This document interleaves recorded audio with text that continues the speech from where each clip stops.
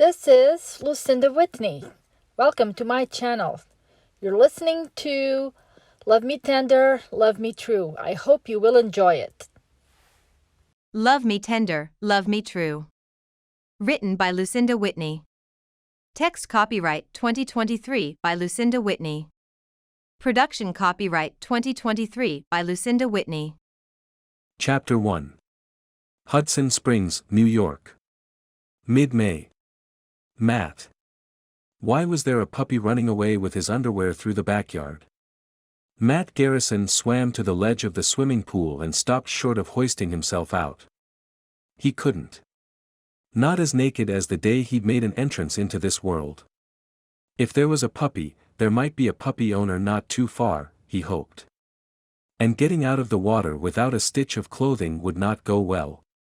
He was stuck. Going for a quick swim in the Buff had seemed like a good idea at the time. What better way to relax after a long day and a trip gone wrong? He seldom did it like this, but it had felt just right today. Now he questioned his impulsive decision. He whistled the kind of sounds he'd seen dog people do. "Hey, puppy," he called out. The puppy stopped before reaching the patio, still clutching Matt's boxers in his mouth. Matt winced. There went one of his favorite pairs. Whose puppy was it anyway? Surely not Daryl's. His cousin knew better. "Come on, come closer. I won't hurt you." The puppy barked, tiny barks that were surprisingly loud and sharp, and then dropped the underwear onto the grass. Matt eyed the distance between the pair of boxers and his pile of discarded clothes sitting on the lounger just off the patio. Did he dare make a run for it? A woman walked out from the kitchen and knelt by the dog. "How did you get outside again?" "I thought I closed the doors." The puppy grabbed the underwear and laid down to chew on it. "What is this? What are you chewing on?" She quickly snatched it from his mouth and held the clothing article by her fingertips. Is this underwear?" She dropped it back on the ground and turned to the puppy. "Ollie, where did you find it?" "Those are mine," Matt said, projecting his voice so she could hear him. She gasped aloud and stepped backward, then scooped up the puppy into her arms. "What are you doing here? How did you get in? You need to leave right now." She spoke fast and loudly and with an accent, European, if he had to guess, while backing away to the safety of the open door behind her. He gestured to his clothes. "I need those first." He also needed to find out who she was and what she was doing in his house with a puppy. Her eyes darted between him and his clothes and then widened with understanding. Before Matt could say another word, she turned inside and locked the door. He suppressed a sigh. As soon as she was out of sight, he jumped out of the pool with his hands strategically placed and ran to the chair, then hurried to put on his pants. The task turned out to be harder than he'd anticipated, what with wet skin and without underwear. Lesson learned, no more skinny dipping in his own pool. His backyard turned out to be less private than he'd thought. Matt grabbed his shoes and clutched the rest of his clothes to his chest, then detoured to pick up the now infamous black boxers and darted to the office side door he had used earlier. It was locked. The woman must have beat him to it. How had she known? By the time he made it back to the kitchen door, she wasn't alone. One of the local police officers, a middle-aged man he'd seen around town on occasion, opened the door and stepped aside. "Mr. Garrison." How had he arrived so quickly? He must have been in the neighborhood already. It was the only explanation. "Officer McDonald." Matt entered the kitchen and kept to the rug, trying to minimize the dripping on the tile. The cooler temperature inside the house pebbled his skin and he kept a firm hold on the bundle of clothes in front of his wet pants. Despite not being naked anymore, he still felt as if he were. "I'm not sure I understand what's going on at the present," the officer said. He looked behind him to where the woman stood at the far back of the kitchen. "Is this the man you saw in the pool?" "Yes, he's the intruder." Her voice was firm. The puppy barked, as if agreeing with her, and she shushed him. "Do you know this woman?" the officer asked Matt. I've never seen her before. Despite not knowing her, she looked familiar, but he wasn't about to admit to that when she was the trespasser, not him. What was she doing in his home? How had she gotten in? He had so many questions. She looked to be in her mid-20s and had dark brown hair and large brown eyes. If they had met somewhere else and under different circumstances, he would have found her attractive, but that was beyond the point at the present. Definitely something he shouldn't be noticing right this moment. The officer looked between Matt and the woman. Looks like we have a situation here. Excuse me, officer. Are you just going to let the man stand there? Was that annoyance in her tone? That was all he needed, an entitled female. Matt cocked an eyebrow. She sounded awfully sure of herself in a situation that wasn't looking in her favor. Actually, no, miss. He turned to Matt. Mr. Garrison, why don't you go change into something a little less wet? I'll keep an eye on the lady until you return. Matt nodded and crossed the kitchen to reach the hallway. Thank you, officer. I'll be right back. The woman frowned and shrank back as he passed. What do you mean, he's going to change? She directed the question at Officer McDonald. Matt didn't wait for the officer's reply as he left toward the service stairs to his bedroom on the second floor. Once there, found dry underwear and then pulled on a pair of joggers, an athletic t-shirt, and slip-on shoes. He'd take a shower after this mess was resolved. Back in the kitchen, the woman still clutched the puppy who seemed too content to be in her arms. Officer McDonald pulled out a chair. Miss, please sit down. What is your name? He retrieved a small notepad and a pen from his pocket. The woman sat and pulled the puppy onto her lap. My name is Juliana Romano. Matt's eyebrows shot up. Romano? Are you from Portugal? That was why she looked so familiar. She must be related to Luciana Di Lorenzo, who had been a Romano when he met her, before she got married to Jack Di Lorenzo. So, you do know her, Officer McDonald said, looking at him. No, but I've met her cousin Luciana. You must know my cousin Luciana, she said at the same time. Miss Romano, how did you come to be inside Mr. Garrison's home? She shifted in her chair. Mr. Garrison's home? Isn't this Mr. Darrell Anderson's home? I'm Oliver's sitter. Was she finally realizing she was the intruder? Matt slipped his hands in his pockets and leaned against the wall. Even though he was in the right, he was still curious to know how Luciana's cousin had come to be in his house.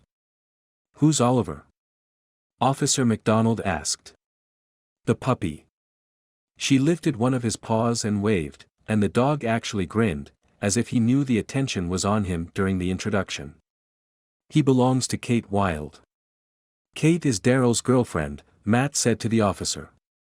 Why did Miss Wilde need a sitter for her puppy? The officer continued taking notes. Juliana Romano readjusted the puppy on her lap. Kate and Mr. Darrell left on a trip, and they couldn't take Oliver with them. Now that Matt recognized her accent, it sounded obviously familiar. She talked just like her cousin, with the same inflection. Why didn't you stay at Miss Wilde's home? The officer asked. Mr. Darrell offered his home because it has a larger yard. How many spots on the lawn had the puppy ruined already? Matt didn't want to think about it. I own the home, Matt said, trying to keep his tone even and non-threatening. Mr. Darrell is my cousin who's been living with me for some time. It was supposed to be a temporary situation but had turned longer instead, much longer. Officer McDonald turned to him. And your cousin didn't tell you about this arrangement with Miss Romano? No, he didn't. He hadn't even sent him a text. Typical Darrell. Juliana Romano winced. Which means I'm the intruder, she admitted, shoulders slumping. Chapter 2. Juliana. She was the intruder. Not the man in the swimming pool who Juliana was pretty sure had been naked. But that didn't matter. He owned the house and she had called the cops on him for finding him in his own backyard. Could the universe swallow her now, please?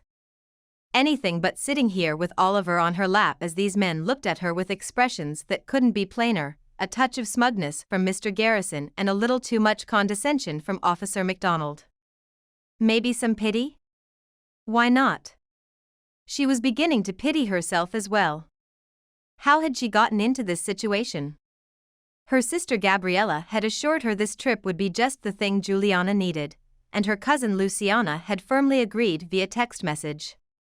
Staying in Hudson Springs, New York, was supposed to be a fresh start after life as she knew it had imploded, a break to reset her troubled mind. Finding a temporary job had not been part of the plan, but she'd welcomed it. Not that she needed the money, she just needed the activity, something to keep her body and mind occupied and firmly engaged, away from thoughts and emotions that could swallow her much too easily. Dog-sitting Oliver was the perfect distraction, and it occupied her days just enough where she didn't have time left to indulge in regrets and sadness. She'd always wanted to have a dog, after all. Now she had one for a trial run. The problem was, she liked him too much already after only a week and even nicknamed him Ollie. How was she going to give him back to his owner when Kate returned? Juliana couldn't begin to think of it yet. For now, she would enjoy his company and continue to care for him. But not in this house, as it looked more and more like she had no right to be here. Was there even a hotel where she could stay? Did Hudson Springs have any pet-friendly accommodations? "I'm sorry," Juliana said. "I know ignorance is not an excuse, but I genuinely thought the house belongs to Mr. Darrell." Ollie wiggled and she put him down on the floor. "That's understandable," the officer started. "But it doesn't." As soon as the puppy touched the tile, he went around in circles. She immediately scooped him up and ran outside. "Excuse me. He needs to go." Both men stared at her, but she didn't wait for their replies. She gently prodded Ollie to the same lawn spot he'd been using already. Inspired by ideas on Pinterest, Juliana had made a doggy station with a waste bin and bags, which she used every time. There was also a small container for mini treats. "Good job, Ollie." She praised the puppy when he was done and rewarded him with one small piece. He gave her a toothy grin. Then she cleaned up and placed the bag in the bin. "Come on, let's go. We need to finish the conversation with the men." And she probably had to pack and find a place for both of them to stay. What a mess. "I'm sorry I had to leave so abruptly, but consistency is key when training a puppy." She moved to the kitchen sink and washed her hands. Mr. Garrison leaned against the wall in the same spot as when she'd left, hands casually slipped in his pockets, his expression neutral. She suspected he was a man who didn't let his emotions show, the stoic kind with feelings carefully hidden and his public image always in place. She knew the kind well enough.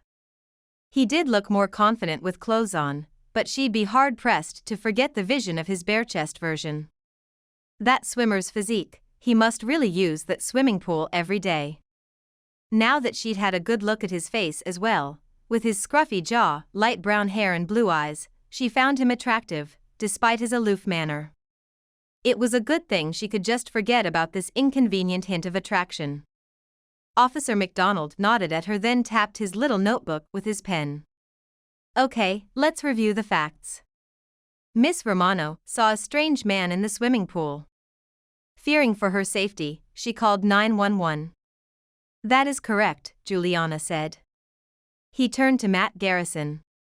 "You came home from your trip, went for a swim, and from there you saw a puppy and then a woman."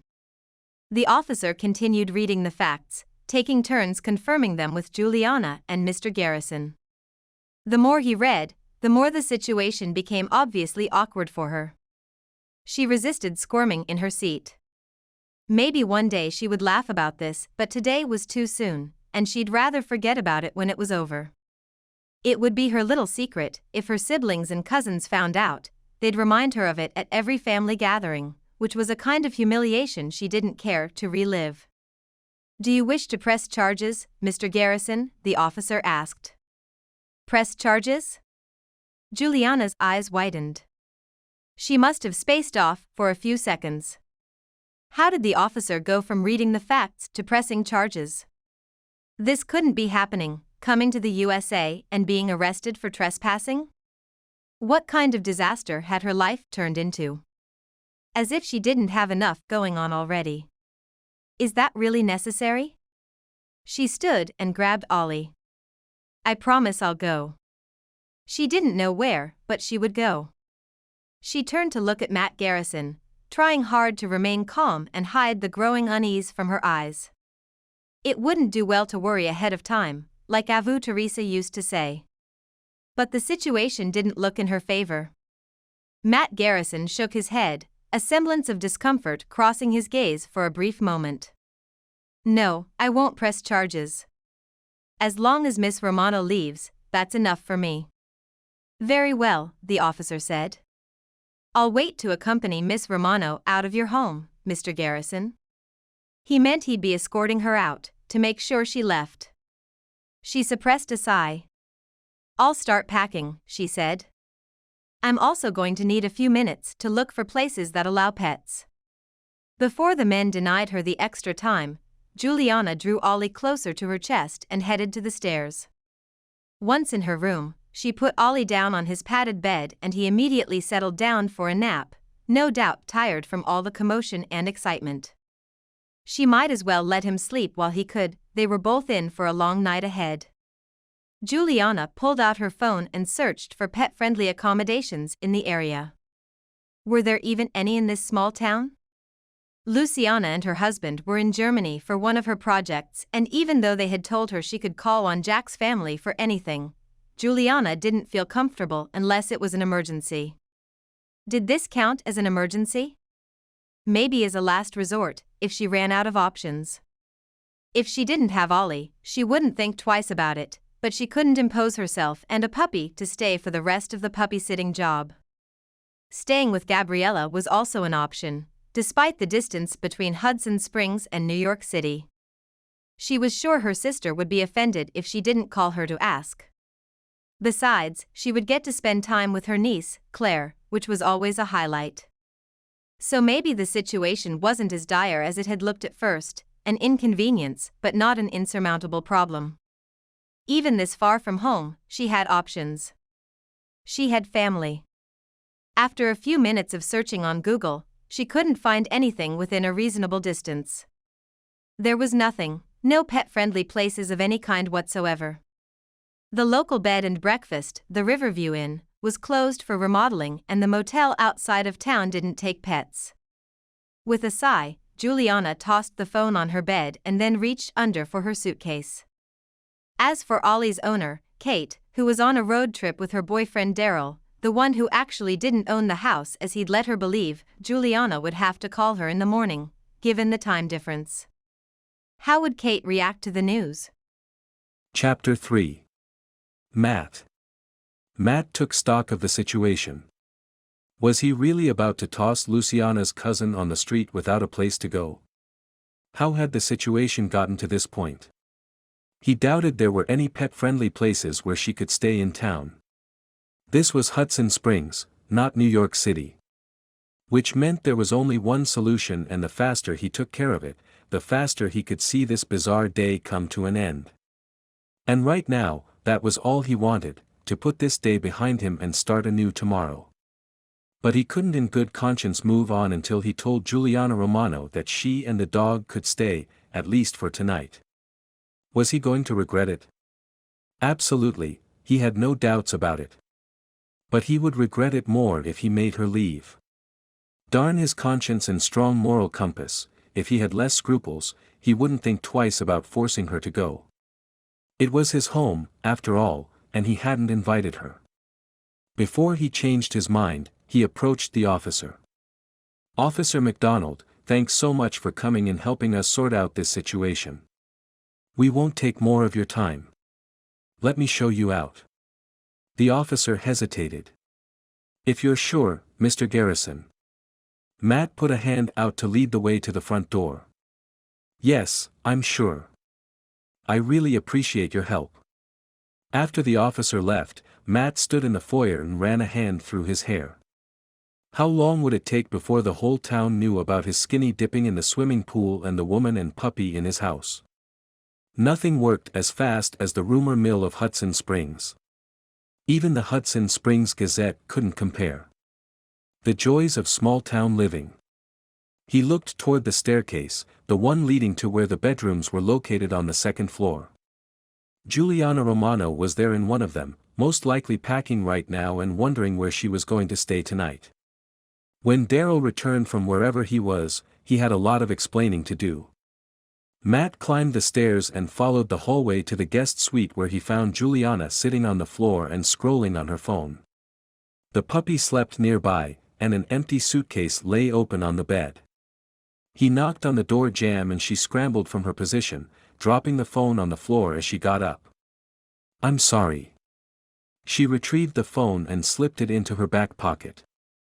"I know I'm taking too long, but I'm trying to find a place that takes pets." "You're not going to find one," Matt said. Her expression fell, shoulders deflated. Even her eyes dulled for a moment, eyes the same warm brown he remembered Luciana had. These Romano cousins had strong genes. He should have recognized her before she said her name, but he hadn't expected a woman to be in his house, let alone one of Luciana's cousins. "Mr. Garrison." "Call me Matt," he said. "You don't have to leave." She frowned. "Excuse me." Matt slipped his hands in his front pockets. "Don't worry about finding a pet-friendly hotel. Like I said, there's none in the area, but even if there were, you have an understanding with Darryl and Kate and it's not fair that I go back on that agreement. But the officer is downstairs." She kept her gaze firmly on him and he couldn't look away. "I asked him to leave, and he's already gone. There won't be any trespassing charges and I'm sorry the situation got out of hand." "I'm sorry, too." Her posture relaxed. "I was the one who called the police," she said sheepishly. He couldn't help but smile a little. "Yes, you were." He leaned against the door jamb. "Let's just forget what happened earlier." He'd very much like her to forget seeing him in the swimming pool, even though she hadn't seen all of him, thank goodness. "Let's do one better and start over." She took a step closer and extended her hand. "Hi, I'm Juliana Romano, the puppy sitter." She tipped her head toward the dog. "That's Oliver, the puppy. He goes by Ollie." Matt took her hand and shook it. "I'm Matt Garrison. Welcome to Hudson Springs." Her hand fit perfectly in his, just the right size and with a strong grip. For a moment, he almost forgot why he was shaking hands with her as he held on to her fingers. And those eyes of hers, so alluring. She smiled at him. "Thank you." From his bed, the puppy whimpered in his sleep. Juliana dropped Matt's hand and stepped back, breaking the moment that had gone for too long. Where was this attraction coming from again? Hadn't he already pushed it away? Her expression softened as she watched the puppy. "He looks so cute when he's sleeping, but he's such a rascal when he's awake." If what Matt had seen earlier was any indication of the puppy's behavior, then he did believe he was a rascal. "What kind of puppy is he?" he asked, to break the silence that had stretched beyond comfortable levels. "He's a mixed breed. Kate said she rescued him from a shelter in Manhattan." Mixed breed was dog owner code for mutt. Not that he knew much about dog breeds, or any other kind of pets in general. He just nodded, not knowing what else to say. Which didn't deter Juliana from continuing to talk. "I guess Kate could do one of those DNA tests to find out his pedigree. I'll suggest it to her." She gazed at the dog with affection. She sure knew a lot about dogs, but he wasn't here to talk about that. "How long did Kate hire you to watch her dog for?" "For 6 weeks," she replied with a small smile while petting the puppy. 6 weeks. Her reply took him by surprise, and he was unable to hold it back from his voice. Juliana straightened and her eyes widened. "Maybe it's only 5 weeks." She paused, as if waiting for another reaction from him. After a moment, she added, "But definitely 4." 4 to 6 weeks, most likely 6. So let me get this straight. Kate rescued a puppy from a shelter in New York City and then she went on an extended road trip with Daryl? I think so. Her reply sounded more like a question. Some job opportunity she couldn't pass up, she told me. Listen, I know you didn't sign up for this. If you give me a few days to find a place to stay, we'll be out of your way. A week, at the most. I should be able to find something before then for sure. Matt shook his head. No, don't worry about that. I already said you could stay, and I mean it. He wouldn't go back on his word, that was not the kind of guy he was. The house is certainly large enough for all of us that we won't be tripping on each other. I'm just trying to understand and plan. Thank you, she said. I appreciate it. Juliana didn't look convinced, but that was out of his hands. He'd done his part. Whether she ended up staying or not, it was up to her. The puppy stirred and yawned, then got up in a long stretch. I should go unpack for my trip, Matt said. And I need to go take Ollie outside to potty. Juliana took the puppy in her arms again. While she took the stairs to the backyard, Matt crossed the hallway to his side of the house, the same one his great-grandfather had built and his grandfather had added to. Garrison Hall had been in the family since then, and even his father had made some improvements to it. These days, it was all Matt could do to keep it functional and from falling apart. His focus was the museum, which was in jeopardy as well, thanks to his own choices. His ancestors must be looking down on him and rolling in their graves. And yet, he'd begun thinking of selling the house to save the museum, if it was even a feasible plan. He shook his head at himself and put the worries away for the rest of the evening. Tomorrow would come soon enough, and with it, all the problems he must face again.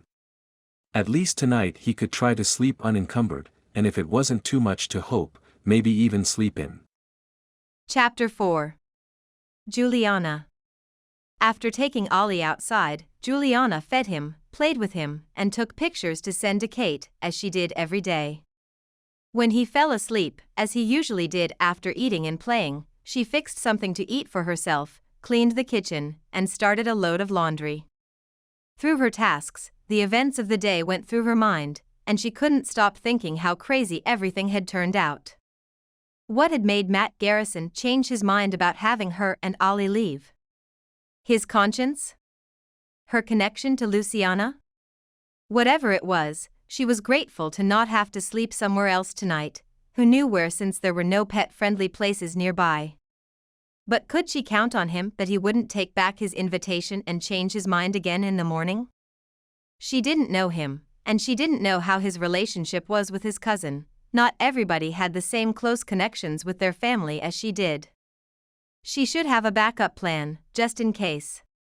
It was his home after all, and he was entitled to his privacy instead of having to share his space with a woman and a puppy. She pulled out her phone and dialed Kate's number. Time difference or not, she had to talk to Kate. When the call went unanswered, she dialed again and let it ring for several minutes. Still no answer. Kate and Daryl had said they might be out of cell range on occasion. It wasn't ideal, but she could wait until they returned to civilization and strong cell signals. She typed a quick text asking Kate to call her when they had cell reception again. Ollie had fallen asleep once more. How did something so small require so much work and attention? But despite the attention and work he required, already she found herself growing more and more attached to him. She worried Kate and Ollie were missing out on time spent together to bond, but that was out of her hands. All she could do was her job, the part she'd been hired for. When her phone rang and she glimpsed her sister's name, Juliana picked it up. "I'm so glad you called," she said, in place of a greeting. "You're not going to believe what happened today."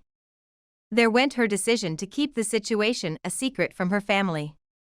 "Tell me. What happened?" Gabriella asked.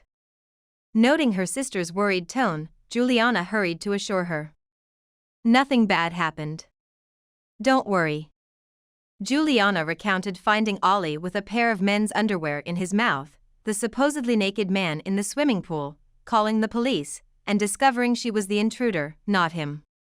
By the time she was finished telling everything to her sister, Gabriella chuckled heartily. "I'm not sure it's that funny," Juliana said, not truly believing it. It was somewhat funny, now that a little time had passed, and she knew she wasn't in danger from an intruder. "It is funny," Gabriella said. "It's actually hilarious. He's the owner and you thought he was a random man using the pool. An honest assumption. I thought the house belonged to Daryl Anderson. He sure hadn't said anything about not being the owner. The question was, had it been on purpose or an honest omission?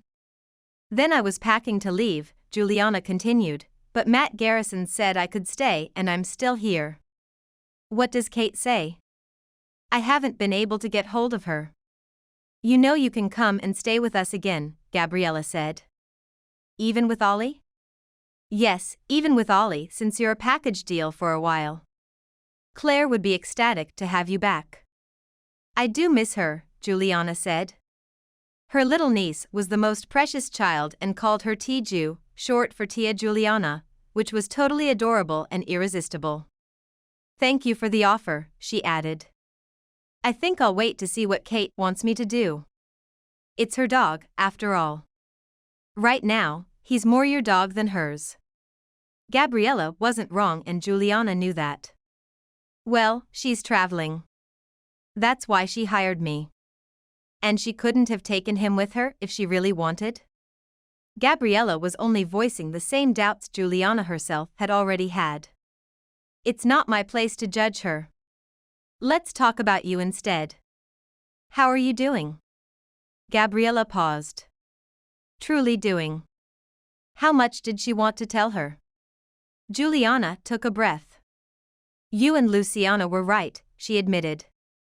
"This change of scenery and temporary job are just what I needed to keep me distracted from myself. Ollie kept her so busy, she didn't have time to overthink and fall into a deep depression again. I'm glad the plan is working." "So am I," Juliana replied in a soft voice. "Keep taking your medicine, please." Gabriella matched her tone. "I will. Don't worry." She had learned that lesson well. "I do worry. All of us do. Remember, you're not alone." Juliana swallowed past the lump in her throat, tears threatening to fall. "I know." She couldn't even imagine going through this crisis without her family's support. How did anyone recover from a traumatic event by themselves? 6 months ago, her best friend and work mentor, Carolina, had died suddenly of a brain aneurysm. One moment, they'd been talking in her office, she'd complained of a headache, and the next moment, she'd collapsed on the floor. It had all happened so fast, there had been no time for any kind of intervention. Gone in a second. All Juliana had been able to do was hold her friend's hand and watch her die. By the time the emergency services had arrived, she'd been gone and pronounced dead. The experience had devastated Juliana. Carolina was only a few years older than her, and they had both been making plans for weekends away from work stress, for vacations and travel. As soon as the next objective was attained, the next client was booked, the next sale was made. Continuous professional goals, one after the other, and never time away from the stress, or for what really mattered. At what cost? Carolina had died without going on any of those vacations or getting any time off, without a meaningful relationship or family of her own, without realizing any of the long-term personal goals she'd set because she thought she'd have the time one day. They both had believed that. They both had made lists for one day, but that one day had never come for Carolina. After the initial shock, Juliana had sunk into a deep depression, unable to work, unable to go out or socialize on any level, unable to cope with life on a daily basis. Her family had rallied around her, had supported her in seeking professional help, and, little by little, she'd made it out of the hole. Making the decision to leave work had helped, and so had a new list of priorities, a new way to see life and live it. She still had days when she didn't want to get out of bed, but at least now she had someone who depended on her. Having a reason to start her day every morning gave her the courage to keep trying. She had also learned not to wait for one day. Living in the now was better for her mental state. Juliana and Gabriella talked for a few more minutes, with Gabriella recounting Claire's accomplishments and all of the times the little cutie managed to get in trouble. "I really need to come down for a visit and kiss her little cheeks." "Yes, you do," Gabriella agreed. "We haven't announced it to the family yet, but Damien and I are thinking of adopting. We think it's time." "That's wonderful news, Gabriella. You two are the best parents." Gabriella sighed. "I'm just so lucky to have Damien and Claire. And they're lucky to have you." Gabriella and Damien had met under unusual circumstances when they had both been staying on the island of Fayal in the Azores. He'd needed help with baby Claire while he sorted the baby's legal situation regarding her parentage and had ended up proposing to Gabriella quite quickly. The family had been concerned at first, but seeing them together had resolved the hesitation. As Gabriella couldn't have children due to a prior emergency hysterectomy, they had adopted Claire as their own. It only warmed Juliana to know they were ready to add to their family. "Let's talk about something else before I'm a blubbering mess. Tell me about Matt Garrison," Gabriella said. "What does he look like?" Her voice took on a playful tone. "Does it matter what he looks like?" "It matters not one bit, but I'm still curious." "Fine, I'll tell you, but let the record show that I'm only indulging you because I'm nice." Gabriella made an impatient sound. "Yes, yes. You're my favorite nice sister." "I'm your only sister," she countered. Matt Garrison is tall, but not too tall, with medium brown hair and blue eyes. "You do like blue eyes?" "Yes, I do," Juliana admitted. She was partial to bright blue eyes, just like Matt's. "I think he swims a lot." "How do you know?" "He looks like a swimmer." "Broad shoulders, narrow waist, defined chest?" Gabriella asked. "Yes, on all three."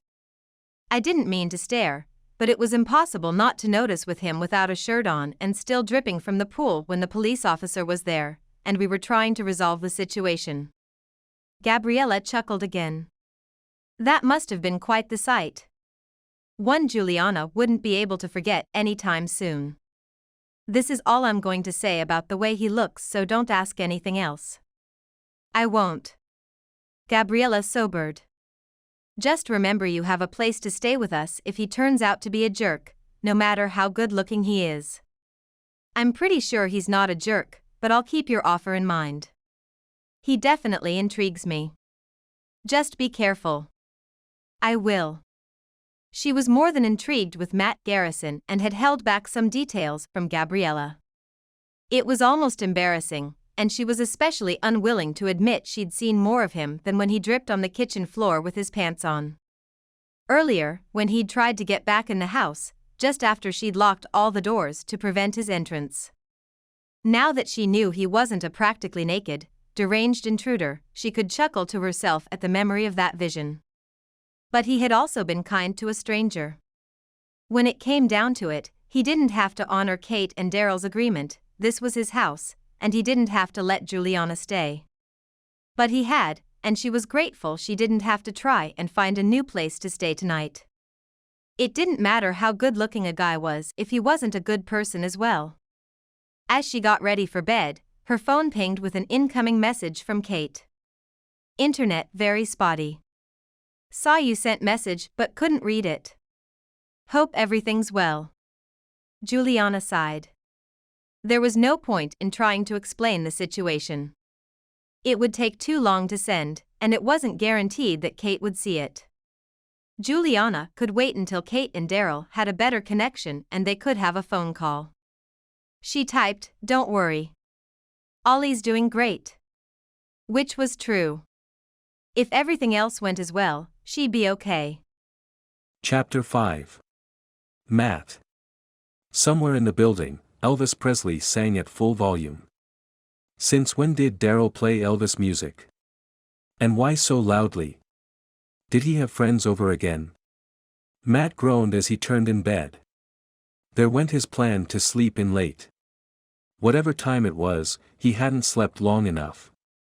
Then the events of last evening rushed to his mind, his arrival from his trip and his ill-fated decision to go swimming in the Buff, the puppy stealing his underwear, and the woman calling the police on him.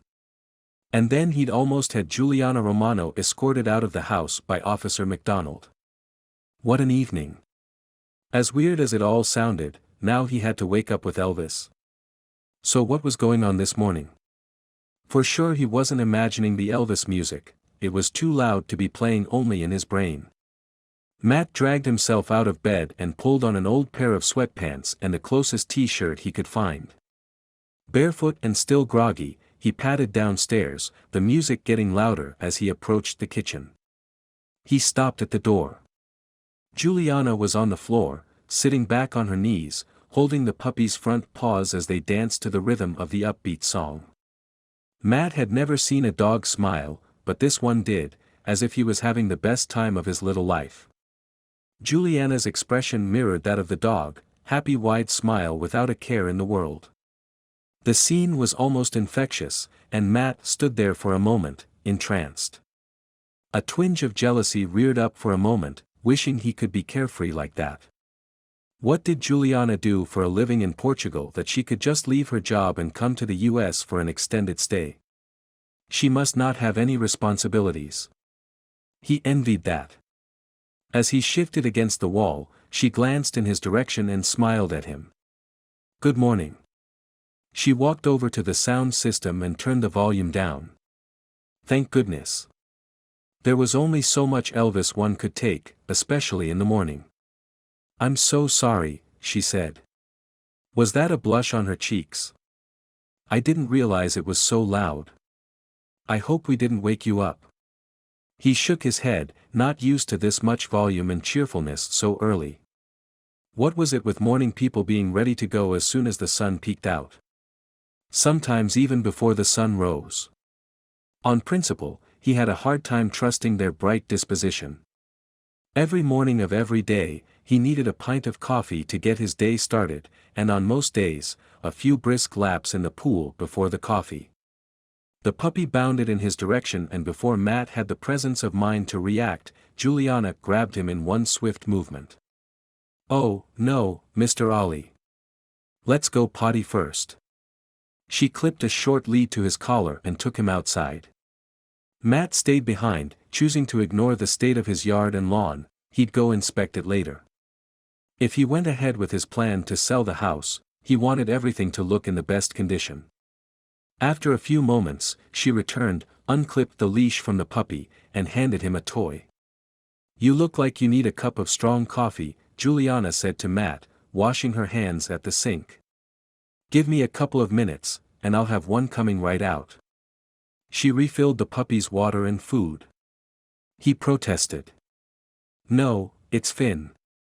It'll be the best cup of coffee you've had, I promise. Of course, I mean the best home-brewed coffee. We don't have an espresso machine after all, only a French press. Again, she flashed a smile at him. You already know that, since it's your house. He didn't know he owned a French press. He surely hadn't bought one, must be a leftover from his grandparents, or maybe Daryl had bought it. His cousin had made himself at home from the beginning. After a minute of standing by the door, Matt entered the kitchen and sat down. He might as well take the coffee, especially if it lived up to Juliana's hype. If it didn't, it was still coffee, and he never said no to coffee in the morning. Today especially, he craved it. As she moved around the kitchen, the confidence she exhibited spoke of familiarity. How long have you been here? He asked. She glanced at him and continued with her preparations. It's been a week already. Matt nodded, abstaining from making a comment. He'd save his comments for Daryl, whom he hadn't been able to reach yet. Maybe he was out of network or screening his calls, he wouldn't put it past him to avoid talking. Should he make some small talk while Juliana prepared his cup of coffee? Matt had been spending too much time by himself and wasn't used to being social. He should probably put in the effort. So. Elvis, "Ha," he said at last. She smiled wide. "I know, right? He loves it. He." She jutted her chin in the puppy's direction, who had fallen asleep. "Ollie loves Elvis Presley. His mood instantly picks up. Such great taste he has." That was debatable, but he didn't want to go there. "And do you like Elvis too?" I confess I hadn't listened to much of it before, but I promised myself I'd be open to new experiences here in the USA, and Elvis is growing on me. Her tone bordered on pleased. What kind of new experiences? He was intrigued with this woman and her carefree living. "Anything and everything that comes my way. Like puppy sitting in Hudson Springs." "Exactly," she said, grinning. Who knew it would be this fun? Watching a rambunctious dog wasn't Matt's idea of fun, but he nodded. "Have you always been like this?" he asked before catching himself. She raised her head to look at him for a moment before turning her attention back to her task. "Like this what?" He looked for something he could say that wouldn't offend her. "Energetic and enthusiastic. I wish I could say I've always been able to seize the day. Unfortunately, something happened that made me realize I need to live my life to the fullest and to the best of my ability." "What happened, if you don't mind my asking?" The more he talked to her, the more curious he was. "I lost my best friend suddenly," she said in a somber tone, not meeting his eyes. He hadn't expected that. "I'm so sorry, Juliana. I shouldn't have asked." She gave him a tight smile. "It's been extremely hard, but I'm doing better now. And by that, I mean that I no longer fall apart into tears every moment of every day."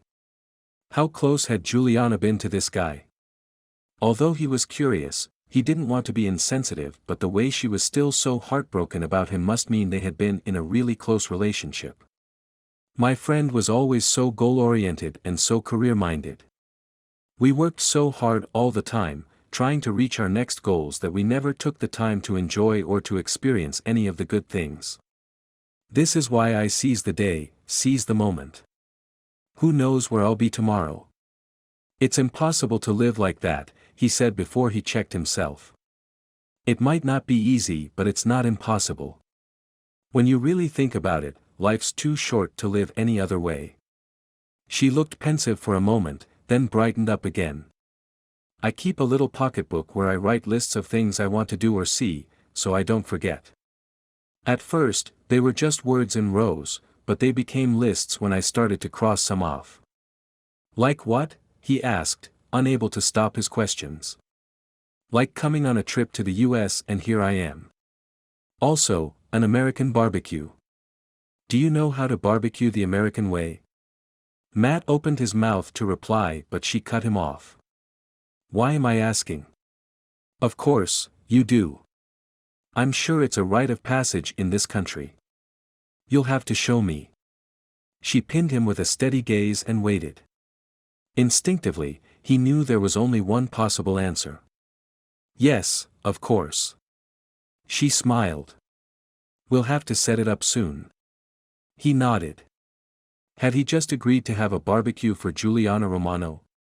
She wouldn't be content with just watching, he'd probably have to teach her how to barbecue the American way, like she'd said. Did that mean the food or the grilling style, or both? After a few minutes, she approached the table, her hands full. "Here's the coffee, as promised." She set down a mug in front of him. "And breakfast to go with it." A tall glass of orange juice came first, then a plate of toasted bread and scrambled eggs. How had he not noticed her making all this while they talked? He prided himself in being observant, but he'd failed this time, distracted as he'd been with her and her way of thinking and living. "Thank you," Matt said. "I wasn't expecting all this. There went the swimming for this morning, not after this much food." He never went swimming after eating, but he wouldn't be refusing this breakfast she had just cooked for him. That would be plain rude. "You're welcome." She turned to the counter and returned with 2 other mugs of coffee, then sat down across from him. "I hope it's okay." I'm still not sure what Americans like to have for breakfast. She pushed one of the cups his way. This one has milk too, but try the coffee first. Matt raised his first cup to his lips and took a tentative sip. The taste took him by surprise, perfectly round and smooth, with just a hint of sweetness to mellow the natural bitterness of straight coffee. So, what do you think? Juliana asked. He glanced at the French press on the far counter, then took another sip. Not bad. If by not bad you mean really good, then yes, not bad. Yes, he agreed.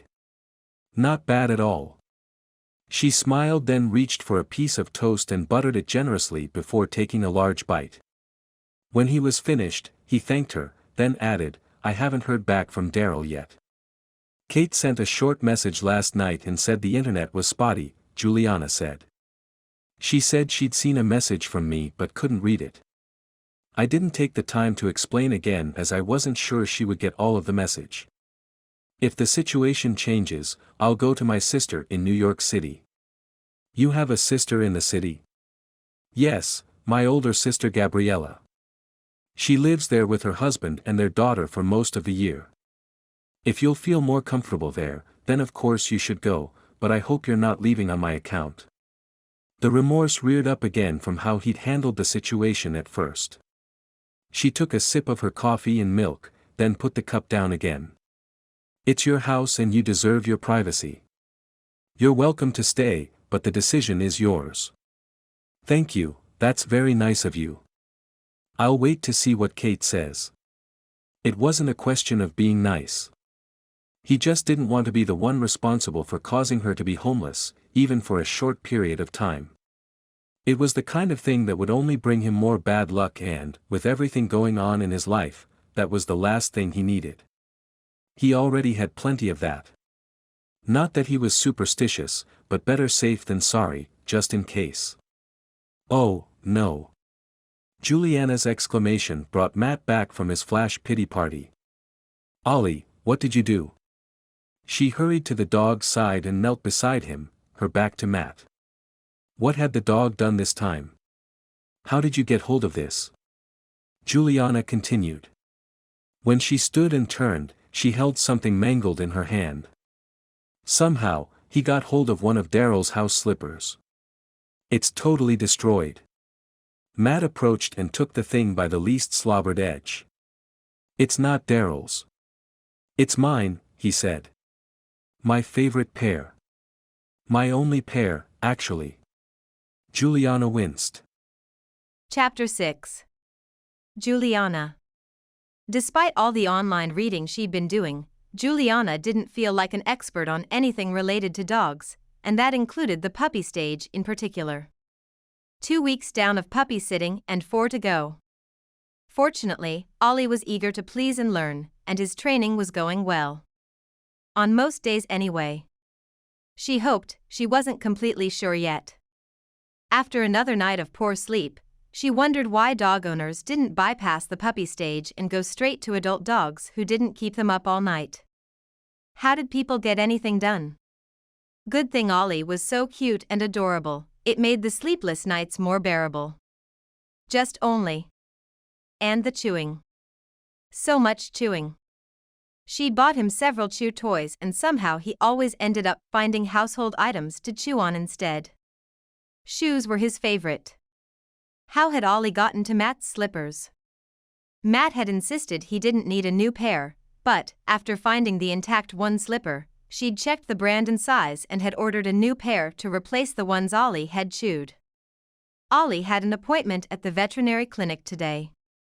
Juliana planned to make the most out of going downtown and visit several places to check off her list, especially as she hadn't had the chance to visit Hudson Springs' downtown center yet. If the pictures she'd seen were any indication, it was a charming little town. Definitely very different from Lisbon, where she spent most of her time. Or had, before everything happened. Maybe it was time to move back north to Porto and closer to her family when she returned, time to say goodbye to her career in Lisbon and start a new stage in her life. The idea sounded appealing. But that would come later, she didn't have to worry about it today.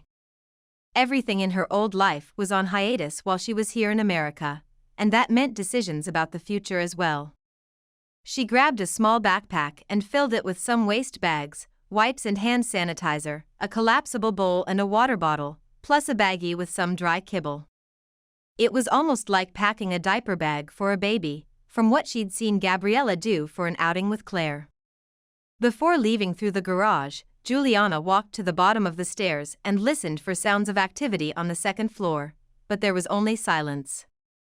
Matt had left early again. She'd hardly seen him since the morning when she'd made him coffee and breakfast. He'd spent the majority of each day away from home and the rest of the time he kept to himself. Was he usually like this, or was he avoiding her in earnest? She didn't know him well enough to speculate about his habits or motives. Where did he spend his daytime and what did he do for a job? Did he travel farther than Hudson Springs for work every day? Did he have any other family than his cousin Daryl? Despite Matt's aloofness, or maybe because of it, she was curious about him. What kind of man let a stranger stay in his house to honor someone else's spoken agreement but then didn't feel the need to be around and check on her? What if Juliana had been the kind to steal? There were some pieces in the house that looked like they could fetch some money. She couldn't help but wonder about Matt. The curiosity grew with every day she spent in his house knowing he was there too. She sighed and turned back. Kate had left Juliana a bicycle with a basket, and she intended to use it. The ride into town wouldn't take more than 20 minutes or so, and the weather was gorgeous today. After putting on her backpack, she covered the bottom of the basket with a folded towel and then placed Ollie on top. She then spent a few minutes getting him used to being in it by pedaling around the courtyard and driveway before they were ready to leave. On such a day as this, it was easy to live in the moment and set her heart free of worry. She let the heaviness go with each turn of the wheels, the sun warming her shoulders and the blue sky lifting her mood. Even Ollie smiled wide, happy and snug in the basket, as if they did this every day. Maybe she would from now on. Juliana parked the bike against the side of the building at the Noah's Ark Veterinary Clinic. She put Ollie on the ground and clipped the leash to his collar. When they entered the building, a little bell attached to the door announced their arrival, and she smiled at the tinkling sound, like a warm welcoming hello. An old basset hound laying on a dog bed next to the reception counter raised his head to look at them and wagged his tail without getting up, a lazy grin on his face. Juliana knelt beside him and rubbed his head. "You're just an old teddy bear, aren't you?" Ollie approached to inspect and sniff, and the old dog got up to greet him. "What's his name?" she asked the receptionist. "This is Elvis, the clinic's resident dog." Juliana chuckled and patted his neck. "Well, Ollie here loves Elvis's songs, so you two should get along just fine, won't you?" The two dogs wagged their tails in unison, tongues lolling in agreement, as they fast became best friends. Some minutes later, they were ushered into an examination room where they waited for the vet doctor. A rap sounded at the door and a man entered. "Hi, I'm Dr. Noah. How are you today?" He was blond and broad-shouldered, in his mid-30s, wearing a plaid shirt, jeans, and work boots. His expression was warm and welcoming, and Juliana immediately felt at ease. "We're doing great. This is Ollie, and I'm Juliana." She placed Ollie on the raised platform. "I have to say, I love your clinic's name. Noah's Ark is such a clever name for a vet clinic. Very suiting." Her marketing background had popped up for a moment. Dr. Noah chuckled. "It's a funny story. Old Dr. Noah Arkenberg named the clinic as it was an obvious choice with his name. When he was looking to retire and I applied to buy it from him, he said my name was fate and I had to have the clinic. How could I say no to that?" Juliana smiled. "Let me guess. They call you young Dr. Noah?" He laughed. "Indeed, they do." He rubbed his close-shaved chin. "They also tell me I should grow a beard like old Dr. Noah's. Maybe you should wait a few decades before you do." He smiled. "Now let's look at this little guy." He took his time with the examination and then the shots. He's doing great. Keep doing what you're doing. Don't hesitate to call back if any problems arise. On the way out, Ollie stopped to greet Elvis. The dogs wagged their tails at each other for some minutes, and Ollie didn't want to leave his new friend's side. Friends were precious, even the canine kind. She couldn't help but think of Carolina and the friendship they'd had. Juliana put Ollie back in the bicycle's basket and pedaled to the town center, slowing down to look at all the buildings. She crossed the street to the south of the town square and stopped in front of a two-story building with a covered porch. The sign read "The Naughty Knitters," eliciting a smile from her. The door opened with a jingle and a woman came from inside the store. "You must be related to Luciana Di Lorenzo, aren't you?" "Yes, I'm her cousin. I'm Juliana Romano." "I thought so. You look just like her." She smiled wide. "Welcome to the Naughty Knitters. I'm Lily Garrison." "You're a Garrison too? Are you related to Matt?" "No, it's Garrison." "K-E, not G-A," Lily said. "The Garrisons are Irish and the Garrisons are English." That sounded confusing. "And you all live in the same town?" Juliana asked. Lily chuckled. "Yes, we do. As improbable as it sounds, we've been living together for generations now. That must make for some interesting town history." Lily chuckled. "You could say that. How long are you visiting for?" "For at least a month, maybe more. I'm puppy-sitting this little guy while his mom is on a trip." She gestured toward the sign over the door. "I love the name of your store." "Thanks," Lily said brightly. "Not everybody liked it, but I didn't give up." Juliana picked up Ollie and peeked inside. "I bet Luciana loves your store.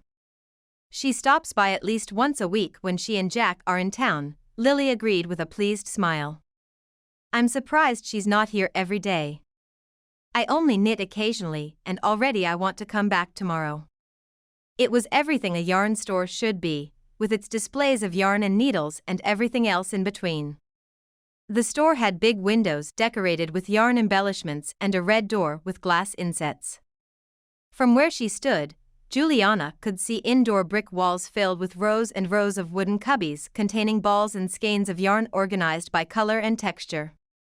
An old-fashioned wardrobe with its doors wide open served as a station for needles of all sizes and materials, and a nearby antique table held mismatched drawers full of accessories and notions.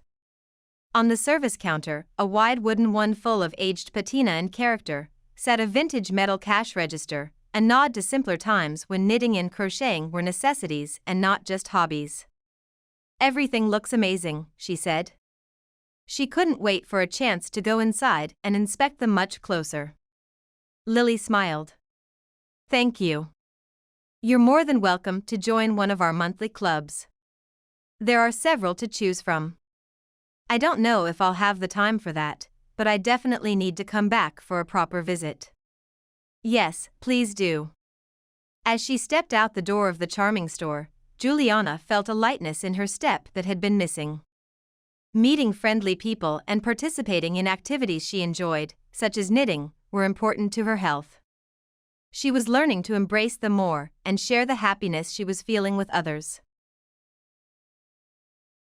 She crossed the street and entered the Di Lorenzo Cafe, feeling like she already knew it from all the photos she'd seen and all of the times Luciana had talked about it. When Luciana had come to town to restore the knit collection for the local museum, she had met Jack Di Lorenzo at his family's cafe, and they had married the following year. Nowadays, Luciana and Jack spent their winters in Hudson Springs and the rest of the time in Portugal and Europe for Luciana's restoration work, while Jack worked remotely as an accountant. Juliana should ask her cousin for the name of the museum so she could go see what she had done. It looked and smelled just like Juliana had expected. Small round tables with marble tops dotted the floor, half of them filled with patrons, and a long wood bar flanked the side wall where customers stood in line. A refrigerated glass display followed the length next to the counter, all dark wood and shiny chrome. Pops of color from flowers in vases and small pots with greenery dotted the room, and a miniature lemon tree sat on the floor next to the sideboard. The ambience was definitely European, and it reminded her of her favorite cafe in Lisbon. Holding Ollie in her arms, she approached the counter to say hi and immediately recognized the Di Lorenzo ladies from the photos Luciana and Jack had shared. "Ah, you finally come to see us," Jack's grandmother said. "We've been waiting for you to visit." Her Italian accent was charming. "It's so good to finally meet you," his mother said. "We've heard so much about you, and you look so much like Luciana."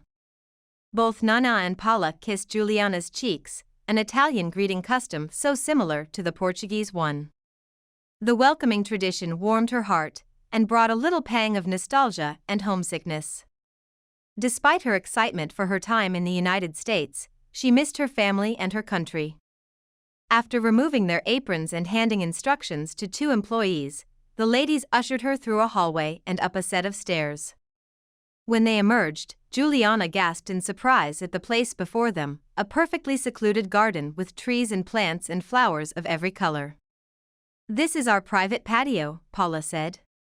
"We spend a lot of time out here when the weather is nice."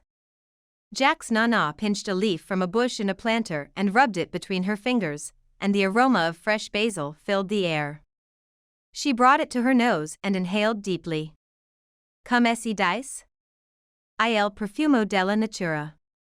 It sounded like she said nature's perfume. "I agree," Juliana said. "It's the best scent." The family patio overlooked the street below, in the opposite direction of the front of the cafe. In a few minutes, Paula had set up a small table in the shade and laid plates with selections from the bakery. After exploring under Juliana's supervision, Ollie returned to rest by her feet and immediately fell asleep. "Thank you," she said. "This looks lovely, and it smells divine." "How's the job going?" Paula asked. She glanced at Ollie. "The puppy is really adorable. Not too much work, I hope. He's very curious and easily gets in trouble. But he also likes to cuddle and is eager to please." Both ladies looked down at Ollie and smiled, clearly taken with the puppy. Who could blame them? He really was the cutest puppy. "Where are you staying?" "Not too far, I hope." "Not far at all. Just a 10-minute drive into town." It had taken a bit longer on the bike. "Kate Wilde hired me, as you already know, and her boyfriend Daryl said I could stay in his house. But it turns out Daryl's house belongs to his cousin, not to Daryl. And that was a bit awkward to find out." Understatement of the month. From chatter at the cafe, the Di Lorenzo ladies had learned Kate Wilde needed a puppy sitter. Somehow, it had come up in their weekly conversations with Jack and Luciana, who had then mentioned it to Gabriella when she had suggested a temporary occupation for Juliana. A prime example of family networking at its best, remarkably fast and effective. "Do you need a place to stay then?" Paula asked. "You know you can stay with us." "Thank you, but everything has worked fine." He said Ollie and I can stay. Nana leaned forward. "Who owns the house?" "It belongs to Matt Garrison." "Do you know him?" Juliana asked. "Yes, of course," Paula replied. "He owns the museum." "What museum?" Were they even talking about the same Matt? Paula turned to her mother. "What's the latest name for the museum?" "He keeps changing it up." Nana shrugged. "Non so." "She doesn't know, and I don't remember," Paula continued. "That's how Luciana came here. He hired her to restore a collection." "Yes, I did know Luciana came to restore old textiles. It was her cousin's specialty. But how did I miss that Matt Garrison is the owner of the museum where my cousin worked?" She pulled out her phone and did a search for local museums. There was only one in town. "Is this it?" She showed the screen to Nana and Paula and they confirmed it. The Hudson Springs Historical Museum. So, this was where Matt spent his days, as the owner of the local museum. How had he come by it? Had he bought it or inherited it? Her curiosity ramped up again. What a coincidence! That looks like him across the street, Paula said, then stood from her chair. Who? Juliana asked. Had she missed something while she read the Google entry about the museum? I'm going to invite him over, Paula said, and then was gone down the stairs. Juliana turned to Nana. Who is Paula inviting? Your museum owner. Nana arched an eyebrow, a little smirk touching the corner of her mouth. Matt was coming over? Right now? Chapter 7. Matt. Matt took a calming breath through his nose, keeping his placid expression in place. He had so much to do that he should have ignored the DiLorenzo ladies, no matter how rude they thought him to be. Too late for that now. The younger DiLorenzo lady had crossed the street when he exited his car, and he'd followed her invitation, not knowing Juliana was also there. Given the family connection, he should have known.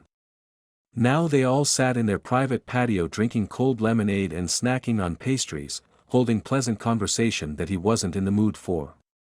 At least, the food was excellent. Juliana was just telling us how she's staying with you while she puppy sits Ollie. How nice of you to invite her, Mrs. DiLorenzo said. Well, see, he started. See, how nice, the older Mrs. DiLorenzo agreed. Sitting across from him, Juliana smiled, her expression apologetic, as if she knew how uncomfortable he was. He really hadn't invited her to stay with him, he'd just let her stay after she was already there, but that didn't seem relevant to the ladies. How long are you staying in town before your next trip? The questioning continued. How did they know he traveled for work? I'm not sure yet, he hedged.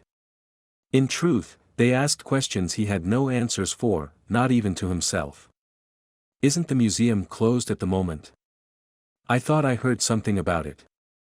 He'd kept it from the newspaper, but word had still spread around town. It is, but it's temporary. That was his hope if everything went well. With the museum closed for lack of funding, he didn't have to travel anywhere for a while. His new life was a never-ending grant research marathon, from sunup to sundown. The more grants he successfully researched and found, the more chances he had of reopening before the end of the year. You'll never believe this, Juliana interrupted.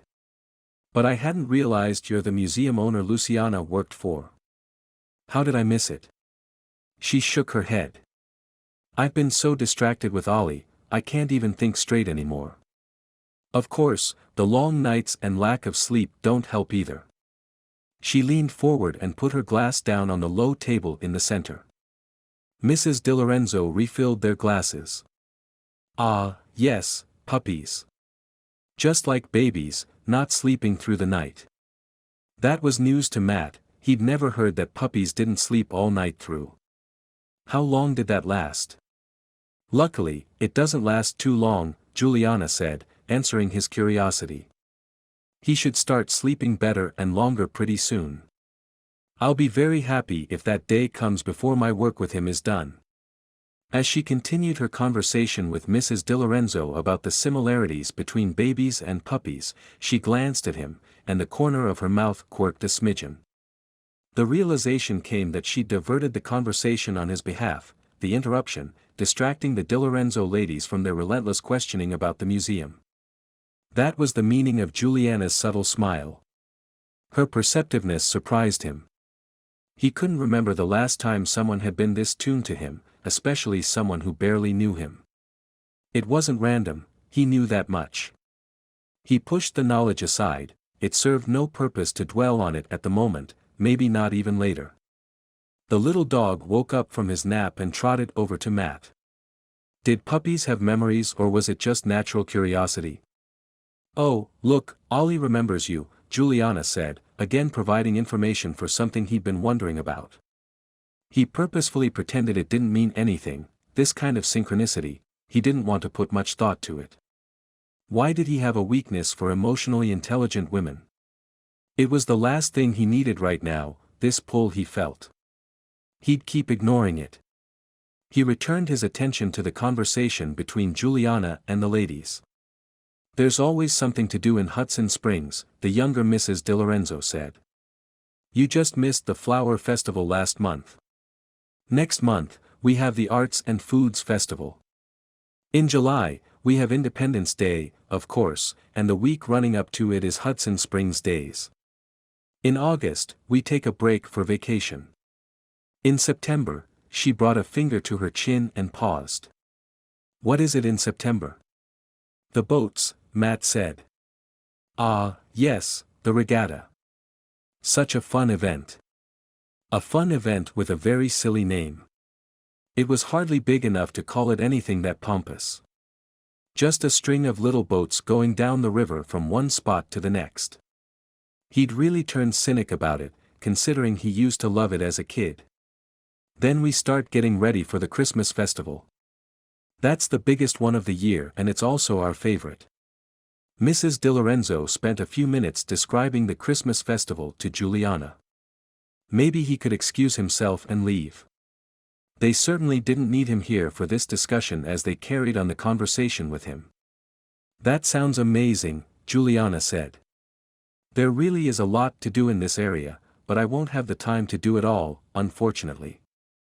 The older Mrs. DiLorenzo said something in Italian. "Did Nana say to make a list?" Juliana asked. "See," the old lady nodded. "I didn't realize how close to Portuguese the Italian words sound," Juliana said. "That's a great idea, Nana," said the younger Mrs. DiLorenzo. "You should make a list of summer-related things to do while you're in Hudson Springs, Juliana." Juliana twisted in her chair and reached into her back pocket, pulling out a folded piece of paper. "I actually already have one. It's just not specific to the area." She handed it over to Jack's mother. Mrs. DiLorenzo unfolded and read it. "These are great ideas, but you're right, it doesn't account for any of the local events we have. I wrote that before I came here." She took the list back and kept it in her hand. "I didn't know there was so much to do. It's such a social little town. Too much, in Matt's opinion. Hudson Springs is proud of their events calendar," he said. Juliana looked at him. "You don't like it?" How did she know? Was his opinion that transparent? He held her gaze. "It's good for the town and it makes for a strong community." That was his public answer. Most of the times he was indifferent, as long as he could stay out of it. It hadn't always been that way, though. The older lady said something in Italian again and the younger one translated. "Nana remembers you coming to all the festivals with your parents, and so do I. You're not that much older than Jack." "About 3 years, I think," he said. He was closer in age to one of Jack's older sisters. "You drive," the older Mrs. DiLorenzo said. "Yes, I drive," he agreed, not knowing where she was going with that declaration. "She don't drive." She pointed from him to Juliana. "Then you drive her." Jack's mom smiled wide. "A fabulous idea, Nana." "No, he can't drive me," Juliana said at the same time. Why do I need to drive Juliana? Why can't she drive herself? Was he missing something? "She doesn't have a car," Mrs. DiLorenzo replied. "It'll be hard for her to get around and see Hudson Springs." He turned to Juliana. "How did you get to town today?" "I biked. Kate left her bike in the garage for me to use." He glanced toward the dog. "And you brought him too?" "There's a basket." I put down a towel and told him to stay, and he did. It was a very pleasant ride. Matt stared at her. "You rode a bike from my house into town with a puppy in the basket." It was at least 4 miles to town from his house. "Yes. I mean, yes, I did," she said simply, as if that explained everything. "Nana is right, you need to drive her," Mrs. DiLorenzo said, then turned to him. "She can't ride a bike all over the township to do the things on her list." "No, she can't," he agreed. "And it's not safe either. Hudson Springs is a small town," Juliana said. Traffic's not so bad. It's bad enough for a town this size, he countered. He knew firsthand how traffic was in the summer. I'm used to Lisbon's traffic. It was not the same. Do you ride a bike in Lisbon too? Sometimes. Her tone wasn't very convincing. Did you even wear a helmet today? She hesitated. Your lack of reply means no, he said. I'll get one, she replied promptly. He'd make sure she did if she rode that bike again, even though he planned to have her ride in the car with him from now on. He couldn't very well let her take that bike with the puppy in the basket. It wasn't safe for either one of them.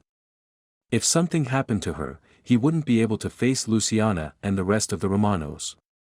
Or he'd drive you, Nana said with a satisfied expression. The old lady was insistent, but he agreed with her on this. Much safer if I drive you. He stood. Thanks so much for the snack break. Wonderful food, as always, but I'm expecting a call at the museum and should be going. He pulled out his phone and turned to Juliana. Why don't we exchange phone numbers, and you can text me when you're ready to leave? What about the bike? She asked. I'm not leaving it behind. We'll put it in the trunk. He could probably make it fit in the back. After another hesitation, she reached for her phone and they quickly traded numbers. I need a couple of more hours to do the rest of what I'd planned. Will that be enough time for you? I'm sure you and Juliana can settle the details for the future rides at home, Mrs. De Lorenzo said. I'm sure we can, he agreed, not wanting to argue with her. Then he left. He was happy to be away from most of the women, but he wished he could have brought Juliana with him. He had rather enjoyed her company. At least he'd see her later when he drove her home. Matt was so distracted by thoughts of Juliana that he wasn't very effective with his time at the museum. For once, it was a good thing it was temporarily closed. Maybe he could benefit from some distractions and get out and see more of Hudson Springs. Perhaps experiencing the town from the eyes of a stranger could help him know better how to improve the museum as a way to connect with the community.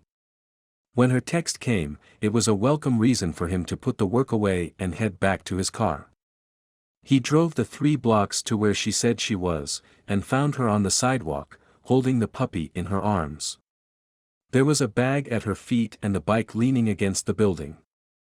After studying the size of the bicycle, he had a mental idea on how to fit it into the trunk. Juliana placed her free hand on her hip and gave him a look. What? Matt asked. Are you sure you want to drive me home today? It's still early enough that I can make the trip. Though he would never say it aloud, she looked tired. Not nearly as fresh and energetic as she usually looked. I'm sure. I don't have much of anything in the trunk currently. We can make it work. Matt opened the trunk, then took the bike and put the back tire in first. It was almost too long to fit all the way inside, but after a few minutes of rearranging and getting everything situated, he was able to close it and were on their way to the house. Thank you, Matt, Juliana said. You're welcome. He glanced at her. The formality made him wince internally. Why did their interactions always sound so awkward? Were they fated to never forget their first encounter? They had spent a little time together since then, and it didn't make sense to feel like this. Before he changed his mind, he added, I also think the idea of me driving you around so you can get your list done is a good one. She met his eyes. You want to help me? If you're okay with it. If I'm honest, it might help me too, get my mind off the stress at work. Maybe he was telling her more than he should, or maybe he was trying to connect with her. Whichever the reason, he didn't feel like holding it back, it wouldn't accomplish anything. We could look at my schedule and see when I'm free to meet with you and do some of those things you wrote down. I could drive you, like Jack's grandmother said. Juliana smiled, her expression easy to read as one of delight. It would make it a lot easier and I'd get more done. He nodded at her and smiled back. The items on the list. They're things you and your friend had talked about doing, aren't they? A soft sigh escaped her. We had so many plans. A crazy feeling came over him, wishing he could pull her into a hug. I think it's a wonderful way to honor your friend's memory. Juliana cleared her throat and replied in a soft voice. Thank you. She turned her face away from him, but he still caught her wiping the corner of her eye. Had he made it worse for her by dredging up memories she didn't wish to recall? If only he could reach out and take her hand to comfort her. But that wasn't his job. Chapter 8. Juliana. There was a reason why Juliana was 31 and unattached. Not by chance, but on purpose. She could count on one hand the number of dates she'd gone since graduating high school. Only on first dates, and only a select few. Her career and company had been the focus of her life for so long, she hardly remembered the last time she'd appreciated a man or had felt the stirrings of attraction for a guy. Until Matt Garrison. Was it the living under the same roof, knowing he slept just down the long hallway from her guest bedroom? Or maybe his handsome face, not to mention she could hardly forget his swimmer's physique? Physical attraction was just hormones, wasn't it? She could admit she was attracted to him because he was an attractive man. But she didn't know him, and they hadn't talked of anything in depth. This pull she felt for him didn't make any sense, and she liked things that made sense. In any case, she was going crazy, losing her mind with all the wandering thoughts. It was the only explanation for this unequivocal one-sided attraction she felt for Matt. But was it one-sided? Had she imagined a glimpse of interest from him? She didn't really know, did she? It certainly was the only explanation for the way her cheeks heated at the memory of him helping her, his voice low and deep. Why had he done that? All the little moments they'd been having when they spent time together, was it all her imagination? And why had he gone along with the plan to show her around? Paula and Nana had set them up, that had been very clear to see. And then he'd offered to coordinate schedules with her. From the front pocket on her jeans, she pulled out the list, the one she'd written with Paula's and Nana's input after Matt had left: outdoor Friday night concert at the town square, minigolf, and a drive-in movie. This was just for the rest of May. For June, the Arts and Foods Festival, canoeing in the river, hike to the waterfalls, and firefly gazing. She was especially excited about the last one. Altogether, the list was an ode to summer, an American summer in a small-town setting. A complete 180 degrees difference from her life in Portugal. She held on to the list. Lists were good. Lists and plans made her look forward to the future, and the future was hopeful. She could have hoped for the summer and cross items off the list, 1 week at a time, even 1 day at a time. It was attainable. She could do it.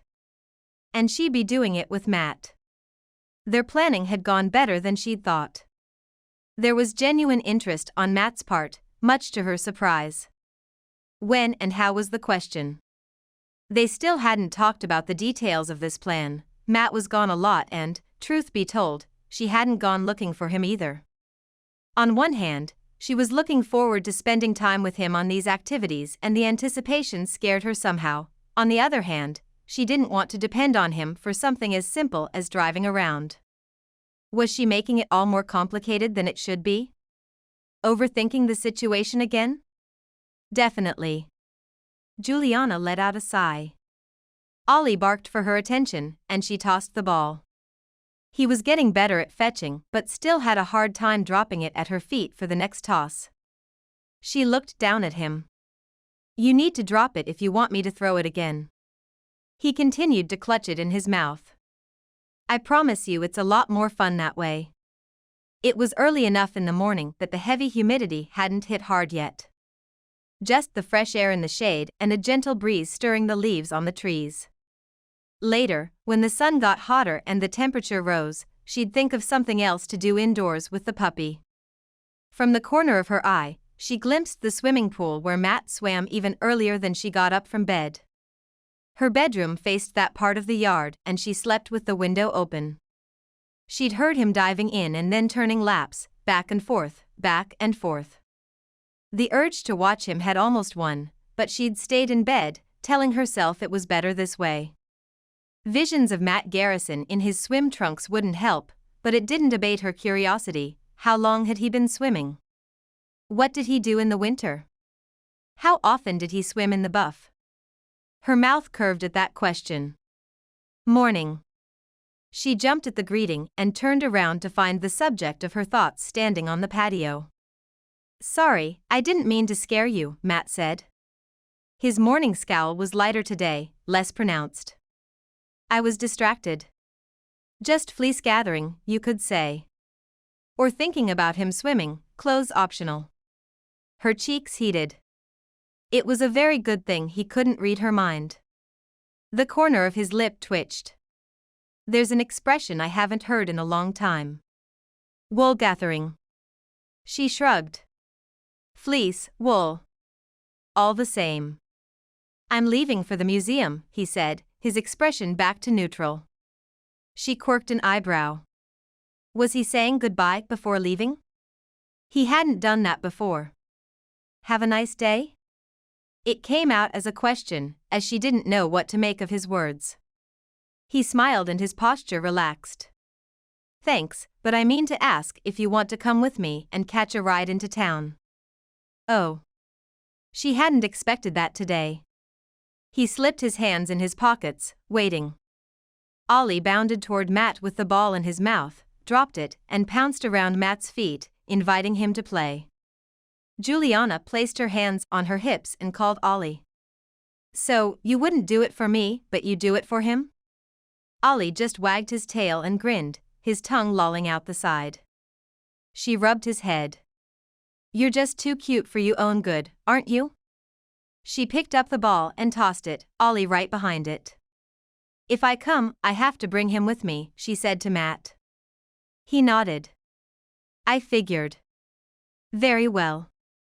Just throw the ball when he returns. I'll be right back. She headed inside to pack. Wait, I can't. She didn't wait to hear Matt's excuses. Don't worry, you'll be fine, she said over her shoulder. When she returned, with a packed bag and ready to spend some time away from home, Matt had clipped the leash to Ollie's collar. He'd looped the other end to one of the patio chairs on which he sat, relaxed and scrolling through his phone in the shade. Ollie barked and lunged at her when he saw her but didn't get too far before getting yanked back. Before she had the chance to ask what had happened, Matt hooked a thumb behind him. He went to number 2 and I didn't want him to walk on it. Juliana suppressed a smile at the term. I'll go clean it up. Thanks for keeping an eye on him. When she was done cleaning up after Ollie and washing her hands, she retrieved the puppy and picked him up. We're ready. Matt drove a sporty SUV. He'd already pulled it out of the garage and it was just waiting for them in the driveway, parked in the right direction and ready to go. Once they got in, Ollie perched on her lap, his front paws leaning on the car door. As he stretched to look out the window, his excitement barely contained. She kept a firm hand on him. Juliana was more used to being a driver than a passenger, but not like this. This felt different, more charged and intentional, the proximity between them too close. Her awareness of him flared up. Were cars always this small inside? She hadn't noticed it at this level before. With nothing else to do but sit with Ollie on her lap, the inches that separated her from Matt weren't enough to distract her from his presence, to help her ignore his forearms. Was she seriously looking at his forearms? She swallowed and looked out the passenger window, resisting the urge to fan herself. The rolled-down window would have to do. Maybe she could turn on the radio to fill the silence. Carolina would have laughed at her for how nervous Juliana was.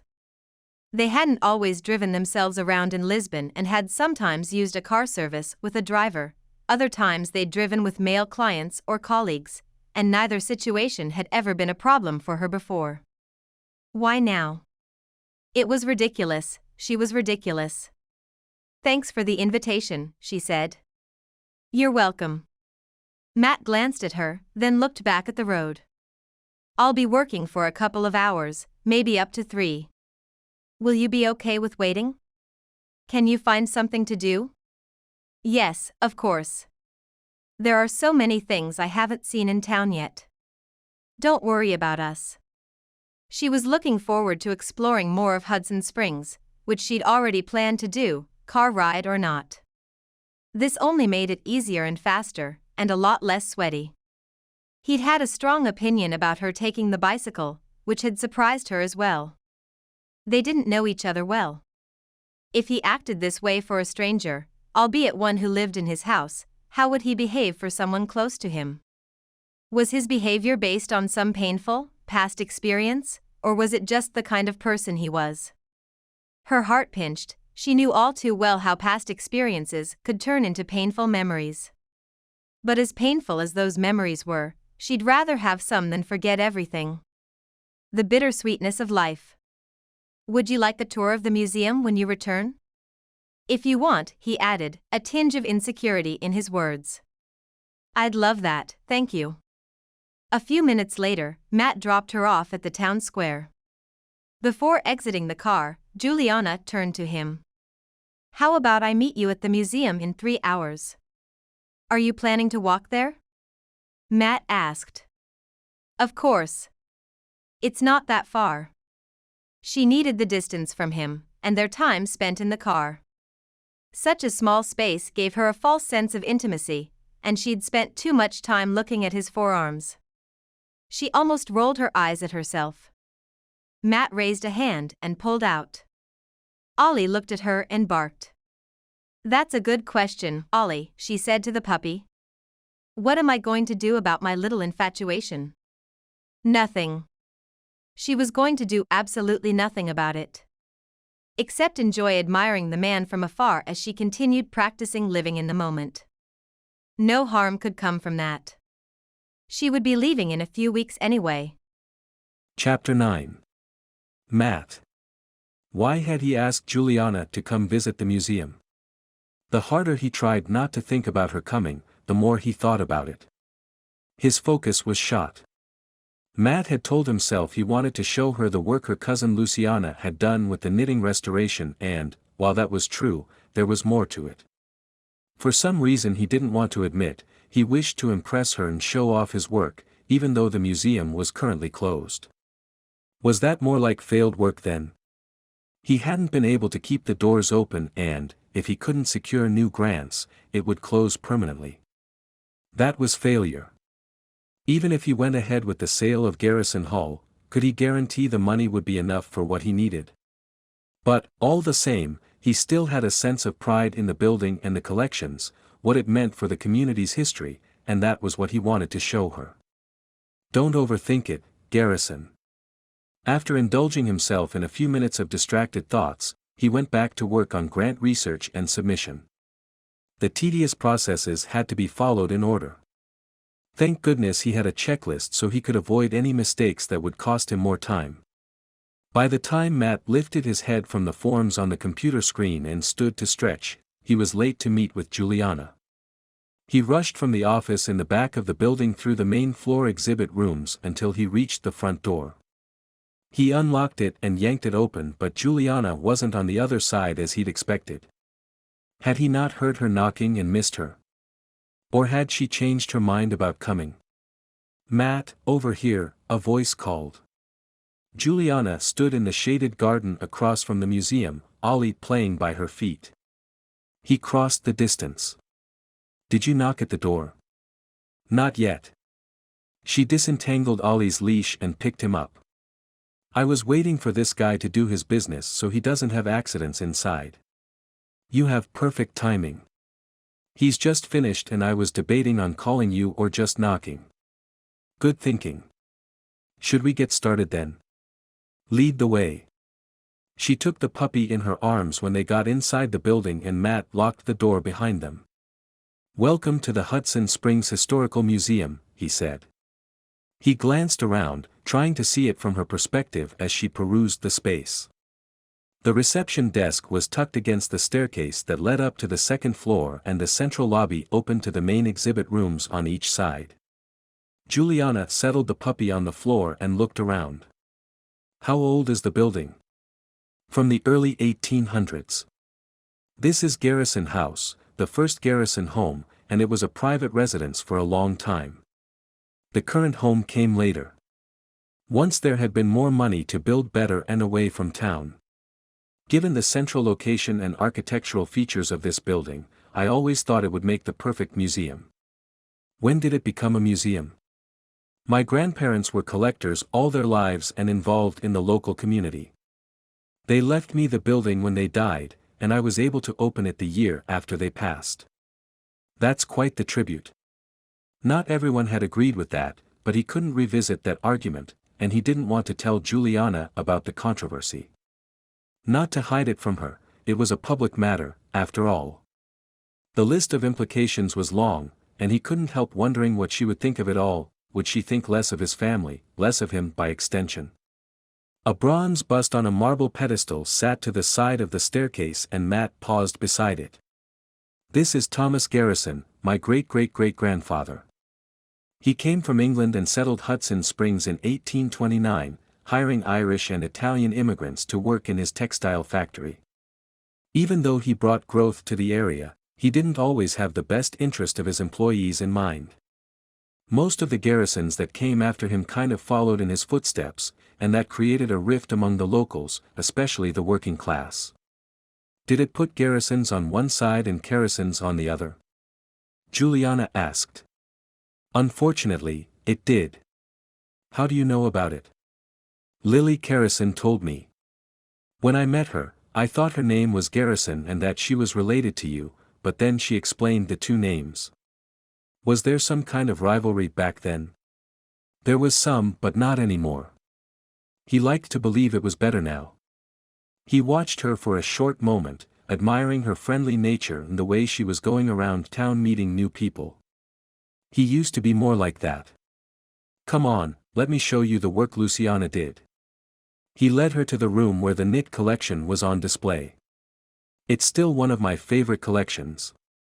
It's comprised of socks, baby items, and gloves in a variety of styles. The larger items are sweaters and shawls, including a wedding veil piece. They walked around the glass display cases. Textiles are part of the history in this area, even if the textile factory wasn't politically correct, and I had hoped the exhibit would change the public opinion and bridge the gap of understanding. Is the factory still around? It's not in good condition anymore, just outside of town and closer to the river. The river water was used in the process. He cleared his throat.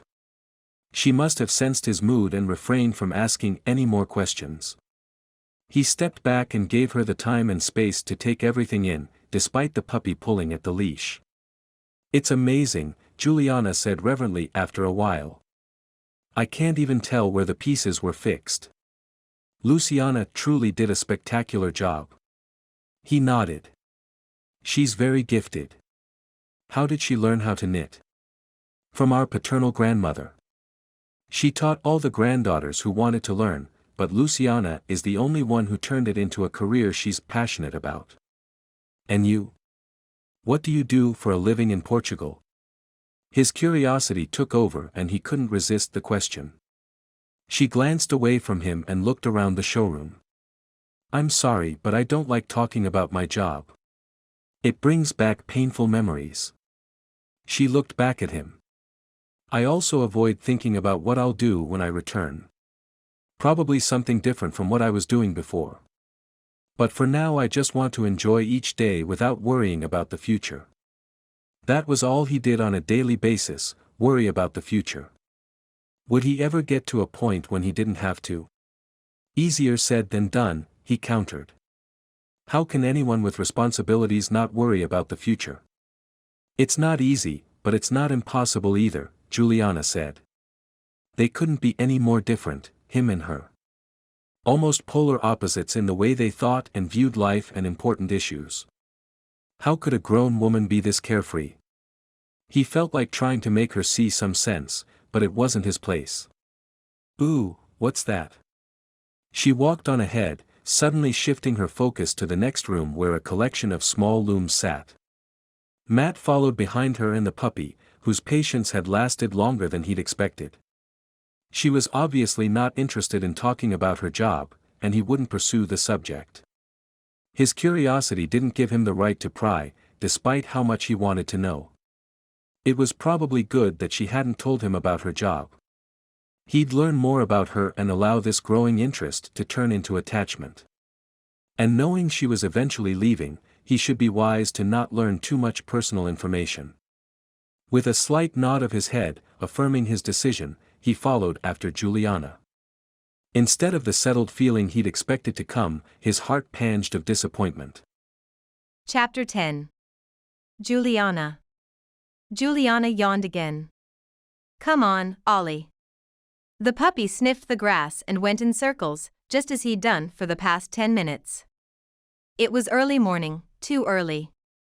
The sun hadn't risen fully yet, the sky still tinged with the darkness of night as the first rays of light began to crawl over the horizon. Last night, she'd stayed up too late working on her list, thinking of food and the American barbecue, wondering if Americans grilled chicken and fish the same way as she did in Portugal or with different seasonings. Experiencing local foods was one of the perks of traveling, and she intended to participate fully. She'd woken with Ollie stirring in the bedroom and had brought him to the backyard to potty, but he was taking too long, and her patience was waning. Too sleepy to keep standing, she walked over to one of the patio chairs and sat down, resting her chin on her palm and her elbow on the tabletop. After a few seconds, she closed her eyes. Only for a moment. Somehow, the moment must have stretched longer than she thought. Her hand slipped and her head bobbed, jerking her awake. Ollie, she called out. Ollie, are you done? She looked to the spot where he'd been before, but he wasn't there. Standing from the chair, she scanned the area and called for the puppy again. As her vision readjusted to the low light, she spotted Ollie over by the edge of the pool, his tail wagging and his head dipped toward the water. No, don't get close, she yelled to him. Ollie looked at her and barked, then turned back at the pool, as if something in the water held his attention. Juliana sprinted toward him, talking as she approached so he wouldn't scare and fall in. She miscalculated her speed and the remaining distance, slipped on the wet marble surrounding the outer edge of the pool, and pitched right into it. Water surrounded her completely. The shock of the fall disoriented her, and she struggled to find the way to the top, her lungs begging for release. When she finally managed to have a coherent thought, she found her nitrobes tie tangled in her arms, making it impossible to swim. She felt a hand grab her forearm, then an arm tightened around her waist and hauled her up, breaking the surface almost immediately. She emerged coughing, sputtering, and gasping for air. I got you. Matt's voice in her ear, the hard wall of his chest against her back. He guided her up the steps and to sit on the chaise lounge nearest to them. Oh, Ollie, she managed to sputter in between coughs. He's fine, Matt said. He's not the one who fell in. Deep breaths. He counted slowly until she followed his instructions and her breathing became more even. Ollie made his way to her and sniffed her leg, then licked at her wet skin. She saw Matt leave and was instantly disappointed. Before she could even think of what to do next, Matt was by her side again. Take off the robe. It's too wet. She did as he said and, in the next moment, he draped a large towel around her shoulders and back. Thank you. Her teeth chattered. He kept a hand on her back rubbing in small circles, a steady spot of warmth that radiated through her. The weight of his fingers was comforting, calming, and she became aware of how much she was enjoying his touch and the closeness of his body to hers. These were not the kind of thoughts she should be having right now, right after being pulled from the water due to an accidental fall. Do you not know how to swim? Matt asked. I do, she replied between calming breaths. I just wasn't expecting to fall headfirst into your swimming pool. How did it happen? I thought Ollie was going to fall in and I slipped in. He was just playing with me. I wouldn't have let him fall in. I didn't see you. I didn't know you were in the water. She had been sleepy, but she was wide awake now. Come on, let's get you in the house so you can take a shower and warm up. Matt rose and extended a hand to her. Juliana took his hand and, as he pulled her up from the chair, she wobbled and he caught her flush against him. Before she had the time to react in any way, he steadied her in one moment and in the next he stepped away, as if he couldn't stand the thought of touching her. Her cheeks heated. Was it light enough out that he could see her embarrassment? She hoped not. Why were you swimming so early? She clutched the towel around her shoulders and shivered. Despite the pool water being warm, the early morning air pebbled her wet skin, made worse by the sodden fabric of her pajamas. Matt hesitated. He looked away and then back, and comprehension hit her. He came to swim this early so she wouldn't be around. You don't want me to see you swimming, she said. It's that, isn't it? It's not like that, he replied. I just wanted to avoid another embarrassing situation. Her eyes ran down the length of his body before she caught herself. He wore black swim shorts, the kind professional swimmers also wore, attesting he was more than a casual swimmer. But you're not. Of course not, he interrupted. The words were serious, but his tone was gentle, and she almost hoped there was some humor as well. Give me some credit, Juliana. One time was enough, and I learned my lesson. That was something she could believe. From the little she knew of him, Matt wouldn't be swimming naked again while she was there, if ever again. He wasn't that kind of man, that much she was sure of. But, for some reason, he didn't want to run the risk of having someone see him swimming. Maybe she didn't understand it, but she could respect it. I'm sorry, she said. It's none of my business when you choose to go swimming or what you wear. Before he had a chance to reply to that, she added, Thank you for helping me when I fell in. His expression softened and he nodded. You're welcome. He gestured for her to go ahead of him, probably because she was using his towel. The robe stayed behind, where she could pick it up later after it had dried.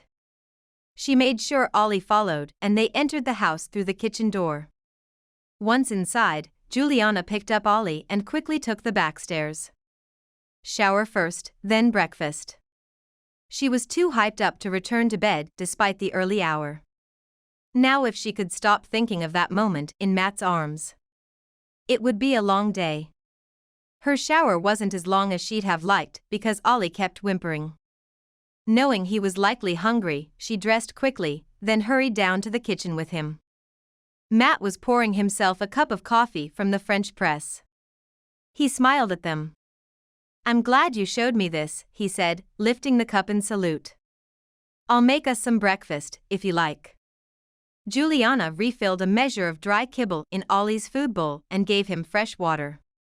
She opened the refrigerator, taking stock of the fresh ingredients at hand. I'm actually heading out now, Matt said, but thank you for the offer. Then you'll have to let me make dinner. It's the least I can do after ruining your morning swim. Matt took a slow sip of his coffee before saying, I'd like that. Chapter 11. Matt. It was just past dinner time when Matt arrived at home. He parked his car in the driveway and entered through the front door, then locked it behind him. After a long day, what he needed was some food and then to retire early for a long night of sleep. This grant research was getting to him, and his early mornings didn't help much. He needed a break. As he passed the foyer, the smells and sounds reached him immediately, the sound of an Elvis Presley song and the smell of something delicious cooking. His stomach rumbled in response. This time he wasn't surprised to see Juliana in the kitchen dancing with the puppy.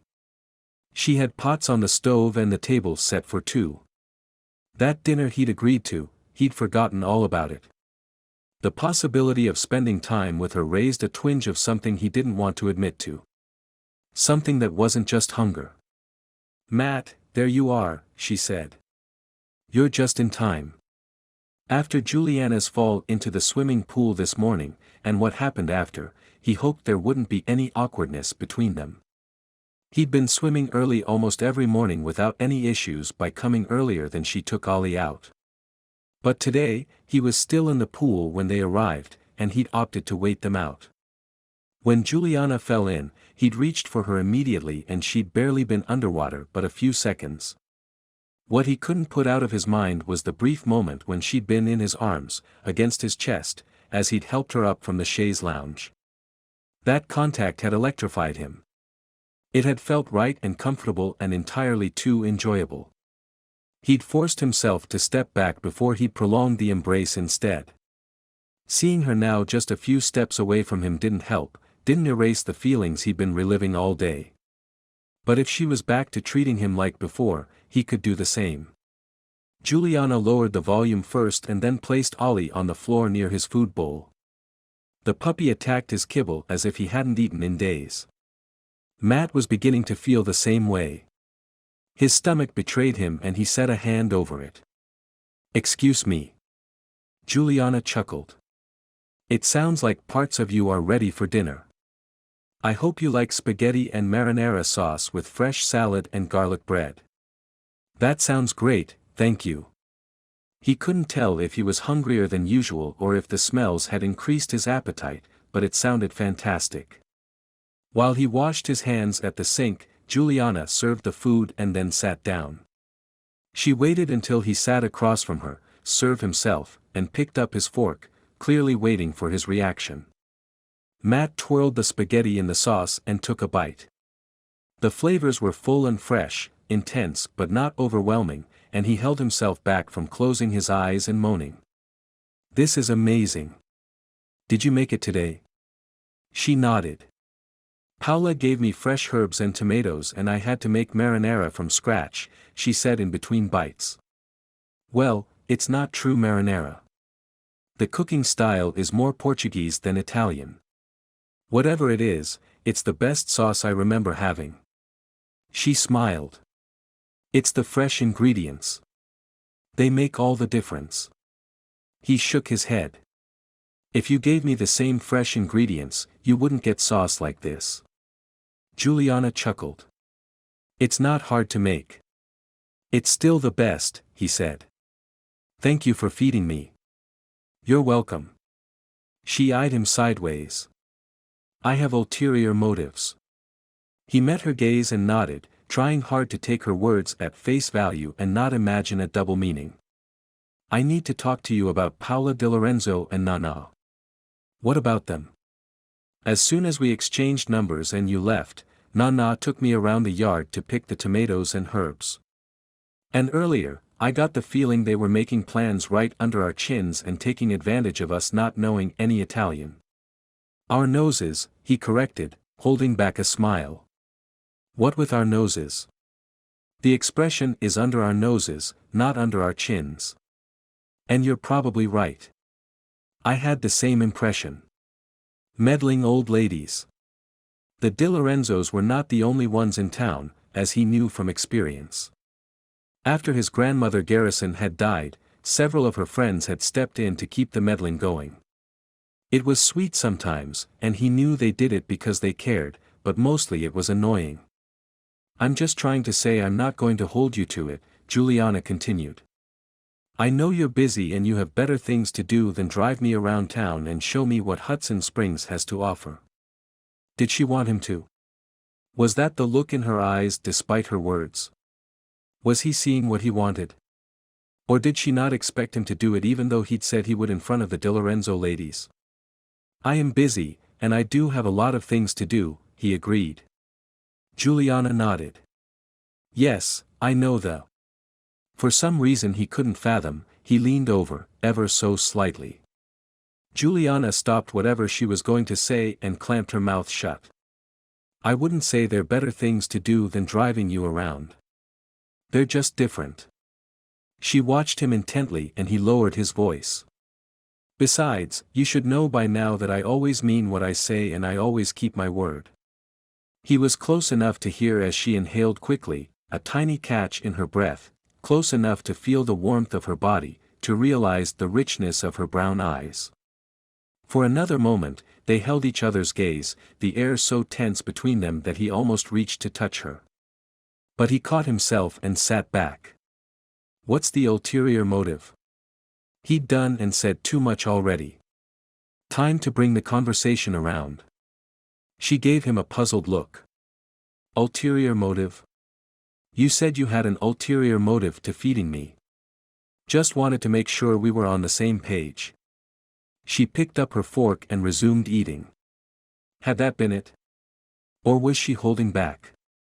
They finished in silence, and he wished for the easiness they'd had earlier. The awkwardness of their first days was back, and it was his fault this time, perhaps even every time. Had he been working so much that he'd lost his social skills? When was the last time he'd interacted with another person on a daily basis? Not for a few months. Daryl spent a lot of time out and only used the house as a home base for changing and showering, didn't even sleep here every night. Which left Matt without someone to see and talk to every day. Until now. He stood to clear the table, then started loading the dishwasher. It was the least he could do. Thank you again for dinner. It was delicious. You're welcome, she replied, carrying the rest of the dishes and setting them on the counter next to the sink. After a few minutes of her rinsing the dirty plates and him loading the dishwasher, he asked her about the barbecue. What kind of meats do you like? For the barbecue. I'm not picky. As long as you don't feed me alligator, I'm good. He smiled. No alligator on the menu, I promise. Chapter 12. Juliana. After all the planning and preparations, the day had finally arrived and she was looking forward to it. Even though Matt had insisted on preparing the barbecue by himself, Juliana offered to contribute. How else was she going to learn to make American picnic side dishes? After researching, she'd settled on making red potato salad, bow tie pasta salad, and a mixed greens salad, already looking forward to trying some of each dish. Matt stood in front of the grill, which had been set up in the shade of the house. He wore denim shorts and an old t-shirt, and she'd never seen him looking so casual.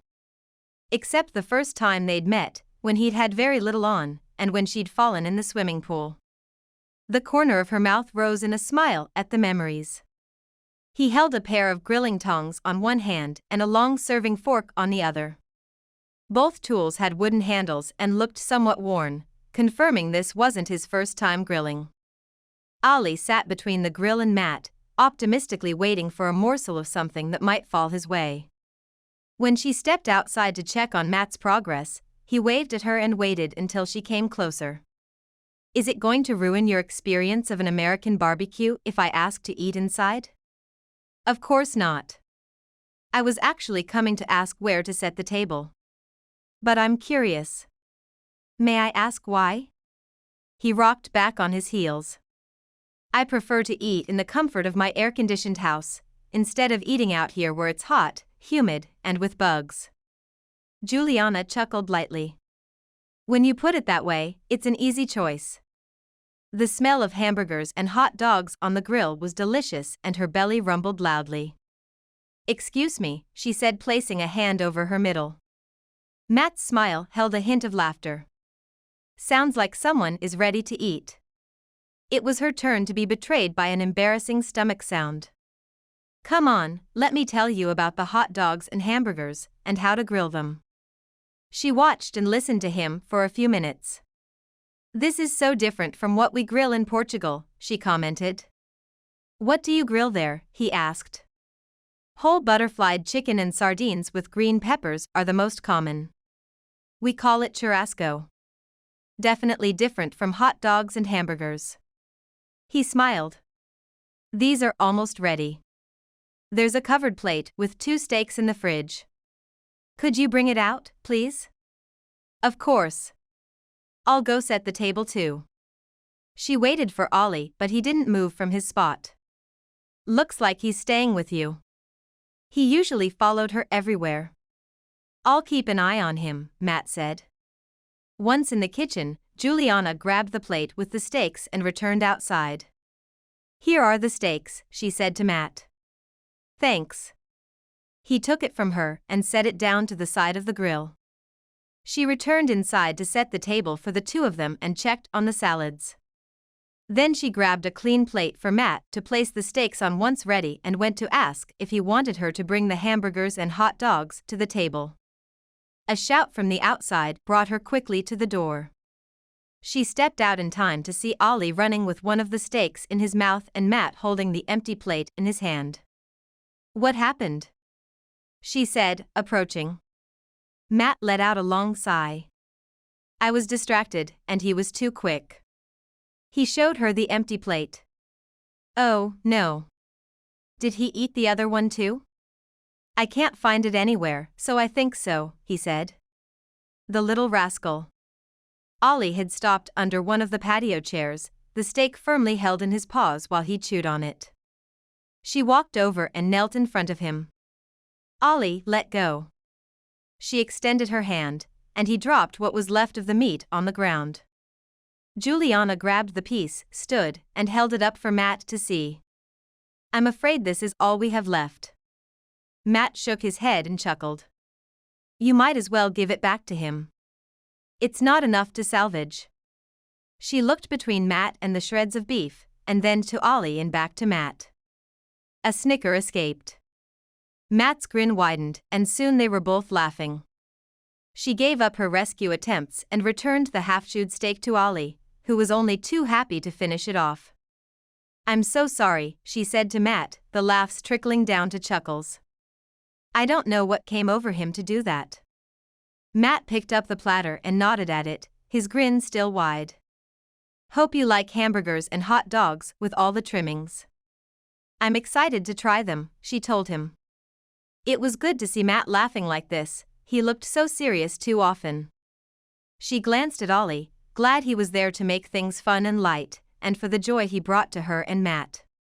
It was hard to resist a grown man being tender with a small animal. Chapter 13. Matt. An Elvis Presley song played through the sound system again. Not too loudly but enough to let itself be known.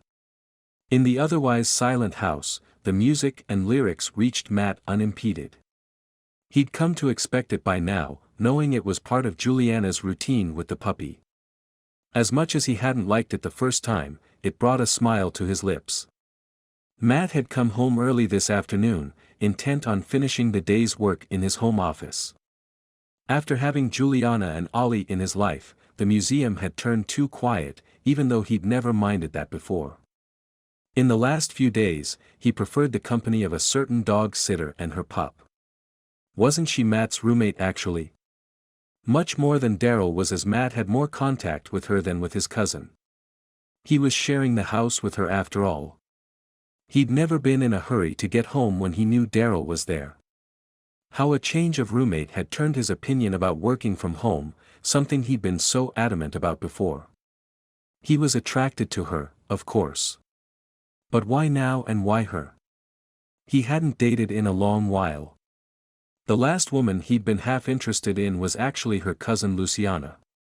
When had he developed an inclination for Portuguese women? Or was it a case of convenience? No, it was more than that. He was sure he wouldn't be half attracted to some other woman living in the house. It was very much a case of Juliana. He shook himself off mentally. He wasn't ready to deal with these questions, let alone the answers. After dropping off his computer bag in the downstairs office, he went straight to the kitchen where he found Luciana dancing while Ollie watched at her side. Every time the song played the guitar part, Juliana dropped her left hip and swung her right arm in an arc, trying to imitate the famous Elvis move. He leaned against the door jamb, watching, his amusement growing in close response. He'd come home just at the right time. If you think to intimidate me with your staring, Matt Garrison, it won't work. She continued repeating her moves without meeting his gaze. I don't think you're the kind who intimidates easily. He knew she wasn't. You're right about that, she retorted. But you're doing it all wrong, he said, his amusement evident. Juliana stopped and set her hands on her waist. Let me see those moves then. She picked up her phone and restarted the song. Matt got ready. When the riff came on, he moved his hips and swung his arm while Juliana stood watching. Not bad, Garrison, Juliana said with a chuckle. I find it hard to believe this is your first time. He stopped his Elvis moves. I might have done some dance or theater in high school, but it's been a long time. Is that your way of saying it's natural talent? She teased. You said it, not me. He took his phone from his pocket and tapped on the calendar app. Let's see when we can get together to get this list of yours done. He pulled out 2 chairs at the table and Juliana joined him. She sat next to him, her calendar app also open. I'm flexible. All I have to do is take care of Ollie and he goes everywhere with me. Tell me when you're free, and if you're not, you don't need to apologize for it. Instead of sitting across from him, Juliana sat to his side, elbows almost touching, leaning toward him. For a moment, he got lost in her brown eyes. Her expression softened, and when she turned her attention back to the screen, Matt caught himself still staring and looked away as well. Was this even a good idea? Already he was beginning to get used to her presence too much. The puppies too, if he was honest, not that he would admit it aloud. Helping her with her list and activities would only lead to spending more time together.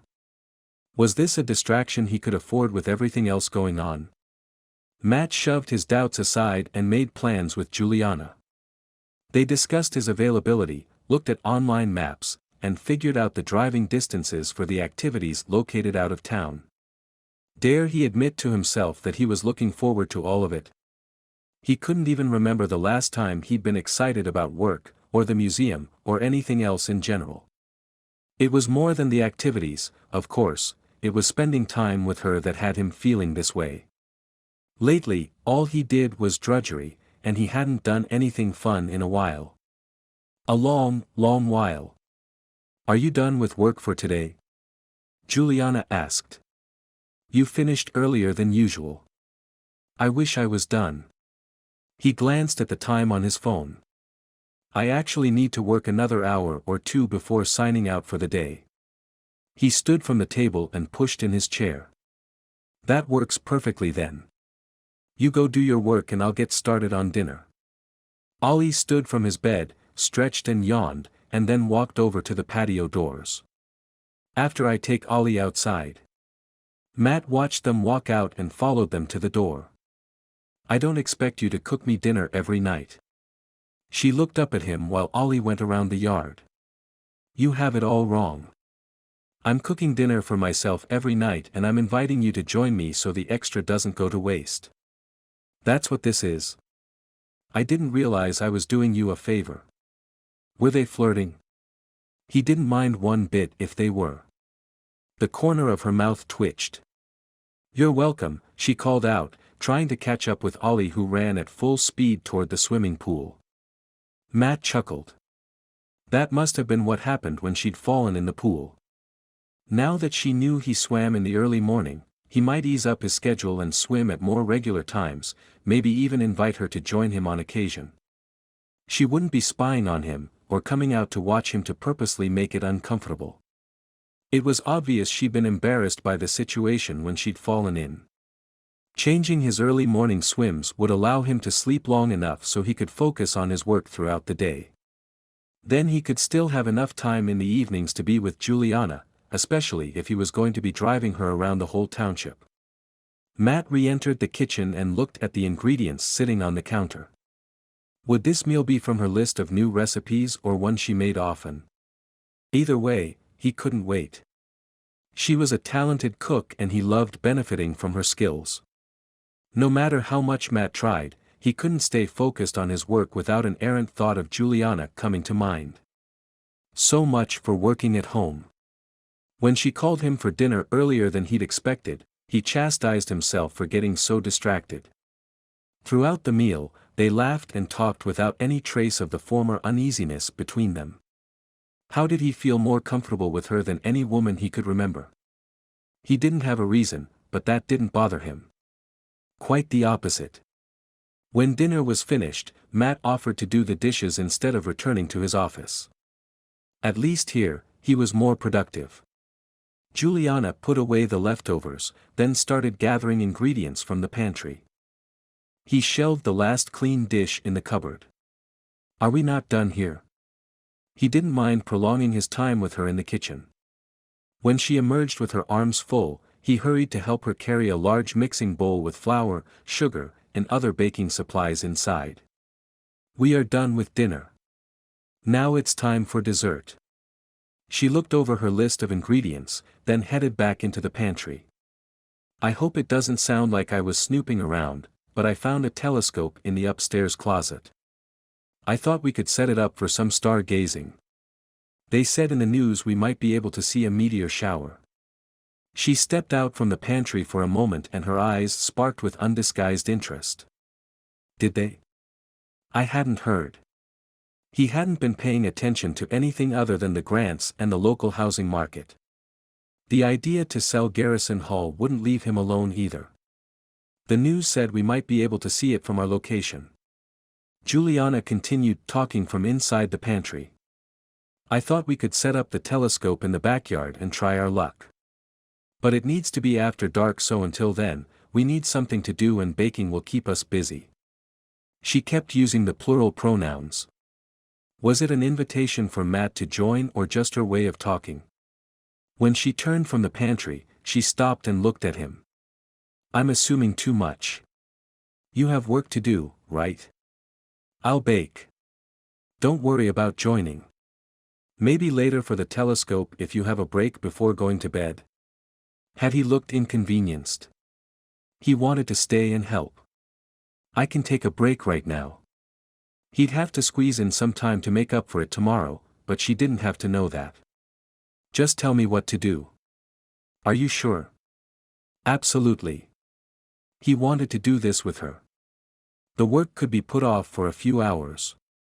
He wanted to put off the work. She nodded, then pointed to the refrigerator. "Could you get the eggs and butter, please?" He did as she asked and placed them on the counter next to the other ingredients.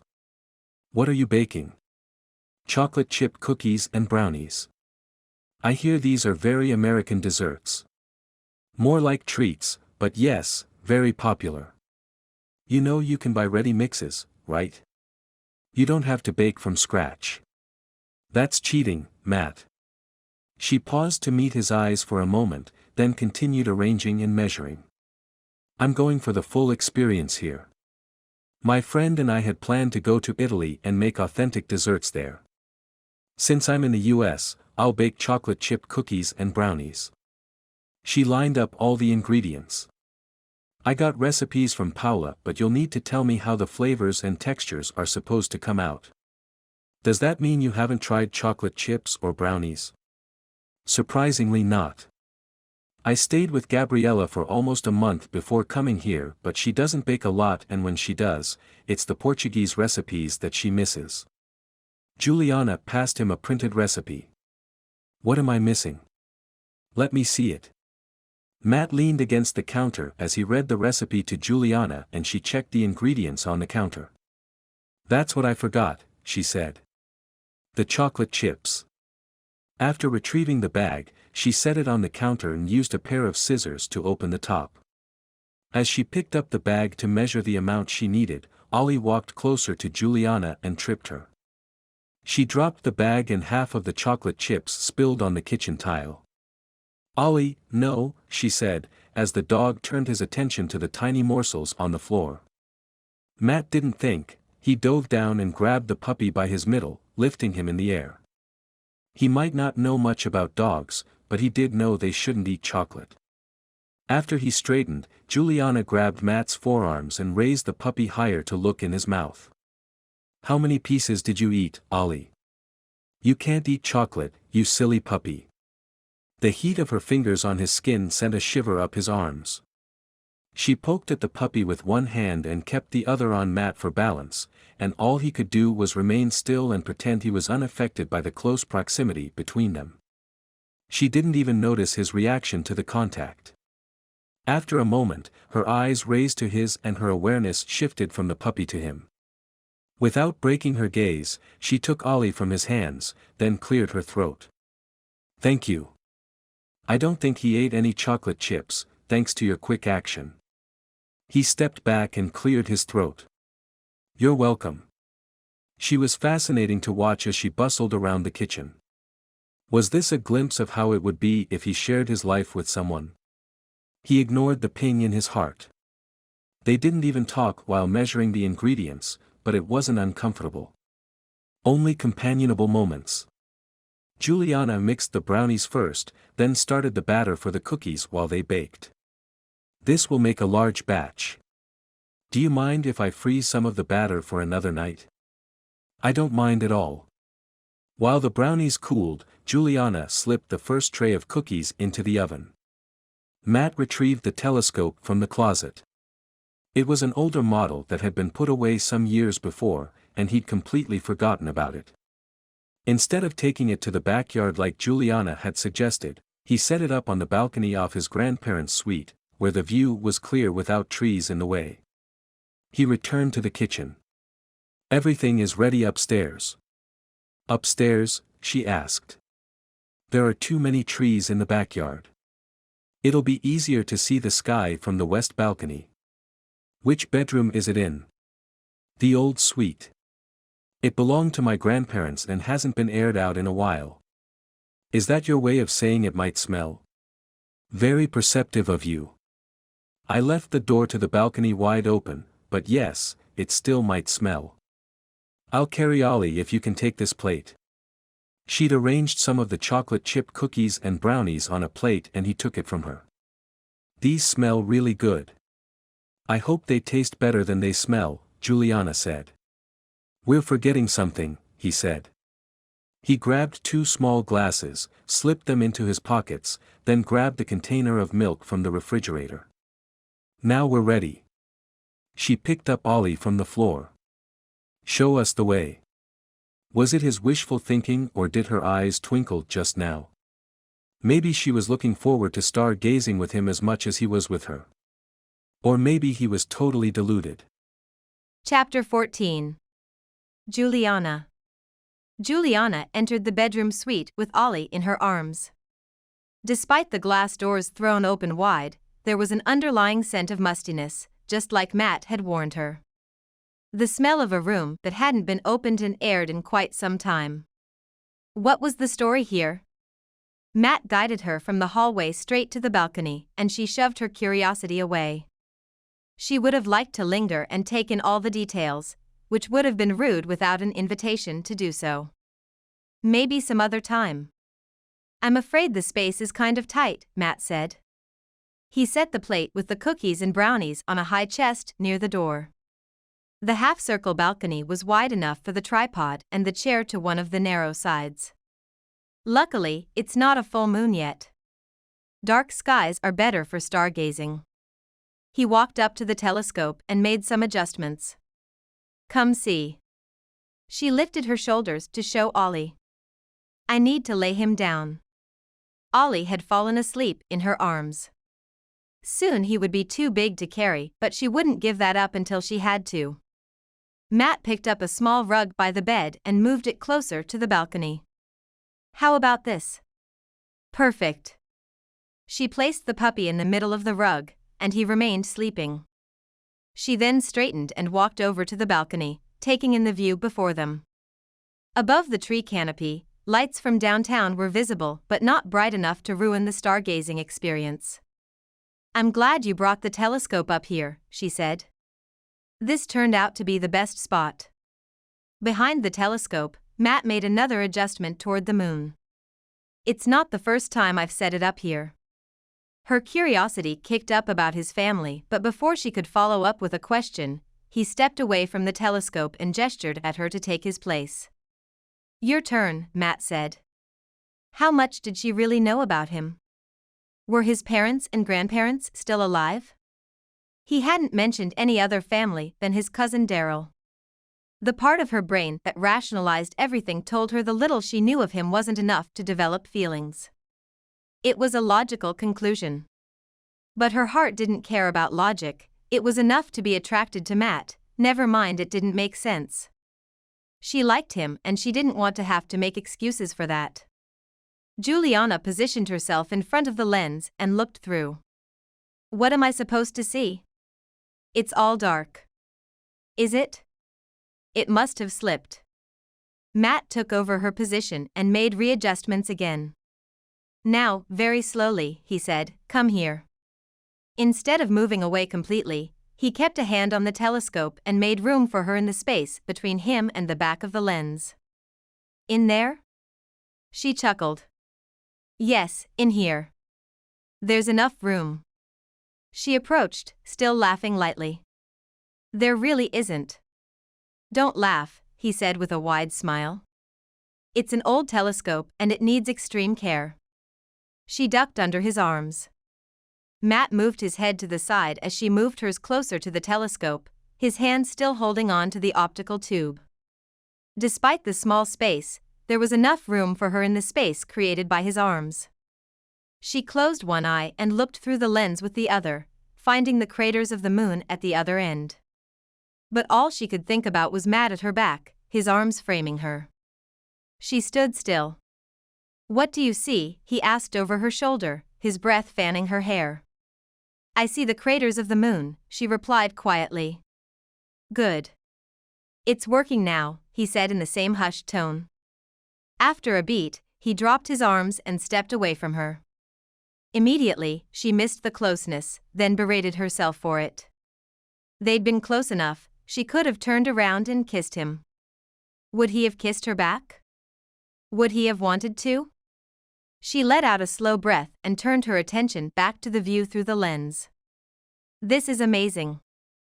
I've never seen the moon in such detail before. I remember thinking that the first time I looked through it. So many details on that surface that we can't see from here. Matt had moved to the railing, his arms casually draped over the edge, and his face tipped up to the night sky. Juliana tilted her head as she joined him. It was the same with people, looking at them superficially and not knowing how they really were, how deep they ran. Unless Matt let her in closer, she wouldn't get to know the real him, who he really was. But was she willing to let him see her real self, willing to be that vulnerable? Someone had to take the first step. Maybe he wanted to keep things light and shallow between them, just friendly acquaintances on a temporary basis. The next hour passed much too quickly. They took turns looking through the telescope and identifying constellations on the night sky with the help of the internet, while taste testing the baked goods Juliana had made earlier. If they were silent sometimes, it only added to the mood between them, the closeness that naturally grew with the passing minutes. So, what's the verdict on the chocolate chip cookies and brownies? Matt asked after taking another bite. They both have too much sweetness. Matt chuckled. Isn't that the point?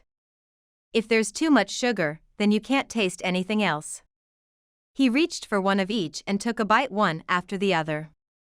I can taste chocolate. He chewed, then paused. And sugar. I rest my case, she said. Despite the easiness between them, she couldn't get a read on Matt. Maybe it was better this way. If only she could convince herself of this and move on. She bumped his elbow with hers. Thanks for setting up the telescope and keeping me company during the stargazing. You're welcome. Thanks for making dinner and dessert. He turned to her, but she couldn't see his eyes clearly. You're welcome. She glanced at him before gazing back at the sky. For a moment, they stood quietly side by side, arms touching, the night sky above them and the nocturnal sounds around them. One more item to cross off your list. I think I can cross off two actually. She ticked the items off with her fingers. Baking American desserts and stargazing. Sorry, the meteor shower was a bust. Who needs meteor showers when you can see the moon craters? I'll add moon gazing to my list and then I can cross off 3 items. He turned to look at her. Juliana. He took a deep breath and stepped closer, and this time his eyes glanced at her mouth. He looked at her lips. She hadn't imagined it. 100%, he'd looked at her lips. She turned her body to him as well. Yes? In the low light surrounding them, his eyes reflected the night sky, deep blue and brilliant, and she couldn't look away. She didn't want to. His hands came to gently rest on her upper arms. I really, really want to kiss you. Maybe it's not a good idea, but... She bridged the sliver of distance that separated them and tipped her face to him. Are you going to talk about it, or are you going to do it? Despite the brisk words, the corners of her mouth rose, unable to hide the near giddiness of expectation. Matt chuckled, then touched her forehead with his. Is that a yes? She nodded, impatient. Just do it, Matt. He sobered at that. His arms brought her into his embrace and his lips covered hers. At the contact, tension left her. Juliana threaded her hands behind his neck and relaxed against his chest, chasing the kiss for as long as she could. He tasted of chocolate and smelled of infinite possibilities, a feeling so familiar it made her heart ache for all of him. His arms tightened around her waist for a moment, then his hands bracketed her face, deepening the kiss. Don't stop, her heart beat. Don't ever stop. At last, they came up for air. Mingled breaths, longing and craving each other already, and there they stayed in each other's arms still. No words. From behind them, the sound of little paws on the wood floor interrupted them. Ollie stretched, then yawned and whined. Juliana groaned quietly. I better take him outside to potty. She didn't move. Matt dropped his arms to her waist. Okay, he whispered, brushing little kisses on her mouth. Was he as reluctant to let go of her as she was of him? When Ollie whimpered again, they separated at the same time. She bent and picked up the puppy from the floor, more to give her arms something to hold than to carry him faster. She missed holding on to Matt. Matt followed after her into the bedroom suite. I'll put the telescope away. She grabbed the now empty plate to return to the kitchen on her way to the backyard and then left. When she glanced back, Matt was still standing in the same spot, looking at her, hands in his pockets. She smiled at him and then turned back down the stairs. That interruption was very ill-timed, Ollie, she whispered in the puppy's ear. I wanted more of him. Ollie licked her face. Chapter 15. Matt. Matt walked around the perimeter of the house looking for anything out of place. The real estate agent was coming this morning with a licensed home inspector for a pre-listing tour. The goal was to examine the house and grounds and identify any potential problems or repairs that needed to be made before putting the house up on the market. The trouble was, he couldn't concentrate on anything this morning. Thoughts of Juliana raided his mind and the memories of holding her filled his heart. An earth-shattering kiss. He'd heard the expression before but had hardly paid any attention to it, let alone believed it. But that kiss with Juliana had been that and much more, a life-altering moment he couldn't put out of his mind, a new reality he couldn't reconcile. Deep down, he'd known kissing her was going to cost him. Not that he regretted it, far from it. But he was halfway to losing his whole heart to a woman who wasn't staying in town. How was he going to return to his normal life after she left? For the millionth time, he shook himself from his emotional daze, and returned his attention to the task at end. If he was going to sell Garrison Hall, it would have to be in the current condition as he couldn't afford cosmetic changes to enhance the appeal and increase the value. Although it looked more and more inevitable, he hadn't decided yet if he was going to sell. He didn't have to make this decision right now, which gave him more time to agonize over it. Would an injection of cash help solve the problems with the museum? For how long?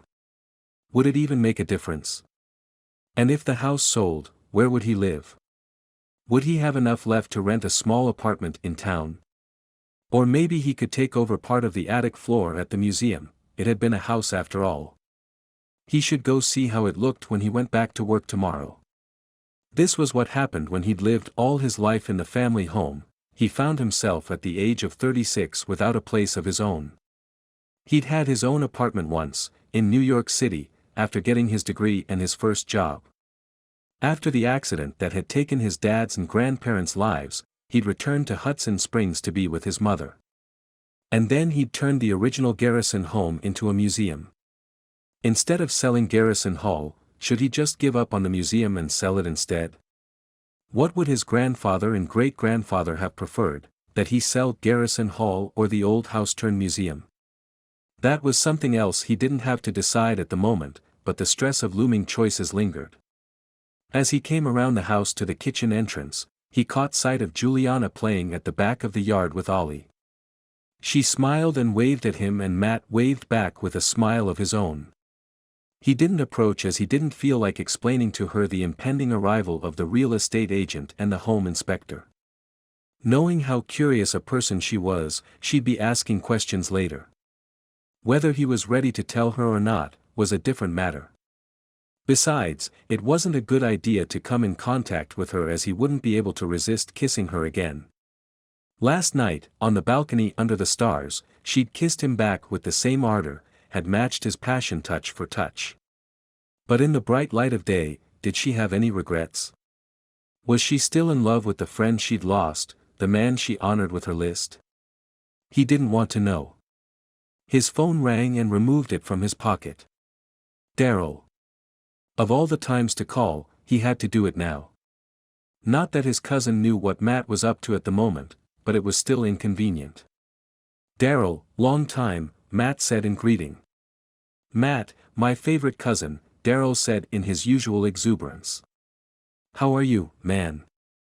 Matt rolled his eyes.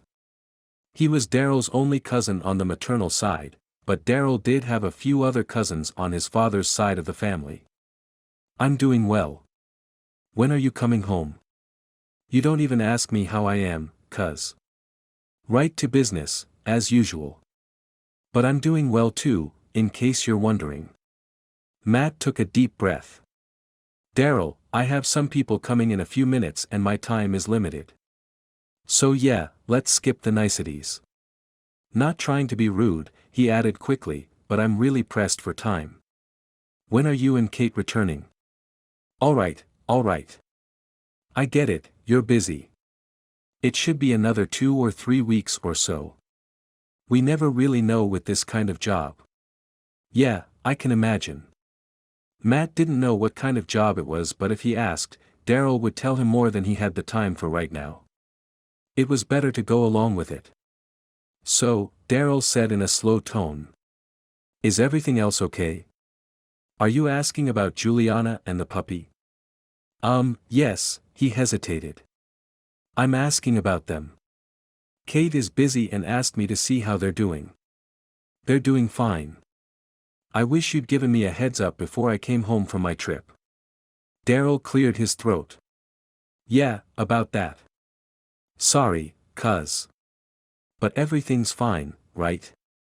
You said so just now. I think you're missing the point, Daryl. The doorbell rang and Matt headed to answer it.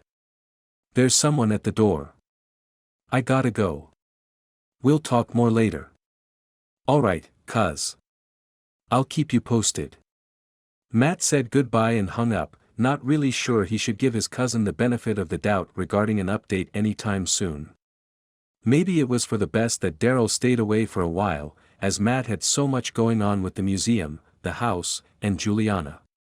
He opened the door to a man and a woman who smiled and introduced herself. Hi, I'm Arabella Wellington with Wellington Realty. She gestured to the guy next to her. This is Brian Fellows, the home inspector. I'm Matt Garrison. Thank you for coming. He moved aside and let them in. Where would you like to get started? In the attic, if that's okay, Brian said. Yes, of course. Matt gestured to the staircase. All the doors are unlocked. If you need access to anything else, please let me know. The real estate agent carried a folio. She extracted a tablet and took a picture of the foyer, then took notes. These are just for my use. If you decide to list the house, I'll send my photographer over with his professional equipment. Matt liked that she didn't presume he'd be listing the house immediately or with her. Let me give you a tour of Garrison Hall, he said. Tell me about its history, Arabella said. How long has it been in the family? My great-grandfather had it built in 1925. Matt started showing her the first floor when Juliana came in from the backyard with Ollie. Arabella stepped forward. Hi, I'm Arabella. Are you Matt's wife? No, no, Matt replied quickly. This is Juliana. She's, my cousin's dog sitter. Juliana smiled tightly. He couldn't blame her for it, he'd said the wrong thing and it was too late to correct it. Yes, Juliana said, glancing at him again, then back at Arabella Wellington. I'm just the puppy sitter. Arabella smiled wide. Nothing wrong with that. I'm just the real estate agent. She went down on one knee in front of Ollie. Can I pet him? What's his name? Juliana's eyes met his and widened for a fraction with a pointed look before turning to Arabella and replying. This is Ollie and people are his favorite. Both women fussed over Ollie, who grinned the entire time. Then Juliana excused herself and left with the puppy toward the rear staircase. He'd have to talk to her later, but for now he continued showing the house to Arabella, one floor at a time. They ended the house tour in the same spot, the foyer. Thank you for inviting me over, Matt, Arabella said. I'll follow up with you when I have Brian's inspection report and my sales proposal, which will include the comparative market analysis and the range of value for similar properties in the area. Matt walked her to the front door. Thank you. I'm looking forward to that. Matt closed the door behind Arabella and Brian. Leaning against it, he released a long, pent-up sigh which he'd been holding since the last interaction with Juliana. From the looks she'd given him and her comment about being just the puppy sitter, she wasn't happy with him. And the questions lingering in her eyes about a realtor being in his home, as he'd known she'd have. He didn't owe her any explanations, but talking would help them sort out that kiss, wouldn't it? It was wonderful, but maybe Matt had rushed into the moment due to the tension and close proximity to Juliana. Maybe it was just a kiss due to loneliness and desire. Or maybe it was more and he didn't want to think of the implications. Running his hands through his hair, Matt released another sigh. Regardless of what that kiss meant, he would never forget it or the way it made him come alive.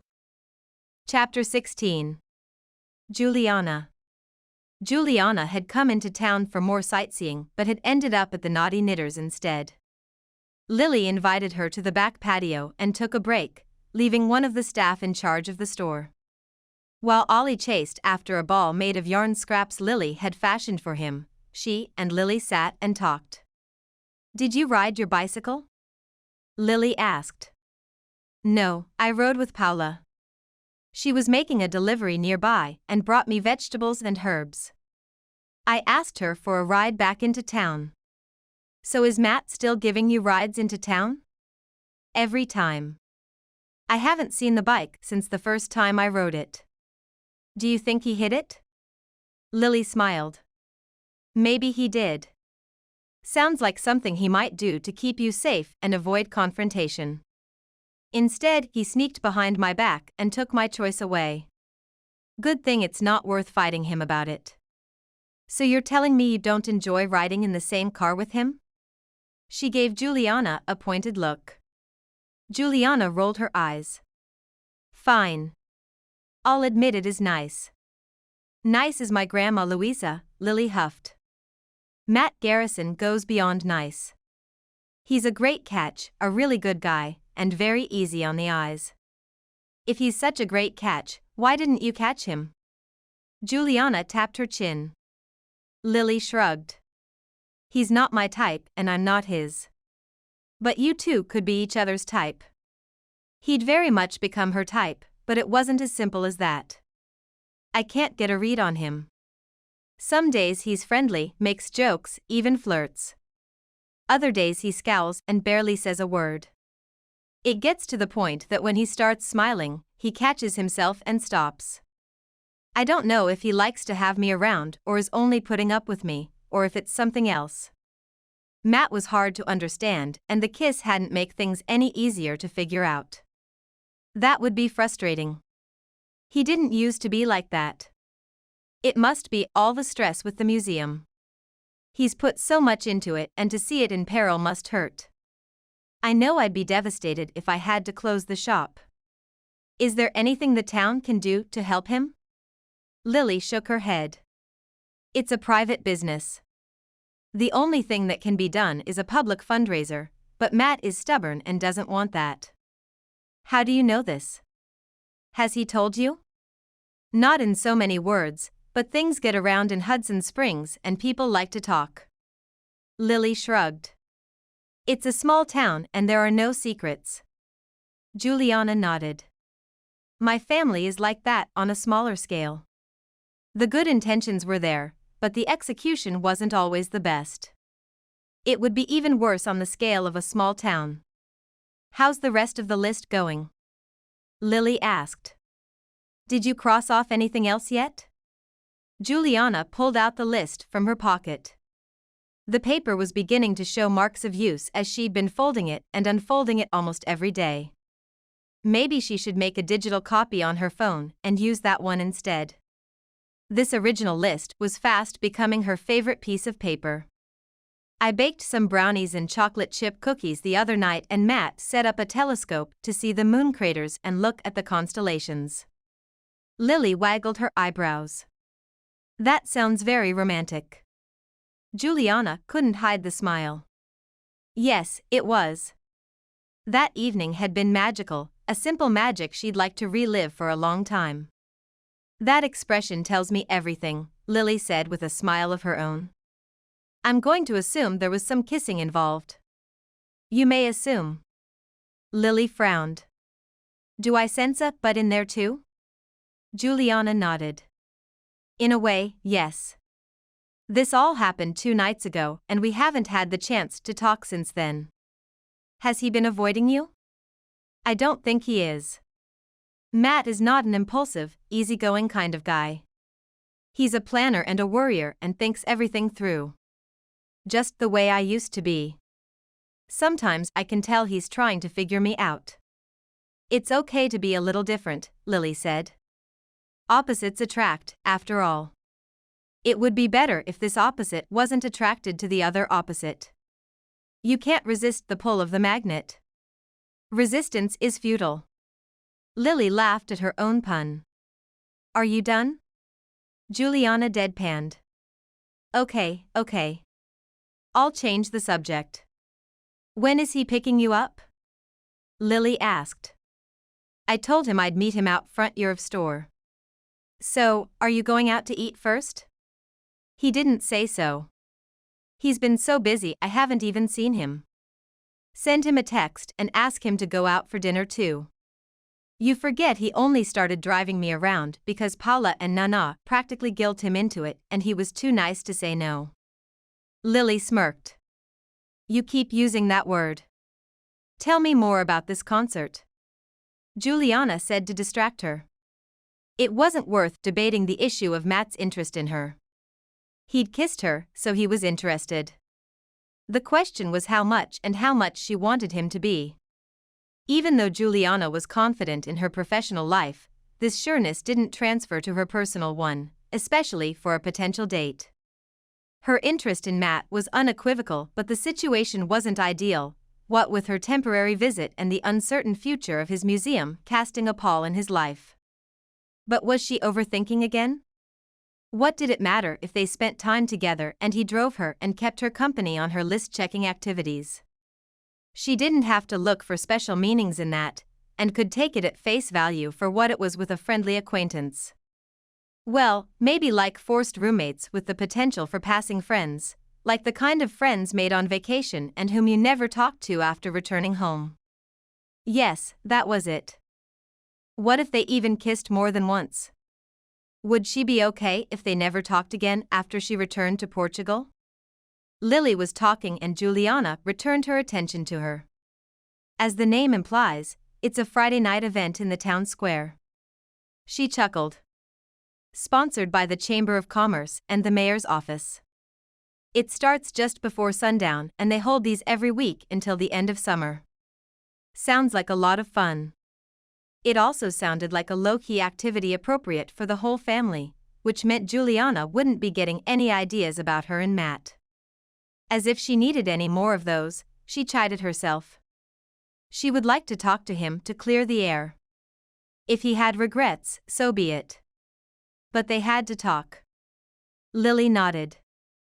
People just bring their own camp chairs or lawn blankets to sit on. She walked to the back door. If you're not going out to eat with Matt, let's grab something before you meet him. Let me feed Ollie first. Juliana reached for her backpack. He's happier with a full tummy. Aren't we all? Lily said with a smile. They both chuckled. Spending time with Lily had been the distraction Juliana needed. But now it was time to meet Matt for the concert at the park, and her insecurities were back. That kiss. She couldn't put it out of her mind. How was it possible that a simple kiss had changed so much for her in such little time? But the simplicity of it told a different story, a deep connection embedded in her heart, an affinity with Matt that went beyond physical attraction and demanded to alter everything. She hadn't expected the feelings and wasn't ready for them, not yet. Feelings she'd never considered, let alone for Matt, the house owner who'd almost kicked her out after meeting her. Now he'd taken her heart and she wasn't likely to recover. Recovery wasn't an option, even if she'd wanted it. After the perfect evening they'd had together, cooking, baking, and stargazing, the perfect kiss they'd shared, how was she going to leave Hudson Springs and not look back? One thing at a time, first meet him tonight, then talk. When Juliana came around the corner from Garrison Avenue to Pike Street from taking Ollie around the block, she found Matt waiting by the front of the Naughty Knitters, his back to her and Ollie. "Hi," she said. "Hope you haven't been waiting long." At the sound of her voice, he turned to meet her and his expression bloomed with genuine interest. Not long at all. He looked happy to see her and Juliana couldn't help herself, smiling wide in return. This looked like it bode well, didn't it? After the way he'd introduced her to the real estate agent yesterday, as the puppy sitter, Juliana had been sure Matt regretted kissing her. But now she wasn't so sure, and these doubts filled her with hope. Such a contradiction, like the rest of her life.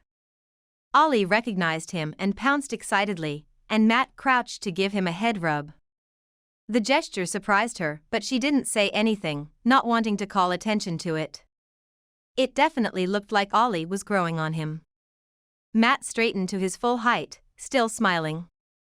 It was warm and contagious, and she couldn't stop looking at him as a flush of attraction coursed through her. How easily she could get used to this Matt. Entirely too easily. "I saved us a spot." He waited for her to follow him. They walked to an area on the lawn with two camp chairs next to each other, set to the side and away from the crowded center. Maybe their view of the stage wasn't entirely perfect, but she appreciated she wouldn't have to interrupt anyone or walk in front of them when Ollie got too energetic. "Thanks for setting this up," Juliana said. "You're welcome." Matt wore jeans and a graphic t-shirt, lending him a more relaxed look than his usual casual business attire. His usual scowl was gone tonight. Ollie settled at her feet on the grass with a toy and Juliana let herself rest in the comfort of the chair, her shoulders loosening from the weight of her memories that always hovered only a thought away. After a warm day, the temperature had finally cooled down as the evening wore on and the sun set in streaky pinks and oranges. In the space of a few minutes, the area filled with families, couples, and groups of friends on blankets or chairs, chatting until the small band came on stage and started playing 50s and 60s songs. "This was a good idea," she said, already swaying to the rhythm. The more the band played, the more Ollie perked up, attentive and interested. Matt leaned over and said, "He's really getting into it." There was that feeling again, an awareness of his proximity that brought on a wave of heat in her chest. She brushed the feeling aside, hoping he didn't notice her reaction to him, and replied, "He loves this kind of music." As a familiar Elvis Presley tune came on, Ollie hopped straight up and started howling along. At first, people looked over at them and smiled, but when Ollie didn't stop, the smiles turned to stares and scowls. Matt and Juliana looked at each other and stood at the same time. He grabbed her backpack while she grabbed Ollie and tried to calm him down. "What about the chairs?" she asked. "I'll come back for them later." They sprinted to the back of the park, where Ollie could howl as much as he wanted. There was no one else around, and despite the overall quiet, they could still hear the band playing their songs. Juliana's shoulders shook with laughter. She turned to find Matt much closer than she'd anticipated. "They're going to ban us from the park concerts and it's Ollie's fault," he said, smiling. He wasn't serious, of course, but she went along with it. "How can you say that? You'll hurt his feelings. Look at this little face. Ollie knows it's his fault, don't you, Ollie?" Matt stepped closer, right in front of her, Ollie in the middle between them. But he wasn't looking at the puppy, he looked at her with a half smile, his blue eyes dark in the evening light. Her heart tripped. As she wrestled with her feelings for Matt, Ollie leaned over and licked his face. Matt recoiled. "Hey, that was not the kind of kiss I wanted." He shook his head and stepped back, wiping his cheek with the back of his hand, an amused smile gracing the corner of his mouth. Ollie wiggled to be put down and she let him go, keeping a firm hand on the leash. "I'm sorry," she said, unable to hold her chuckle. "I guess he really likes you." Matt approached again, his eyes taking on a more serious expression. "I want to apologize, Juliana, for being a fool. A poor, confused fool who didn't know how to introduce you yesterday." She swallowed and nodded. He'd noticed her reaction. "I have so many feelings, I don't know what to make of them," he continued. "I know it's not an excuse, but it's the only one I have. You're so much more than just the puppy sitter, and I'm sorry if my words hurt you. Thank you for apologizing." "I'm confused too," she confessed. He stepped closer and awareness filled her, a warm tightness in her chest that stumbled the beat in her heart. Matt took her hands in his, gripped them tightly but not uncomfortably. "I have a suggestion to clear things up." "Yes," she said, then stepped into his arms and he brought them around her immediately. It felt so right, so wonderful, to be there. She couldn't tell who kissed who first, she only cared they kissed again, their lips fitting so well together in a slow-burning dance that simmered with banked desire. She hadn't imagined the connection, the intensity. She was still confused, but not about the kiss. Not about Matt. Chapter 17. Matt. Matt was still not used to riding in the car with Juliana, but it was getting easier. He knew better. Spending so much time with her, driving her around and helping her with her list activities was only creating a false sense of intimacy between them, a friendship that felt like more when in reality it had no future. Sure, it helped him relax and take his mind off the problems with the museum, but that was as far as it would ever lead. But having her so close to him strongly reminded him of the kisses they'd shared before, the kisses he couldn't forget, especially when he wanted to kiss her again and again every chance he got. The fact that she'd convinced him to travel around the nearby towns on a short antiquing trip still surprised him. It wasn't the sort of thing he did, but he could use the break and didn't mind the drive. He certainly didn't mind the company, even if kissing wasn't involved. When he pulled the car up to the wooden building, Juliana's excitement was plain to see in her expression. The wooden sign above the double doors could use some touch-up paint, or maybe it was on purpose to go with the theme. This was the third building of this kind they'd visited today, and they all had that rustic quality, both inside and out. "It looks a lot like the others," Juliana said. He couldn't tell if she thought that was good or not. "I guess antique shops have a style," Matt said. "Want me to carry Ollie this time?" "No," Juliana said. "I'll keep him for the moment. But if I find something amazing, be ready to hold him for me." "Of course," he said. She peered through the window before reaching into the back seat for her bag. It took a moment to grab it with Ollie standing on her lap with his back legs and his front paws resting on the edge of the car to allow him to look out the window as well. While she fiddled with the leash and Ollie, Matt got out and came around to open the door for her. "Are we ready?" They both exited, the puppy clearly eager to be out of the car. "Let me find a place to take Ollie for a potty break." "Take your time." Matt leaned against the car and waited for them to return. They came back a few minutes later and he opened the front door to the shop for Juliana to enter. "Excuse me," Juliana said to the man at the front desk. "I'll keep the puppy in my arms the whole time we're in here. Is that all right with you if we bring him in?" "Sure. Long as he's not on the floor, I'm fine with that." "Thank you," Juliana said, then took a few more steps into the building. "Anything particular you folks are looking for?" the owner asked. "Treasures," Juliana said, giving Matt a look. He smiled but didn't say anything. He already had a trunk with some of her previous finds and it looked like she was ready to discover more. "Well, I've got a lot of that. Enjoy your hunt." He looked back down at the old paperback he'd been reading, and Juliana began perusing the shelves. Matt walked right behind her. "It's fascinating to see what kinds of things Americans consider antiques," she said to him over her shoulder. "Nothing like you have in Portugal, I'm sure." He'd traveled to other places in Europe but not to her country. She nodded. "It's different, but not any less interesting." He watched her as she looked over the displays of shelves and boxes.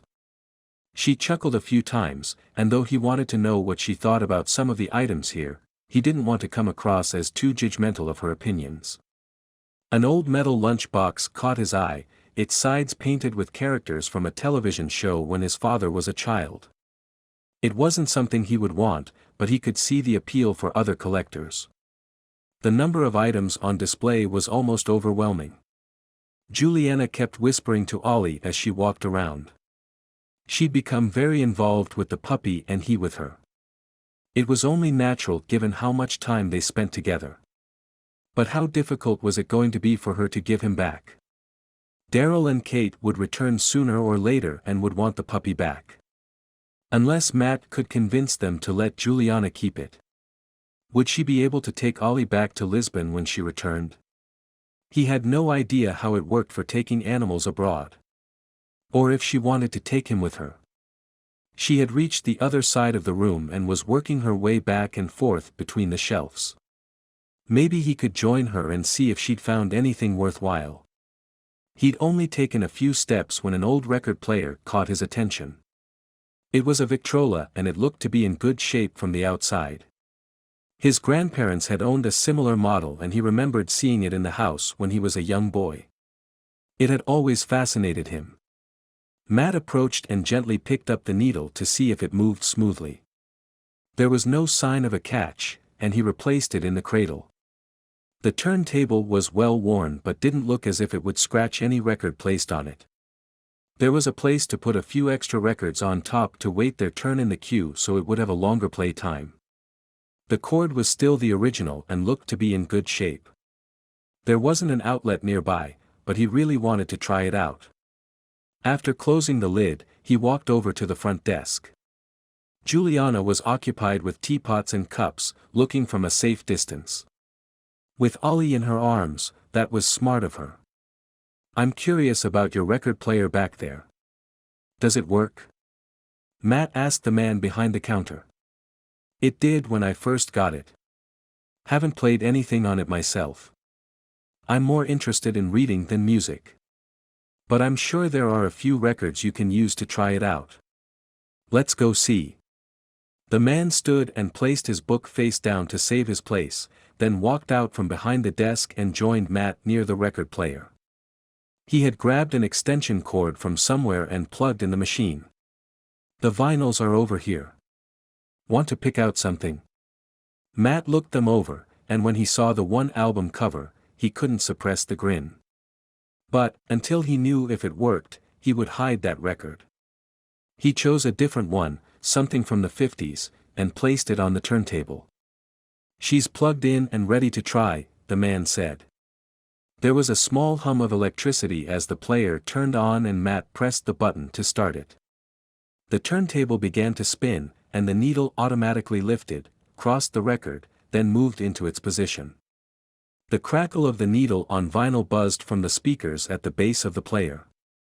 Dean Martin started singing and Ollie's excited yap let him know the speakers worked well enough to reach the other side of the room. "What have you found?" Juliana asked when she approached. "My grandparents used to have a similar one but someone got rid of it a while back," Matt said. I guess I'm feeling nostalgic.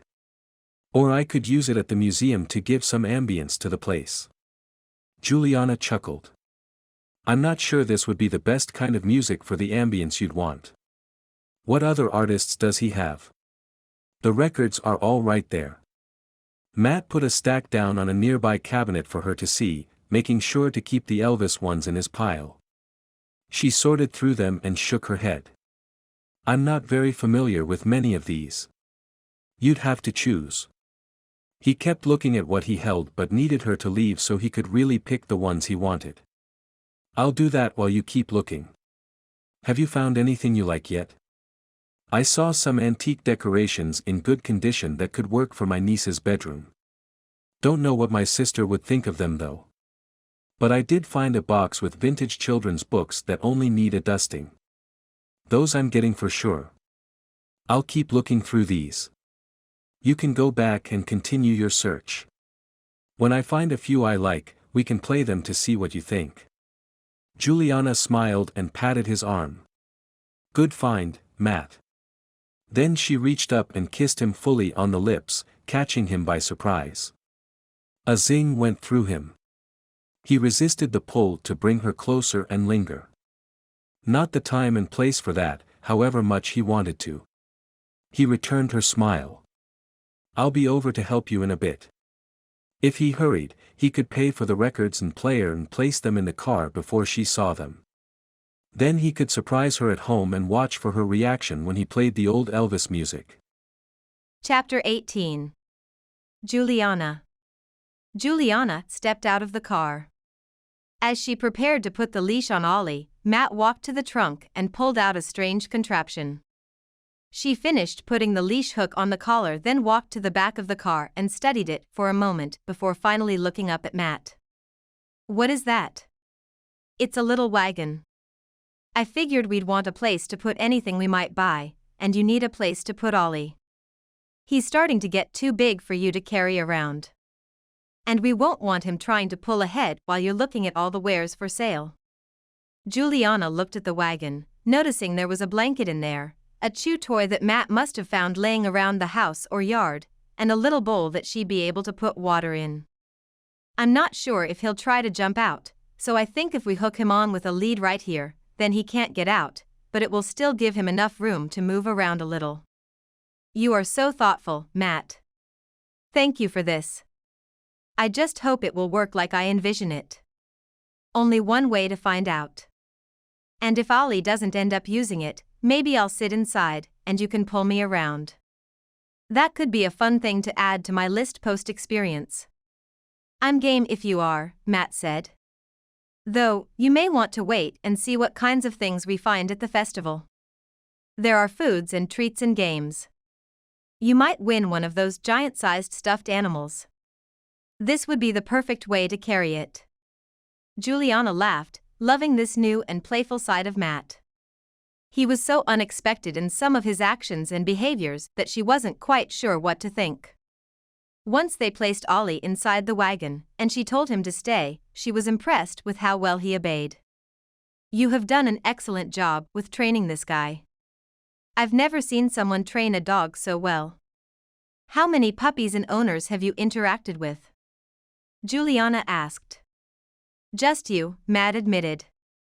And you will definitely be the one to beat. No one will ever pass your skills. Juliana smiled at the praise. I just hope Kate and Daryl can continue on with this once I'm gone. I'll have to keep checking in with her. Maybe even FaceTime so I can see him if she agrees with that. I'm going to miss this little guy. Would she be able to FaceTime with Matt as well? Once Ollie was all settled and she was sure he wouldn't try jumping out as they walked, the two started toward the center of the town square where the festival was set up. They have some rides, there are carnival-type games, and lots of food options. Then on the other side, you can see some of the art booths where local artists and even some from out of town set up shop. What should we do first? Juliana asked. We should walk around a little, just to get a feel for what's out there. Then we can decide if we want to try games, or go see what's for sale. Maybe I should add carnival games to my list. Might as well, Matt said, pulling the little wagon behind him. Juliana stayed back a little so she could be close enough to keep an eye on Ollie. She gave him little treats every now and then to reinforce the behavior of staying in the wagon. Juliana studied the area with fascination. She'd seen things like this on movies, but it was astounding how much food there was for sale here, but none of it was what could be considered remotely healthy.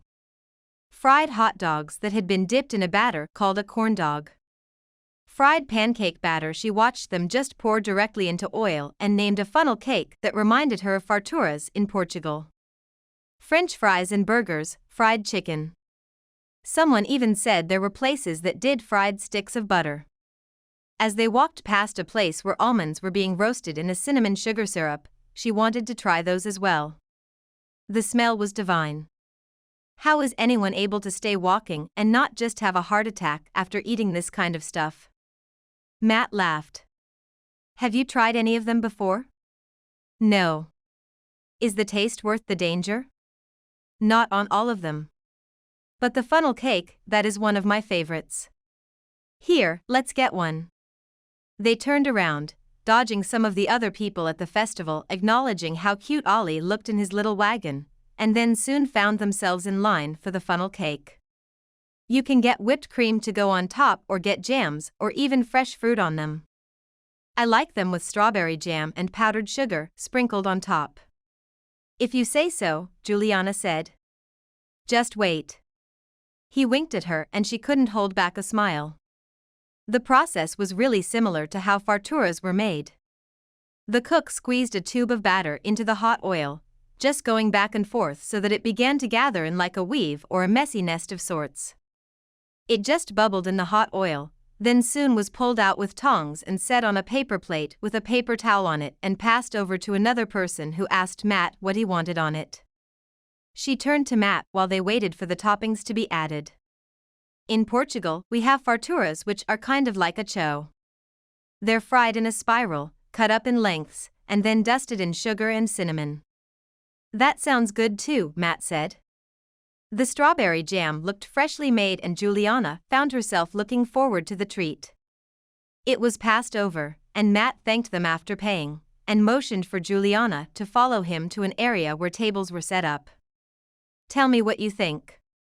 Matt cut off a piece and handed it to her with one of the forks he'd picked up. She took a tentative taste, and when the flavors hit her taste buds, she couldn't help the smile. Much better than I expected. Yay for something new to check off your list. Who knew that attending a small-town festival would produce so many new experiences? I do admire the fact that you're trying so many new things. Makes me want to branch out a little and do something out of my comfort zone. Anything particular in mind? Juliana asked. She hoped he'd share something more about himself, but instead, he just shook his head. I'd have to give it some thought. Though I am enjoying doing the things on your list with you. It's giving me a few ideas and bringing back memories of when I was younger and did some of these activities. Juliana was surprised at how quickly they ate the funnel cake. She was full enough that she didn't want to go try anything else yet, but she'd definitely try to remember to get one of those bags of cinnamon roasted almonds. So, the games are that way, and the art booths are this way. Do you have a preference? Matt asked once he'd thrown away the paper plate and returned to stand by her. I think the arts first. Just in case there is something amazing for sale, I don't want to miss it if someone snatches it up before I get there. Good idea. Matt reached for the wagon handle. I'll pull him again. I think it helps him stay put if you walk to his side. Juliana nodded. She didn't mind walking behind him one bit as it gave her the time to watch him and enjoy the view of him from the back. Hopefully Matt wouldn't catch her watching so closely. Most of the items for sale were rather interesting. Some were typical art on canvas, but others had rocks that were painted with landscapes or animals. There were wood carvings and articles made from metal.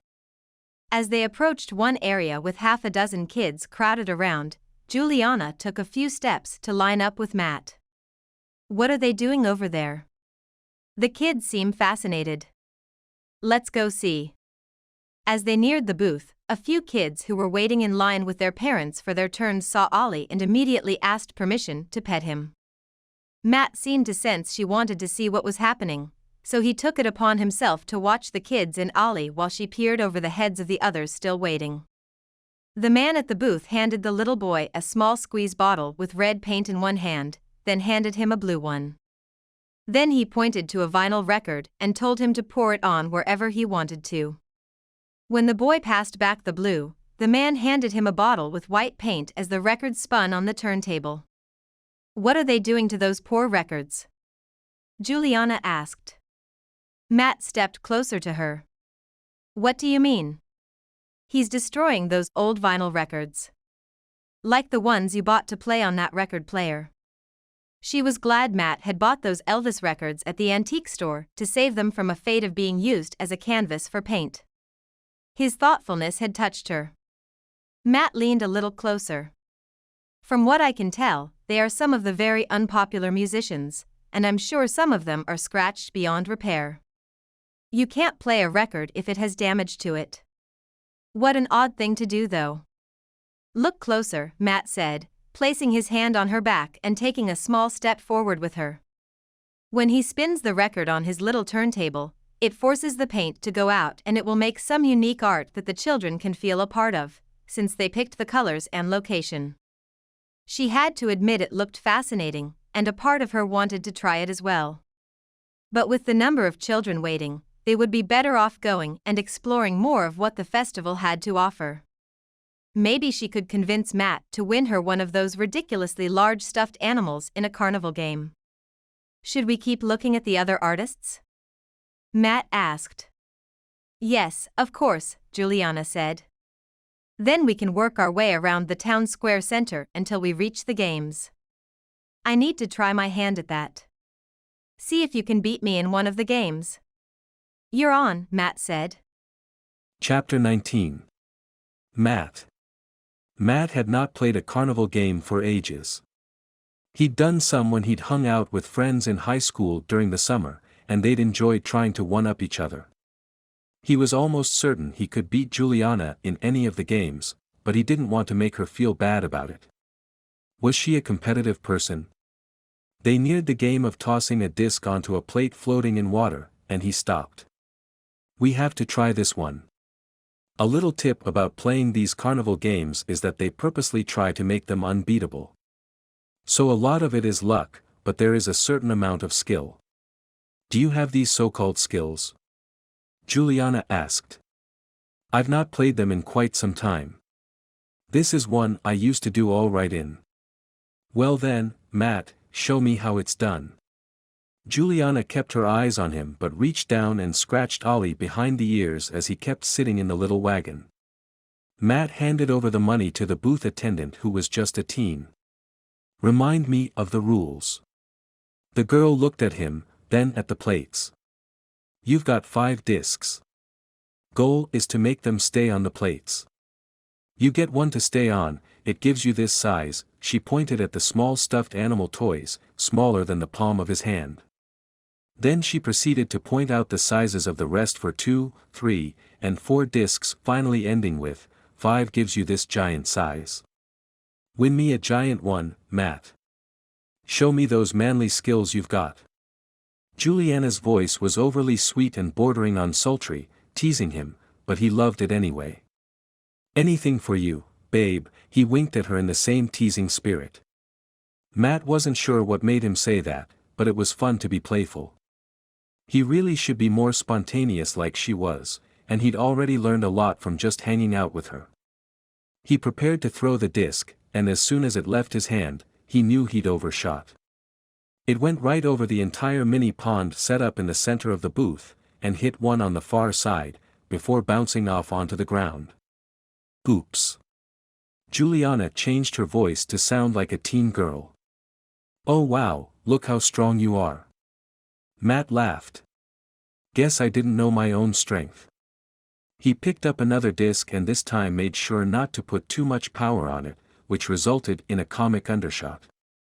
Juliana just laughed, and it was a lovely musical sound.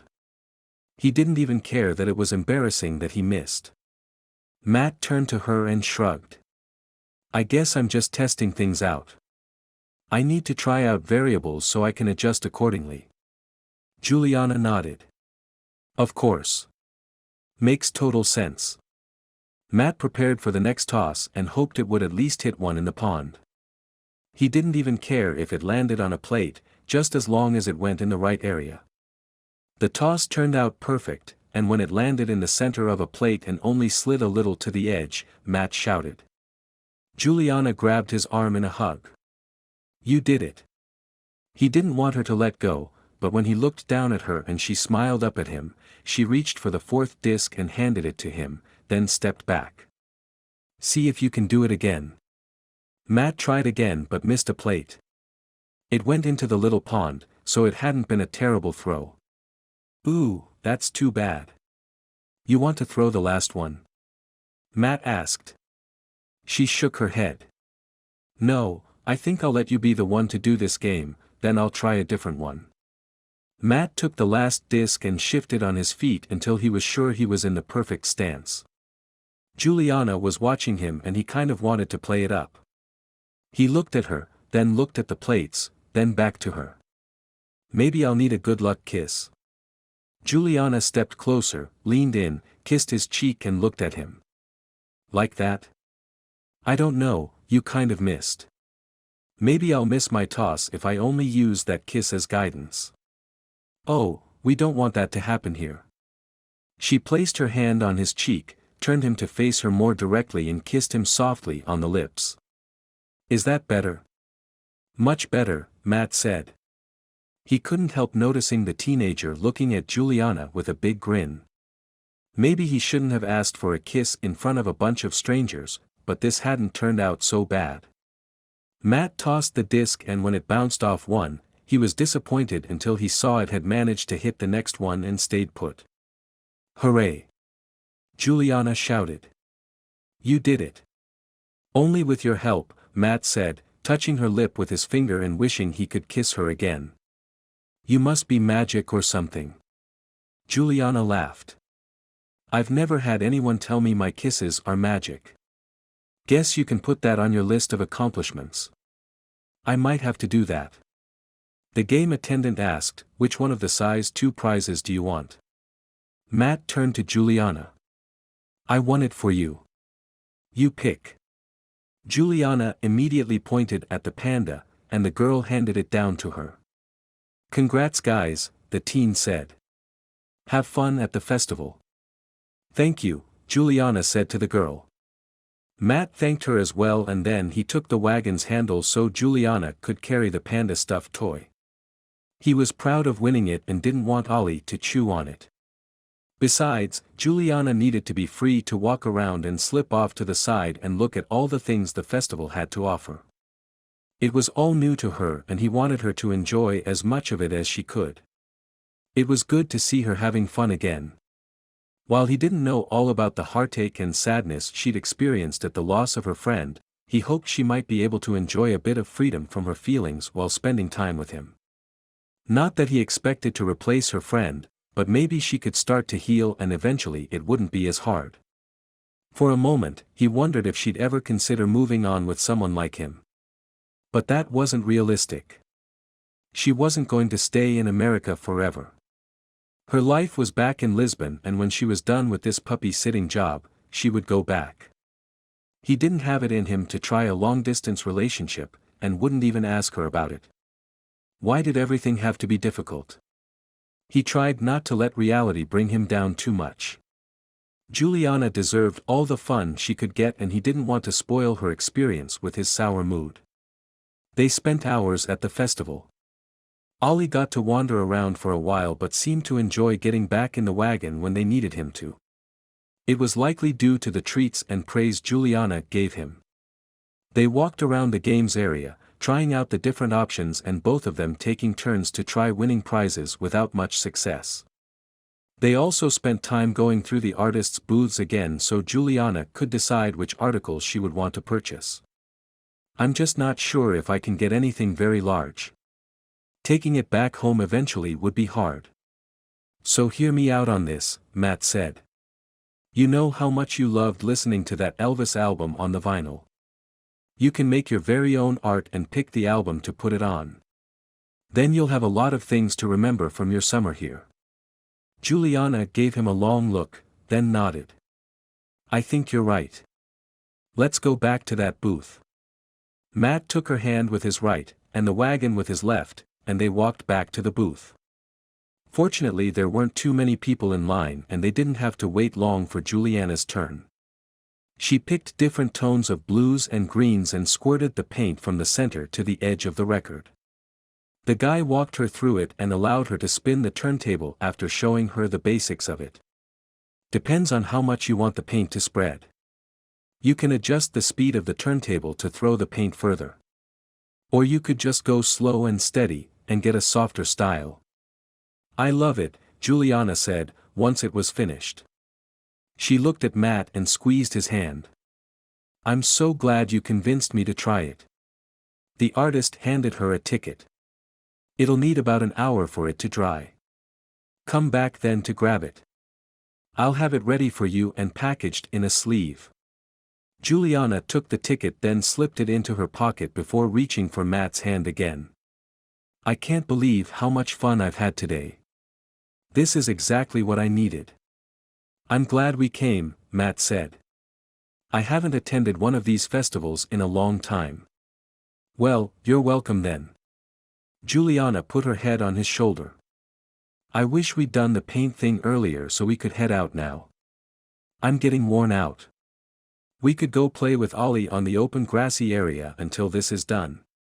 He can probably use a little break. Maybe we could get another funnel cake too, Juliana said. Let's go for it, Matt said, squeezing her hand. And we should get some deep-fried Oreos to take home. You twisted my arm, Juliana said. Feed me this greasy heart-clogging stuff so I can really have the full effect of my trip to America.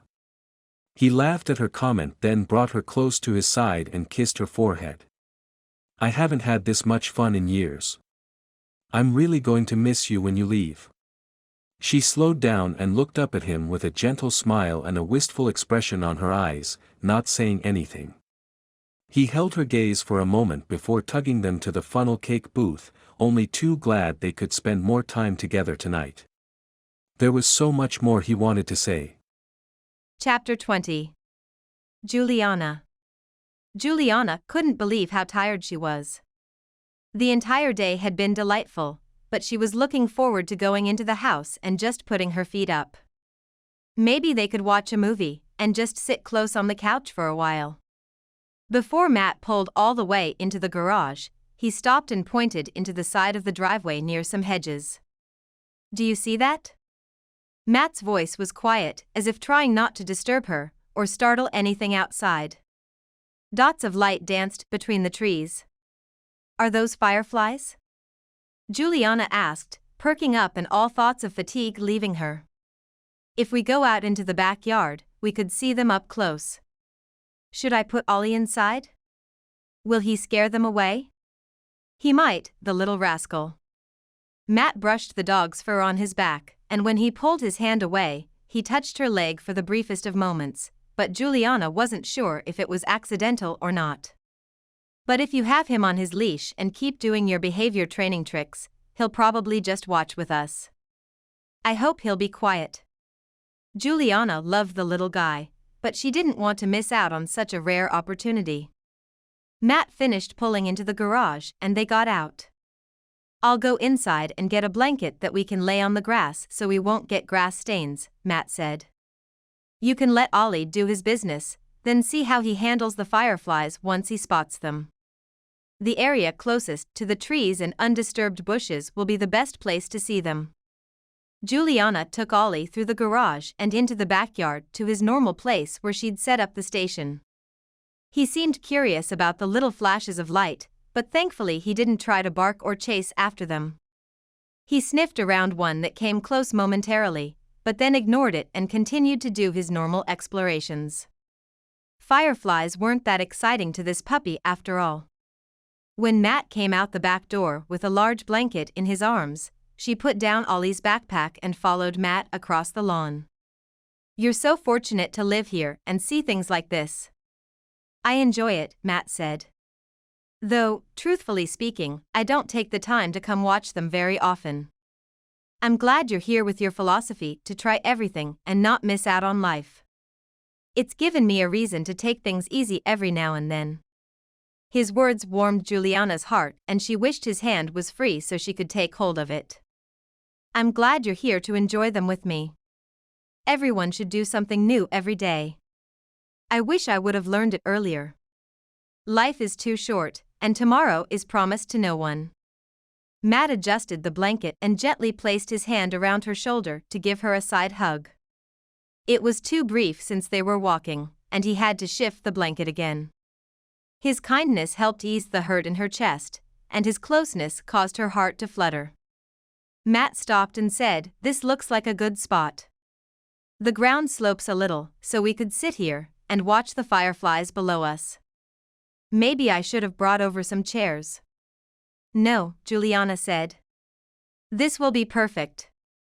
Matt spread out the blanket, then slipped off his shoes and sat down. "Hand me his leash so you can get settled. Since I've seen the fireflies before, if he starts to get a little rambunctious, I can take care of him and you can enjoy." "That's awfully sweet of you, Matt," Juliana said. "And to think, when you first met Ollie, you were not very happy with him at all." She bumped his shoulder with her own as she settled in beside him. "I didn't think the two of you would ever become friends." "It took me a while to warm up to him," Matt admitted, scratching Ollie behind the ears. "But I think he is growing on me. Not that I want to keep him forever. I'm probably not a long-term pet owner. But he's all right for now." Though Juliana could tell that about him, she was sad that he wasn't a pet guy. After this experience with Ollie, she was seriously considering getting a dog of her own. And while it wasn't logical to think she and Matt had any kind of future together, these few weeks of their growing friendship had given her little glimmers of hope that something might be possible. Was it wasted hope? Matt kept Ollie in his lap, and the puppy seemed happy to be there. Juliana leaned closer to Matt, using the dog as an excuse, and pet Ollie's head for a few moments.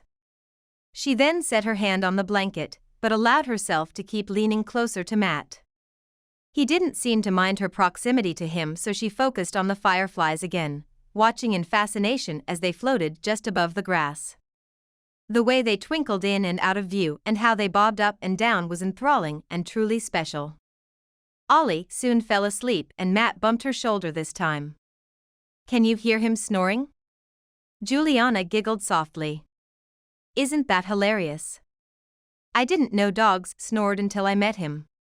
"Me neither," Matt said. "Think he'd wake if I put him down? My leg has gone numb and I need to stand up. He should keep sleeping. Even with all the riding in the wagon, he really did a lot today." Matt carefully slid the puppy onto the blanket to the other side of him. As he tried to stand up, he leaned extra close to Juliana. She stood as well, to make it easier. "I could probably use a little stretch myself." They stood side by side for a few moments, then Matt looked down at her with a mischievous grin. "I don't suppose you have a Dance Under the Stars on your list?" "If I don't," Juliana said, "I really should add it."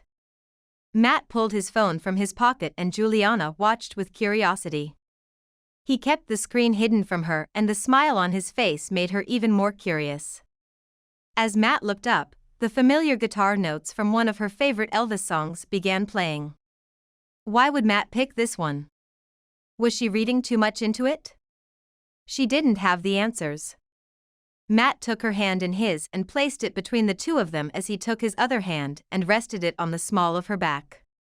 They swayed in time to the music, and when Elvis's smooth voice started singing, she felt herself melt a little into Matt. "Love me tender, love me true."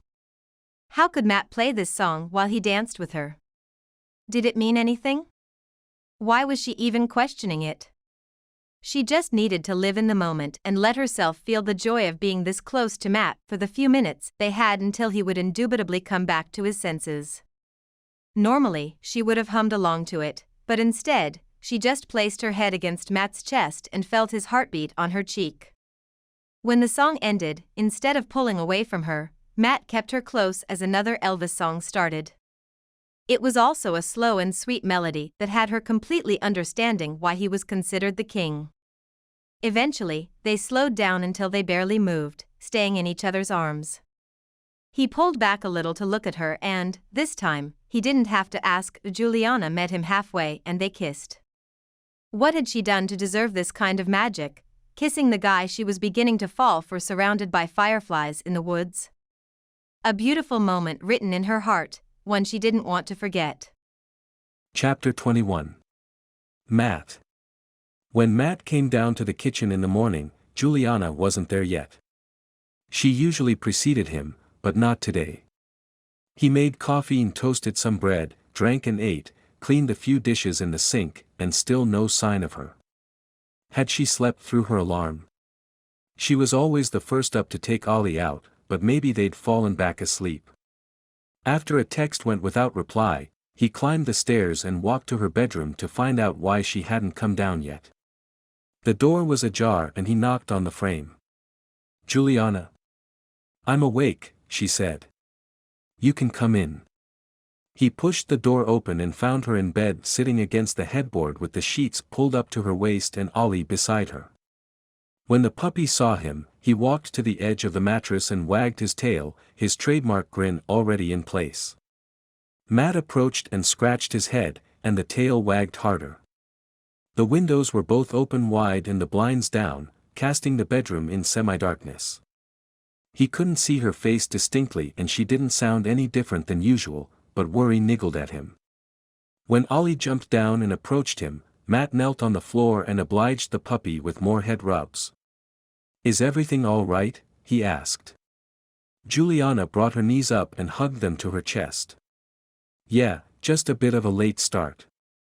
Her hair fell forward on each side of her face, hiding her expression from his view. "Are you not feeling well?" "I'm not sick and it's not my period, in case you were wondering." It had crossed his mind even though he wasn't about to ask. "You should go to the museum," she said. "Don't wait for me." "Are you sure?" She nodded. "Yeah. I'll just stay home and catch up with laundry and stuff." Something didn't feel right, but he couldn't tell what it was and he didn't want to push on her privacy. What right did he have? They'd kissed but were not in relationship, hadn't talked about what it all meant for them. He didn't even know how she felt about any of it. Did those kisses give him a reason to interfere? Maybe tonight he would muster the courage to sit down with her and ask her what was going on. "Can I do anything for you before I leave?" She hesitated then looked at the puppy. "Could you take Ollie outside to potty? If you have the time." "Sure, I have the time." His lead is hanging from a hook inside the kitchen pantry. Matt called Ollie who followed him eagerly down the stairs and then outside. By now, Matt had seen Juliana do this enough times that he knew what to do with the puppy. When Ollie was done, he gave him a treat, cleaned up after him, washed his own hands in the kitchen sink and then carried the puppy upstairs. Juliana was in the exact same position as he'd left her. Ollie came to the foot of the bed trying to climb up but he was still too short. Matt placed him on the mattress and the puppy scooted to Juliana's side and plopped down next to her. "Would you like something to eat?" he asked her. "No, thank you," she replied. "I'm getting in the shower and then I'll go down to make breakfast."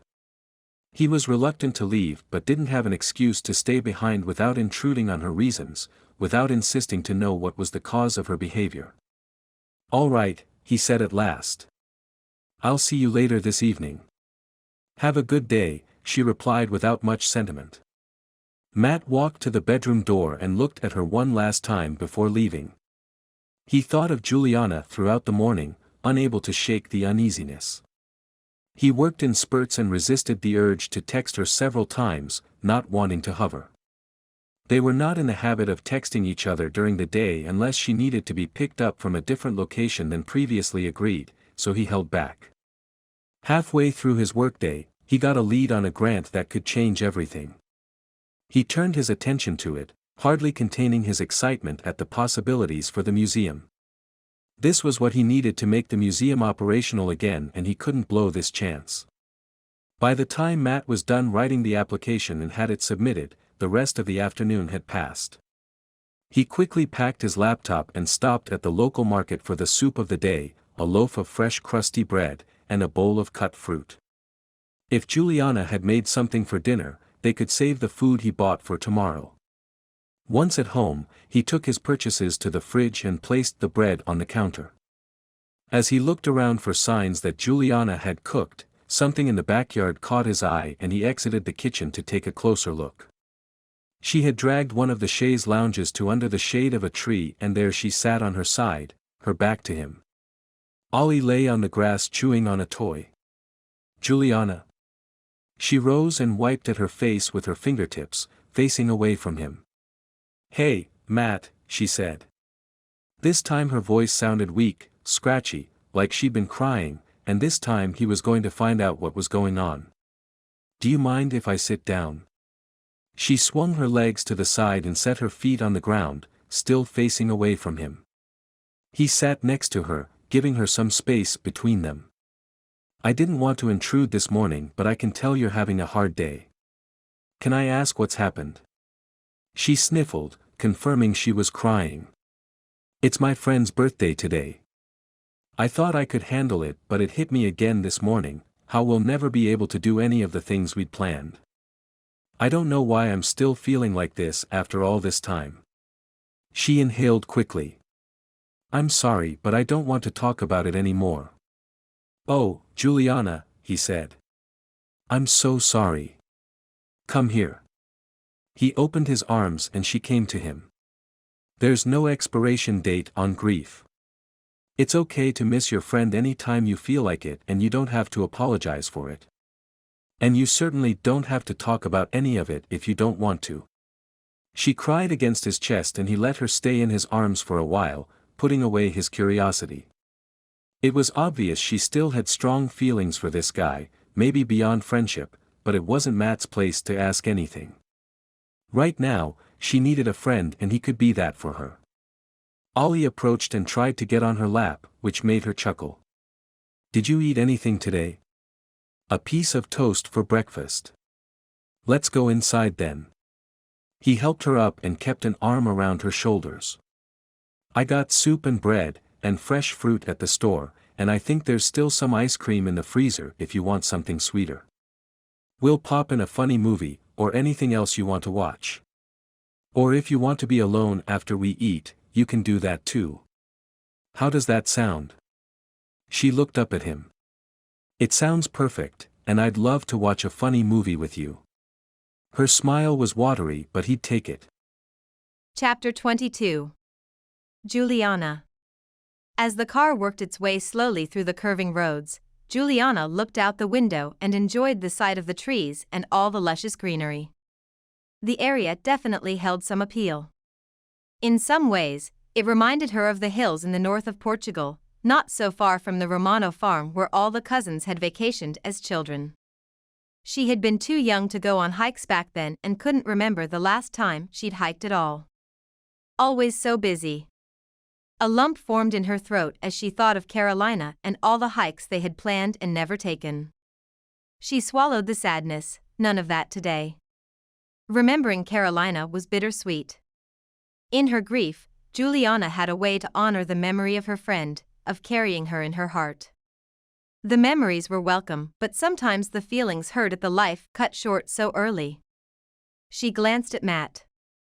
He'd treated her tenderly when he'd found her crying outside earlier in the week.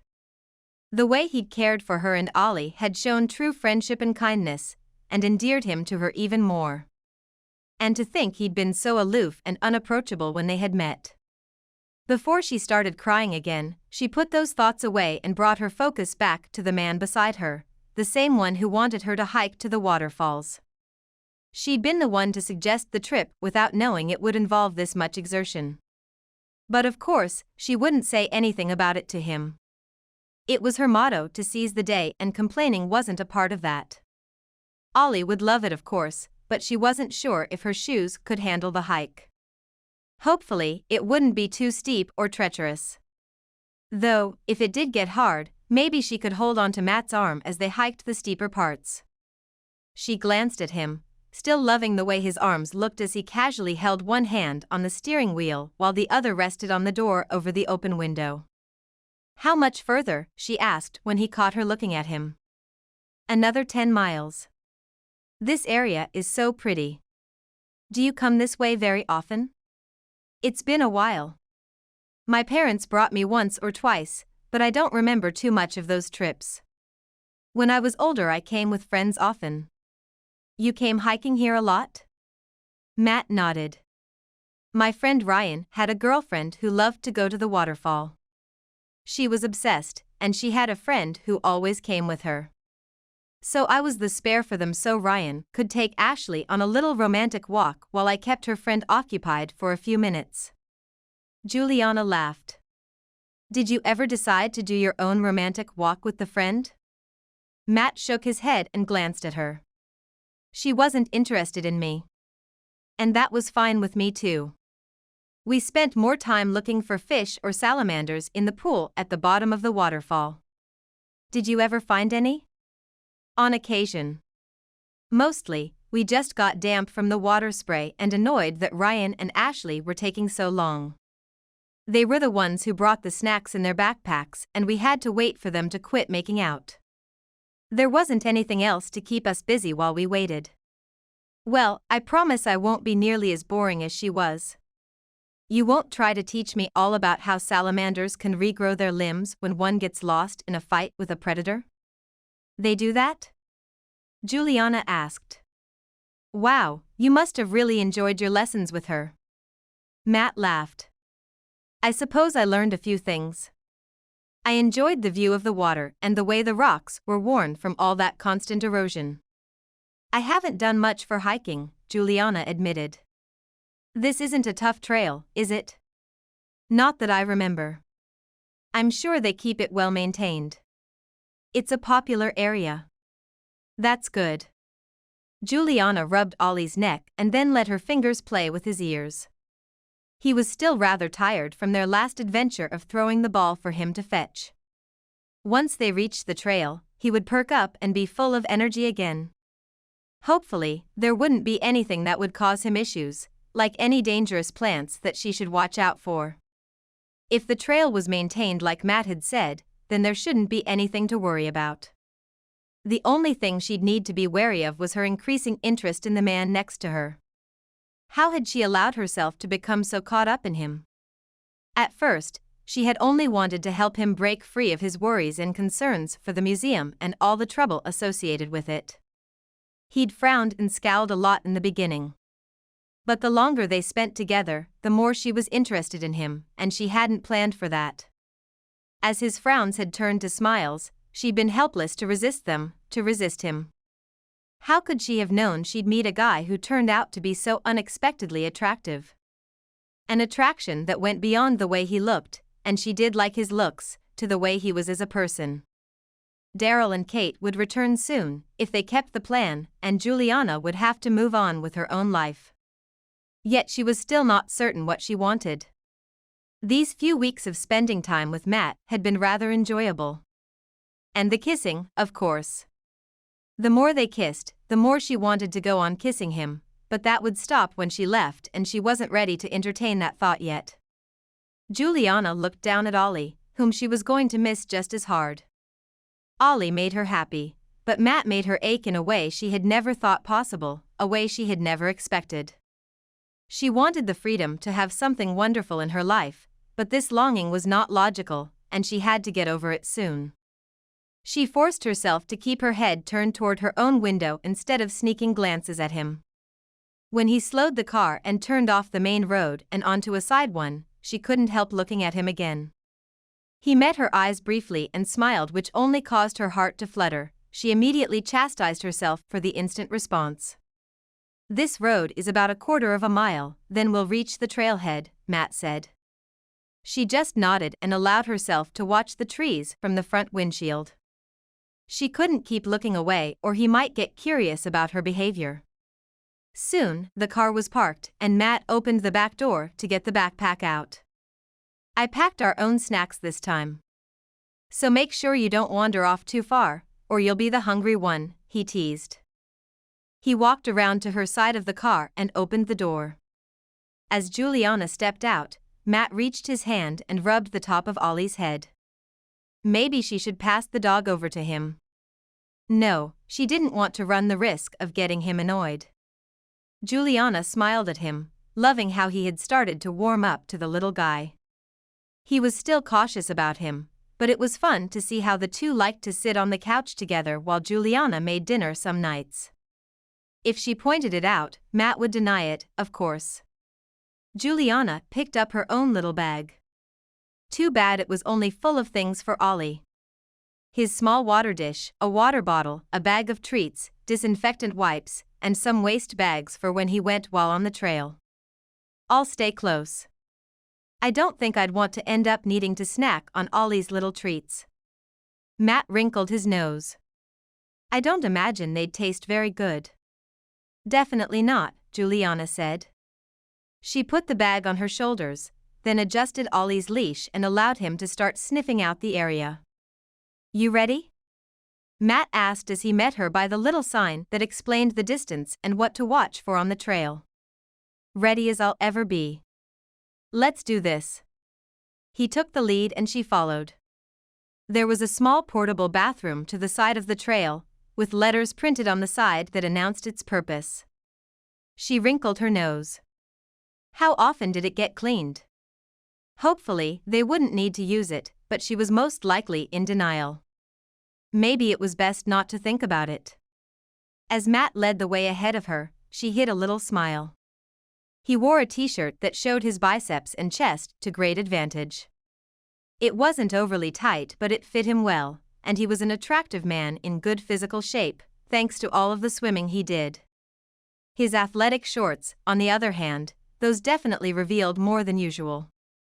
She returned her eyes to Ollie on the trail. My sister and brother would go hunting for tadpoles with the other older cousins, and they didn't always take me with them, she told Matt. How many cousins do you have?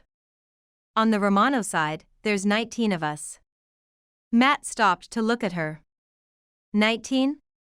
He resumed walking but repeated the number, as if he couldn't believe it. Juliana chuckled. Well, my father is one of 7 brothers. That's a big family you have. Is Daryl your only cousin? She asked him. He nodded. My father was an only child, and my mother had a younger brother. She waited for him to say more about his family, but he remained quiet and she didn't ask. What could the reason be? Did he not want to tell her in particular, or did he not share with anyone else as well? Ollie stopped on the trail and plopped down, tongue lolling out. Hang on, she called to Matt. Ollie needs a little break. A break sounds good, he replied. She got out the puppy's water and bowl, and he drank deeply. Matt offered her a water bottle and she thanked him. They sat to the side of the trail even though there wasn't anyone else around. It's very quiet up here, isn't it? I think it's the canopy of trees, Matt said. We're not that far from the main road, but it feels isolated without the sounds of traffic. The lack of people too. There was only that one other car in the parking lot. We might see other hikers on the way down, or even when we reach the waterfall. He rose and brushed off the back of his shorts. Juliana's cheeks heated as she found another point of interest to look at. It would not be good to be found staring for sure this time. When Ollie didn't rise, Matt reached down and picked him up. Come on, little buddy. Not much longer. Thank you. She followed him up the trail. It's not a hard hike, but he's not used to this much walking, poor thing. He must be exhausted. No problem. He's been growing well, but he's not a big dog yet. I don't think he'll be a large dog at all, Juliana said. At least, that's what Kate said. Matt glanced at her. Has she texted you recently? She shook her head. Not in a while. Have you heard from Daryl? Nothing since he called. Those two are something else. He glanced at her. Are you not worried? Worried about what? The lack of communication, for one. I'm sure they'll return on time. If they don't, I'll worry about it then. Matt had slowed down to her pace and they now walked side by side. She'd tried to keep up with him, but he was taller, with longer legs and larger feet than hers. He'd accommodated to her needs without remarking on them, and she appreciated his thoughtfulness. What are you going to do when they get back? I think I'll go see Gabriella again. I miss my little niece. They live in New York City, right? And then? She nodded in reply. After that, I'll go home. Had he expressed this much interest in her plans before? Or was he counting the days for her to leave? She couldn't really tell. There was attraction between them, she knew that much. She wasn't entirely clueless and could see his interest. But most likely his feelings were not as strong as hers. That hurt, and she berated herself for thinking that way, for investing so much of her thoughts and heart already. Looking forward to having the house all to yourself again, Garrison? She put a smile with the words to let him know she was teasing, when in truth she wanted to know what he really thought. He frowned for a second then smiled back. You've got me used to homemade dinners every night. It's gonna be harsh to go back to eating microwavable frozen meals again. She laughed at that. A loud noise up ahead stopped her. Was that a wild animal? She looked down at Ollie with worry. Good thing Matt was still carrying him. It's nature. There's something out there, but I don't think anything big or dangerous. They know hikers will often have dogs, that's why they say to keep to the trails. I think most of the wildlife will keep their distance since the area will smell so strongly of humans. I hope so, Juliana said, taking a hesitant step. Matt shifted Ollie in his arms and placed his free hand on her shoulder, then met her eyes. Don't worry. I'll protect you. He winked at her and she smiled. Just stay close. His hand slid down her arm and he squeezed her fingers. He didn't let go of her hand. How he was able to carry Ollie and hold hands with her, she didn't know. But she did know she liked the connection and would enjoy it for as long as she could. Was she making a mistake? Maybe it was better to keep things light and easy between them, a simple and casual friendship. Her stay in Hudson Springs was coming to an end soon and it wouldn't do her any good to get involved in something, and someone she couldn't have. Chapter 23. Matt. Matt pulled lightly on Juliana's hand again. It wasn't the most practical with him holding the dog steady and making sure they kept a slow walking pace to see the sights around them. But if she was comfortable with it, he wanted to keep it. They walked in silence for a while. Ollie grew comfortable in Matt's arms and it wasn't long before he'd fallen asleep. He had no idea puppies slept so often for such short bursts. At least he'd be quiet and they might manage to see some of the wildlife around the area. He studied the trail ahead of him and noticed a place that looked as if smaller animals, or perhaps even deer, would cross this path on their way through the forest. With some luck, they might see something. He hesitated to tell her, just in case there was nothing, but if they approached it too noisily, they would scare anything that would be out there. Matt slowed down and squeezed Juliana's hand before letting go and stopping on the trail. Stay quiet, please. Up ahead, there's a place where we might be able to see something. Is it dangerous? She asked. No, Matt whispered, shaking his head. I think it's where deer might cross the trail. Keep your eyes open and walk as quietly as possible. Juliana nodded and they continued forward, slowly and deliberately. As they neared the cross trail, they slowed down even more and he peered into the underbrush and between the trees. After a few minutes of seeing nothing, they decided to move on again, keeping quiet. It was peaceful, and the wildlife seemed to have gotten used to their presence. If Ollie kept sleeping as he held him, they might have a chance of spotting an animal or two. Not long after they passed a fallen tree, Juliana stopped and pointed off to the right. Is that what I think it is, she asked when he got close enough that she could whisper to him. I think it might be. Matt studied it a little longer. Probably a white tail. The horns are quite fascinating. Antlers, Matt corrected, then immediately regretted it, hoping that wouldn't bother her. How do they grow so large, she asked, not seeming to mind the correction. There are so many spikes on it. Long life, I suppose, Matt said. Do you see how they are still in the velvet? Velvet? Juliana asked. They shed their antlers each winter, then begin to regrow them in the spring. When they reach the right size, they are covered in what is called velvet. Such a beautiful animal, Juliana said.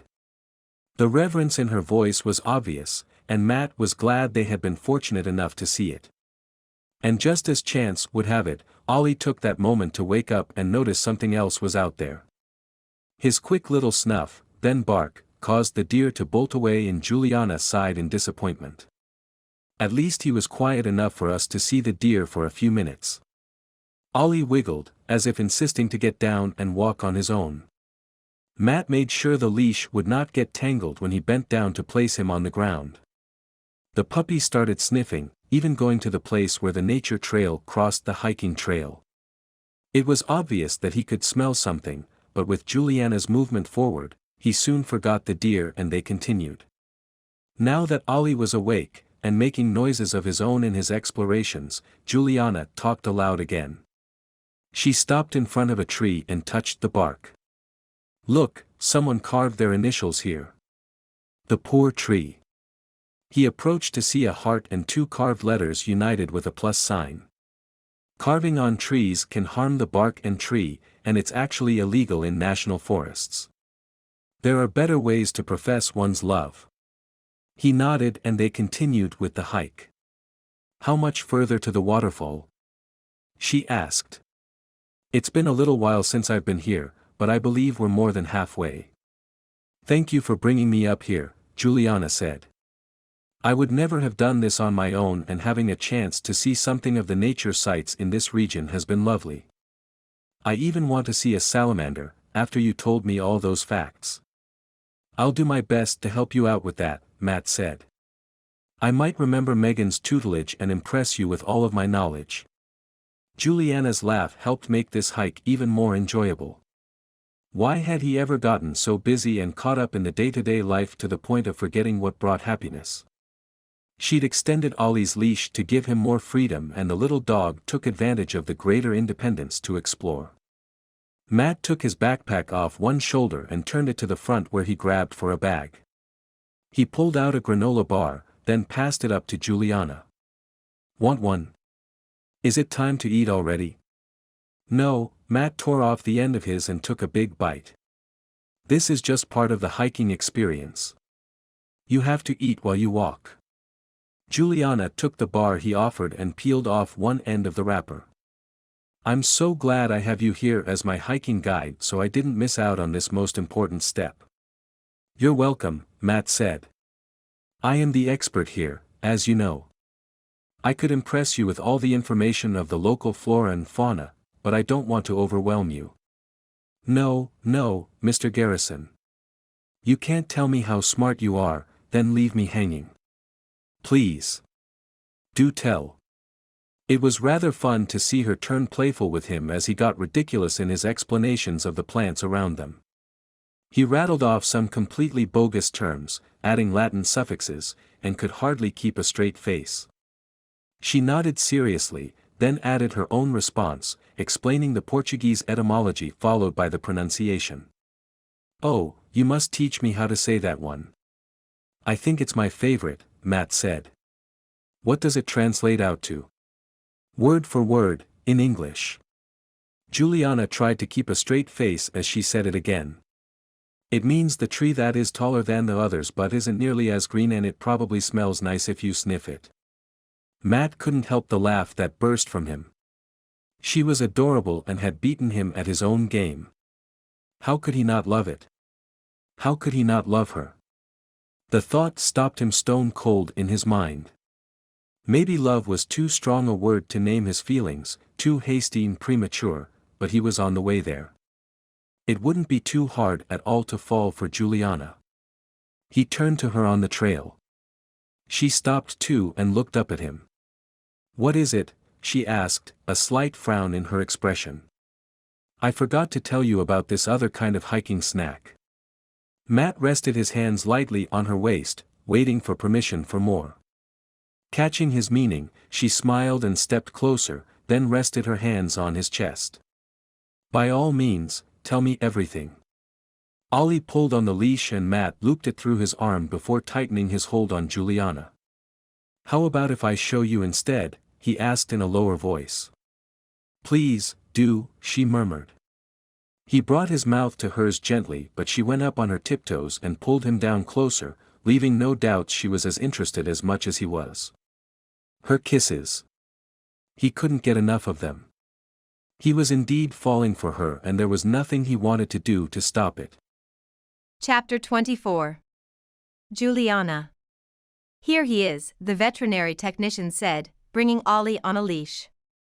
"He might be a little groggy, but he'll perk up soon." He did great. "Don't forget to keep his next appointment for the last set of vaccinations." "I won't."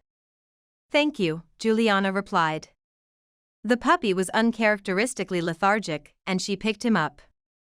Matt had waited in the car and opened the back door when they came out. "How did it go?" Juliana placed Ollie in the back seat. "I don't think he's feeling too well. Do you mind driving us home instead?" "Of course," he said. "I'm sorry he's feeling poorly." She looked back to check on Ollie, who had his eyes closed. "It happens sometimes. I'm sure he'll feel better after a little nap." When they arrived at the house, Matt carried Ollie to the kitchen and placed him on his little bed. "He barely stirred," she said. "Thank you for waiting and driving us back and bringing him inside." He stood. "You're welcome. Let me know if you need anything. I'm sorry I can't stay, but I'm expecting Arabella Wellington in the afternoon." Juliana refilled Ollie's water bowl. "Don't apologize, Matt," she said. "You have work to do and we'll be fine. You don't have to worry about us." Matt walked to the door and stopped to look at her with a small smile. After a moment, he said, "I'll see you later then." Somehow, she had the impression that was not all he wanted to say. "I think you forgot something." He frowned slightly and waited while she walked over to where he stood. When she reached him, she said, "Good luck," then went on tiptoes and kissed him fully on the lips. His response was immediate. He placed his hands on her waist and anchored her to him. Juliana's heart somersaulted as the kiss lasted for much longer than she'd planned. Just as the heat turned up between them, Matt released her with a groan. "I have to go," he rasped, then left without a backward glance. She stood rooted to the same spot and touched her lips. How was it possible their kisses kept getting better and better? And what had he held back from saying? He'd looked like he'd thought of saying something but had changed his mind about it. Ollie perked up after lunch and in the mid-afternoon she took him outside to play. They played fetch in the shade until he tired out and plopped down on the grass. Juliana sat in the chaise lounge and read an ebook on her phone, trying to distract her mind from too much thinking. What was she going to do when she went back home? Did she want to stay longer in Hudson Springs after returning Ollie to Kate? She did want to go to New York City and spend time with Gabriella and Claire. She had options and couldn't make up her mind yet. And what was she going to do about her feelings for Matt Garrison? Did she want to have a conversation with him, or were they just having fun until she left? Would he welcome a suggestion for her to stay longer? Questions. So many questions. The rumble of the garage door first going up and then down reached her. Matt was home a little earlier than normal. A smile touched her lips at the prospect of spending time with him this evening. She put the phone away in her pocket, called Ollie, and they went inside. Matt was at the sink getting a glass of water. "Hey, you're home early," she said. "I'll get started on dinner. Are you okay with baked potatoes and fish with salad?" "I'm not hungry," he said without turning to greet her.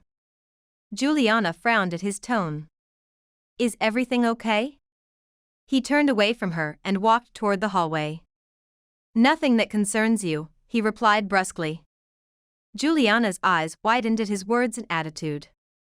What was going on? Matt's shoulders dropped. I'm sorry for being curt. That came out more rudely than I intended. He faced her and ran a hand through his hair. I had a really bad day and I'm not in the mood for dinner or anything else. I'm sorry. Was it something to do with the museum or with the real estate agent? He'd mentioned earlier that he'd been expecting the agent to come by today. Both, since you're asking. I found the most amazing grant last week and sent the application on the same day, convinced I'd get it and would be able to solve all the problems with the museum. But no, I didn't get it. They sent me an email today saying they chose another recipient. He spoke fast, with an edge to his voice, as if trying to contain his anger. Juliana had never seen him worked up like this. Before she got a chance to say anything, he continued. As if that's not bad enough, Arabella Wellington came by with the home inspection report, the comparative home analysis, and the range of value. What does it say? He walked over to the counter and picked up a folder, then handed it to her. Here, you can read it yourself. She took it and started reading the pages, but he went on in the same tone. In short, my house is barely worth anything close to what I expected. The home inspection found several issues that would need to be fixed before listing it for sale, which I can't afford, obviously. He plopped down on a chair and blew out a breath laden with frustration, his voice back to its normal tone. I'm worse now than I was before receiving that report. How so? She asked. I'm no longer ignorant. Now I know what the problems are that require repair and renovation. After having read the highlights from the report in the folder, Juliana agreed with its assessments. She placed the documents back on the counter. I'm sorry it's not what you were hoping for. Maybe selling the house wasn't the best idea anyway. This is your legacy and it's been in the family for generations. You need to hang on to it, for your family's sake if not yours. He stared at her. My family's legacy? What family? You're the one with a large family. You know what I have? My grandparents and dad died in the same car accident. My mom moved to Boston and wants nothing to do with Hudson Springs. My only other family is my cousin Daryl, who's gallivanting who knows where and doing who knows what. I can't count on him. That day we met, when I came home from a trip and got in the pool, I was coming from England and Ireland to look for investors, but that was a bust. I closed the museum so I don't have to pay for utilities and employee salaries. Selling this house is the only thing I had left. I'm all out of ideas and funding. Are you sure you've exhausted all the possibilities? There must be other ways to get the funds for the museum. Have you tried? I've tried everything, he cut her off. No offense, Juliana, you're the person who should offer any kind of business advice. I don't know what you did in Portugal before you came here because you've never told me, but a temporary job as a puppy sitter is not the position that lends the experience to tell me what to do with my dying museum. She straightened her back, tried to hold herself from shaking. Where had this rudeness come from? Couldn't he see she was only trying to help? She didn't deserve this. She picked up Ollie and crossed her arms around the puppy tightly. You're right. Who am I to tell you what to do? Then she turned and left. Juliana, he caught up to her by the staircase. Juliana, please wait. She stopped on the first step, their height difference more even.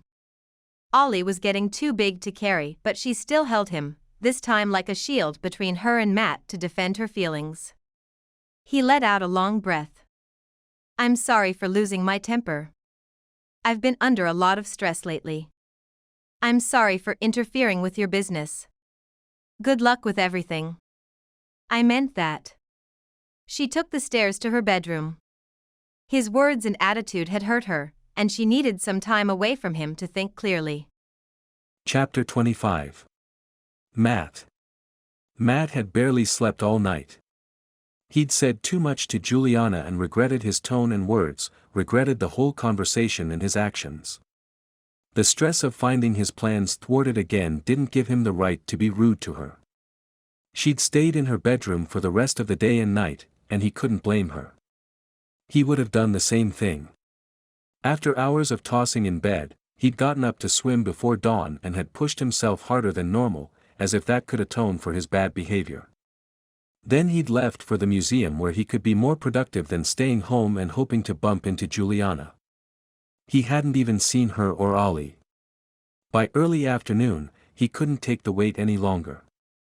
He had to talk to Juliana and apologize for being a jerk. This time, he didn't even pack his laptop and the folder with all documents and paperwork, he just drove home. During the drive, he rehearsed what he wanted to say to her. Words had gotten him in trouble and he had to make it right this time with words that mattered and a heartfelt contrition. The whoop of a siren brought him back from his distraction. He looked through the rearview mirror and found the red and blue strobe lights of a police car right behind him. No, no. Not this, not now, Matt grumbled. He slowed down and pulled to the side of the road, then waited for the officer. It was Officer McDonald who tapped on his window. Matt inhaled a deep breath, put on an apologetic expression, and rolled down the glass. "Hello, Officer McDonald." "Mr. Garrison," the officer said. "Do you know why I signaled you to pull over?" "Was I going too fast, officer?" The officer nodded. "This is a 40 miles per hour zone and I clocked you at 65 miles. Matt winced. He hadn't even noticed how fast he was driving. "Not 50 miles, not 55. 65, Mr. Garrison," the officer continued. "That's 25 miles above the speed limit." Judgment and disappointment couldn't be more clear in the officer's tone. "I'm sorry, officer," Matt said. There was nothing else he could say since he didn't have an excuse, not even a bad one. Telling him he was speeding home to apologize for being a jerk wouldn't work. "I'm sorry too. I'm writing you up for a speeding infraction. License and registration, please." "Yes, sir." Matt handed over his driver's license and the car's registration. He would gladly pay the ticket so he could get on his way. But Officer McDonald was nothing but thorough and Matt had no option but to sit in his car until everything was done. When he was finally on his way, the officer followed Matt for half of the remaining distance to his house, and Matt made sure to follow all the traffic rules. He parked in the driveway, not wanting to spend the extra time it took to pull into the garage. Once inside the house, he checked the kitchen first, then the backyard. There were no signs of Juliana and Ollie. Where could they be? Were they upstairs or had she gone into town somehow? Matt took the back staircase to the second floor. Her bedroom door was open all the way. "Juliana?" He called, then knocked. There was only silence in reply. Too much silence. No Elvis music, no puppy noises, no sounds of Juliana talking to Ollie. She was always talking to Ollie. An envelope sat on the bed and Matt picked it up. It had his name on the front. He tore the flap and found a note and a stack of bills, which he put aside for later. The note was brief. "Dear Matt. Thank you for letting Ollie and me stay in your home when it was not your responsibility. We've enjoyed our stay but it's time to move on so you can have your house back. I hope the enclosed money will be enough to cover our expenses. All the best. Juliana and Ollie." No, no. She couldn't be gone. Not like this, not without his apology. He blew out a breath and rubbed the side of his temple. Had he really messed up this bad? His shoulders slumped. What had he done? Chapter 26. Juliana. When Juliana arrived in New York City, Gabriella was waiting for her at the door of their brownstone in Manhattan, with Claire in her arms. Juliana carried Ollie up the stairs and embraced her sister. "Thanks for taking us in," Juliana said. It goes without saying you can stay as long as you want, Gabriella replied. After calling Gabriella and asking her to stay there, James, Damien's driver, had come to Hudson Springs to pick her and Ollie up. She'd had too much time to think on the drive over and was glad to be with her sister and niece and concentrate on them instead. "Puppy," Claire squealed, reaching with her little hands to touch him. Ollie had a similar reaction, wagging his tail and grinning, twisting to be put down. "Looks like these two just met their long-lost best friend," Juliana chuckled. Gabriella took them inside and upstairs to the family room. Juliana put Ollie on the floor and Claire sat beside the puppy, petting his back, laughing and babbling. The puppy smiled at the toddler with his little tongue lolling out, as happy as Juliana had ever seen him. It was an adorable scene which Juliana and Gabriella watched with smiles. "You should get a dog," Juliana said. "Absolutely not," replied Gabriella. "I'm too busy with her and don't need something else taking my time." "But look how cute they are." Juliana gestured at Claire and Ollie. Gabriella shook her head.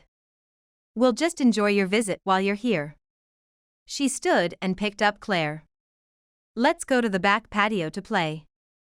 After that, Claire needs a snack and a nap, and then you can tell me what's going on." After Gabriella put Claire down for a nap, she and Juliana sat in the living room. Ollie was tired from playing and promptly fell asleep on the rug. "Start talking and tell me what happened." "I thought you were going to stay there until Kate returned." Juliana sighed. "Matt and I had an argument and I needed the physical separation to think clearly." "What did you argue about?" "He didn't get this grant he'd applied for, and it's not the first time it happened. Then he wanted to sell the house, but it's not worth as much as he thought. I told him he could find other ways without selling it, but he said I'm only a puppy sitter and don't know what I'm talking about." Gabriella winced. "Have you not told him what you do?" "No, it brings too many memories of Carolina. It still hurts so much to think of the business without her there." "Why do I have a feeling there's more going on between you two?" Gabriella asked. "Why do you ask?"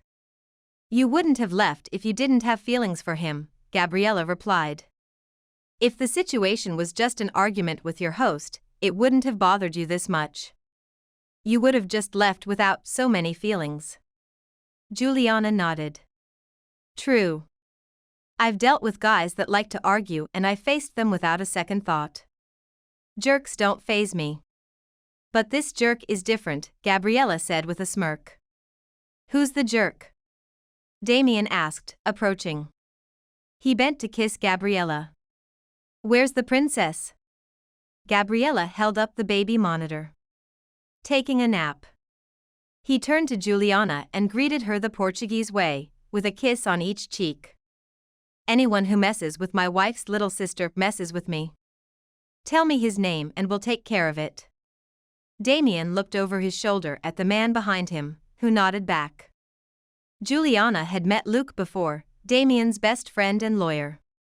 "I know people," Luke said with a scowl, taking a place on the other sofa. He was tall with wide shoulders and could look intimidating when he wanted to.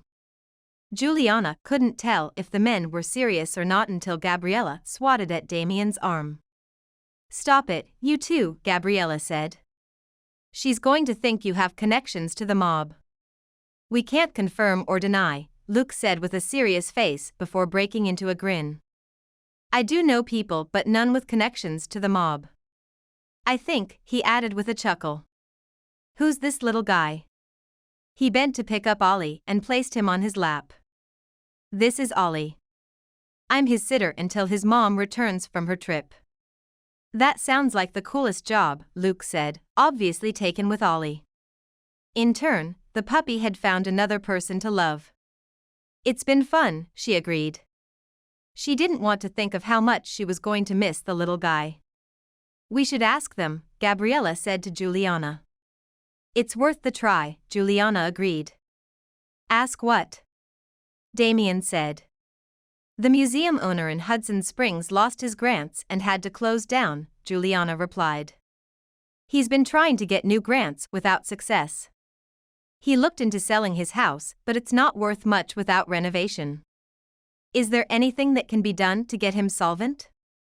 Damien and Luke regarded each other in silent communication.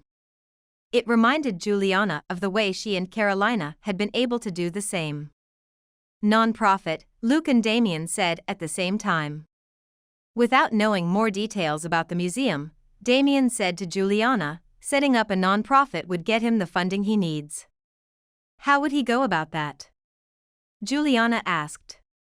He needs a lawyer, Luke said. One that knows how to set up non-profits, for starters. Haven't you done that for Damien? Gabriella asked. Indeed, I have, Luke replied with a smile. More than once. Juliana stood and sat beside Luke. Do you know how to set up an anonymous donation as well? Yes, I do. Are you taking new clients? Juliana asked. I'd like to hire you. Luke nodded. For you, yes. Let's talk more after dinner. Juliana squeezed his forearm. You have no idea how excited I am about this. Maybe this was the way to help Matt and the museum. Even if she didn't have him in her life, she could do this for him. Chapter 27. Matt. Where had Juliana gone? Maybe she was in town since Daryl and Kate hadn't returned from their trip. Juliana wouldn't have gone home to Portugal with Ollie. What about her sister in New York City? She could have gone there instead, but the city was such a big place and he had no idea where her sister lived. He didn't even know the sister's last name. He pulled out his phone and looked at the screen again. Juliana hadn't replied to the text he'd sent her yesterday and he couldn't blame her. What he wanted to say to her had to be said in person, anyway. Not in a phone call, and let alone in a text. Was there anyone in town who might know where she was? Maybe the DiLorenzo ladies, or Lily Garrison. She and Juliana had become friends and spent time together. He put his phone down and looked around his desk in the museum's office. The house was too quiet without her and Ollie. He didn't want to spend any time there moping around, assaulted with memories he couldn't forget and being reminded of all the ways he'd failed. Sitting here wasn't getting him anywhere either. He stood, stretched, pocketed his phone, and left the museum, locking it behind him. What he needed was a plan and a way to put the plan in action. First, the DiLorenzo cafe and then the yarn store. The cafe was busier than he'd anticipated. It wasn't quite the lunch hour, but apparently people came earlier to avoid the long lines. When his turn came up, the younger Mrs. DiLorenzo approached to greet him. Matt Garrison, good to see you. How are Juliana and Ollie? They're doing great, thank you, he replied. It didn't sound like she knew where they were. Are you here for her or you? For her. Do you know her favorites? Say no more. She waved her arm. I'll pack you a box to go. Tell her to come by next time. I will. He insisted on paying and then left with a box of Juliana's favorite pastries, not sure he felt like eating them. At the Naughty Knitters, Lily Garrison was in the display window rearranging balls of yarn and needles in different sized baskets, and he didn't have to go inside to look for her. She looked up and half smiled, half frowned, as if trying to figure out why he was there. A moment later, she left the window and met him outside. She gestured at the box of pastries. Is that for me? Yes. She chuckled at his reply. Let's go in the back. We can talk there. He followed her inside, where she told her employee she was taking a short break. The back of the store was part break room and part project room, with a rectangular wooden table in the middle and a round table next to the counter, with a microwave and a small refrigerator from which she retrieved 2 sodas. She set down 2 small plates on the table and gestured for him to take a seat at the round table.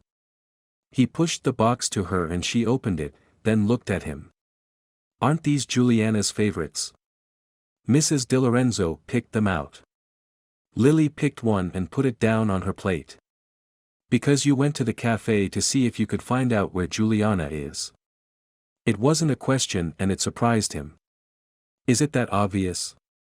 He reached for one of the small pastries and took a bite. Lily shrugged. She told me she was going out of town until Kate returns. So you know where she is? Matt asked eagerly. I'm thinking you're here because she didn't tell you where she went, which means she doesn't want you to know. Respect her boundaries. Matt nodded. Yeah, I need to respect her boundaries. But waiting for her to contact him was hard. Did you mess up? Lily asked. What haven't I messed up? He said more to himself than her, raking a hand through his hair. Did she tell you about us? She didn't have to tell me anything. The whole town has seen you and Juliana going places and spending time together with the puppy, and you've been smiling like you haven't smiled in years. It didn't take much to know the cause of that smile. But I messed up and I need to apologize to her in person. Lily nodded. That's a good first step. I don't know how to go about it, he admitted. You're a smart guy. I'm sure it'll come to you. He wasn't so sure. How was he going to think of a good way to apologize to Juliana and make it right between them? If she had any interest in him. But he had to try. The next day, when Matt came home from the museum, there was a black SUV in the driveway. Was Juliana back? His heart jumped at the possibility. She'd left 3 days ago and he'd begun to lose hope she was returning. But now she was here and he hadn't even prepared his apology, but he didn't care. He would apologize and beg and do anything necessary to get her back. He dropped his laptop case in the foyer to carry to the office later. As he made his way to the kitchen, the distinct noises of at least 2 people came to him. Maybe Juliana and the friend who'd driven her. A man and a woman sat eating at the table and looked up when he entered. Matt stood rooted to the spot as his brain scrambled to make sense of whom he saw. Daryl. Kate, he said flatly. Surprise. They said at the same time. You're back, Matt managed to say. In the flesh, cousin. Looks like we surprised you for real. Do you want some food? We have plenty. He gestured to the table. No, thanks, Matt said. Whose SUV is that in the driveway? That's mine, Kate said. We had to upgrade before the trip. Matt nodded. Sure, that makes sense. He looked around, feeling out of place in his own home. Juliana and Ollie aren't here, he blurted out. Yes, we know, Kate said. She told me she's in Manhattan visiting her sister. As Matt had suspected. The knowledge didn't make any difference as he didn't know where to begin to find the address. Like Lily had said, he would respect Juliana's boundaries. Well, welcome back, he said to Daryl and Kate. I'll leave you to it. The doorbell rang. Are you expecting someone? Matt asked his cousin. Daryl and Kate shook their heads. Not today, Kate replied. I'll get it. Matt hurried to the door. Juliana was in New York, so it couldn't be her, but a small part of him still hoped. He opened the door to find a guy with a briefcase. I'm looking for Matt Garrison. Am I being served? Matt asked. The guy chuckled. No, nothing like that. He handed him a business card. My name is Luke Blackburn and I have a client who'd like to make a donation to your museum. Matt read the card, which only had the guy's name and title, followed by a line that said corporate law, a phone number, and an email address. While it looked legit, it could be a fake too. If this is some kind of scam, I'm telling you right now I have nothing to get scammed for and this house is worth less than it looks. Excuse me. He handed the card back and moved to close the door. The man moved closer. Mr. Garrison, I am not here to scam you. I can show you my ID and credentials. He removed a wallet from his back pocket and flipped it open to his driver's license first, then to an identification card issued by the State Bar of the State of New York. At Matt's hesitancy, he removed the State Bar card and handed it over. You're welcome to call these numbers on the back and verify my identity. Let's do it in my office. Matt stood aside and let the man in, then collected his laptop case from where he'd left it earlier. On the way to the office, Matt raised his voice and said, "Daryl, Kate, it's for me." "Okay," they said back in unison. Luke Blackburn looked at him, letting him know what that meant. "You're not home alone." "My cousin and his girlfriend," Matt said. He was suspicious of this guy and didn't want to take any risks, just in case. Once in the office, he pointed at a chair and sat behind his desk. Luke Blackburn looked pointedly at the old landline phone. "Go ahead and make your verifications. I'll wait." Matt booted his laptop while he used the phone. A few minutes later, he gave the card back to the lawyer. "Okay, Mr. Blackburn, you are who you say you are, but I'm still having a hard time understanding why your client wants to make a donation to my museum. It sounded too good to be true. It's as simple as this, Mr. Garrison. My client became aware of your situation and wishes to donate a sum that will help turn the museum solvent again. In addition, I was asked to advise you to apply for nonprofit status for your business, which would expedite federal funding to be used in the near future." "Federal funding as in grants?" The lawyer nodded. "That's correct. My client apologizes that this offer will be a one-time donation, so you will need other means of continuing funding." "There's absolutely no need to apologize," Matt said. "Any kind of donation is appreciated. And your client doesn't wish me to know who they are. Does it matter if you do? Maybe I'd like to rename the museum after them." He was only half joking. Luke Blackburn chuckled lightly. "I'll pass that along to them. Are you ready to talk business or do you need another moment to digest? You can't blame me for my suspicion and incredulity. I'm a nobody who owns an inconsequential museum in a small town. Then you knock at my door and tell me I'm getting a donation. How am I supposed to react? I really don't know. For starters, your cooperation with me will make my job easier," Luke Blackburn said. "You have it. And please tell your client how immensely grateful I am." Gratitude was too small a word. "If I write a letter, can you deliver it to your client?" "Yes, of course," Mr. Blackburn said. "Okay, I'm ready now," Matt said. He really wasn't, but he might as well get started. He only wished Juliana was here to see this. Chapter 28. Juliana. The last time Juliana had been on this road, she'd been trying not to cry while James had driven her to her sister's brownstone in Manhattan. It was supposed to be a way to come to terms with her newest loss, and spending time with Claire and Gabriella had been a balm to her soul. The last few days with family had made Juliana feel as she could be over Matt. She hadn't really had anything solid or remotely official with him, as the few kisses they'd exchanged were not enough to make a relationship. Then why did she feel torn up like it was a loss? Not like what she felt from losing Carolina, another kind of loss, but a loss nonetheless. And now she had to give Oliver back to his true owner and head back home to Lisbon. It was almost too much to bear. Gabriella had offered to drive her to Hudson Springs so she wouldn't have to drive alone, but this was something else Juliana had to do on her own, a kind of small bravery that told her she was strong enough to survive what else life threw at her. So she'd borrowed a car which she would drive back to Manhattan before she flew to Portugal. As she worked her way back to Hudson Springs, some of the familiar roads and areas Matt had taken her on brought memories to mind that pinched her heart and caused the ache to return, the one she'd worked hard to ignore.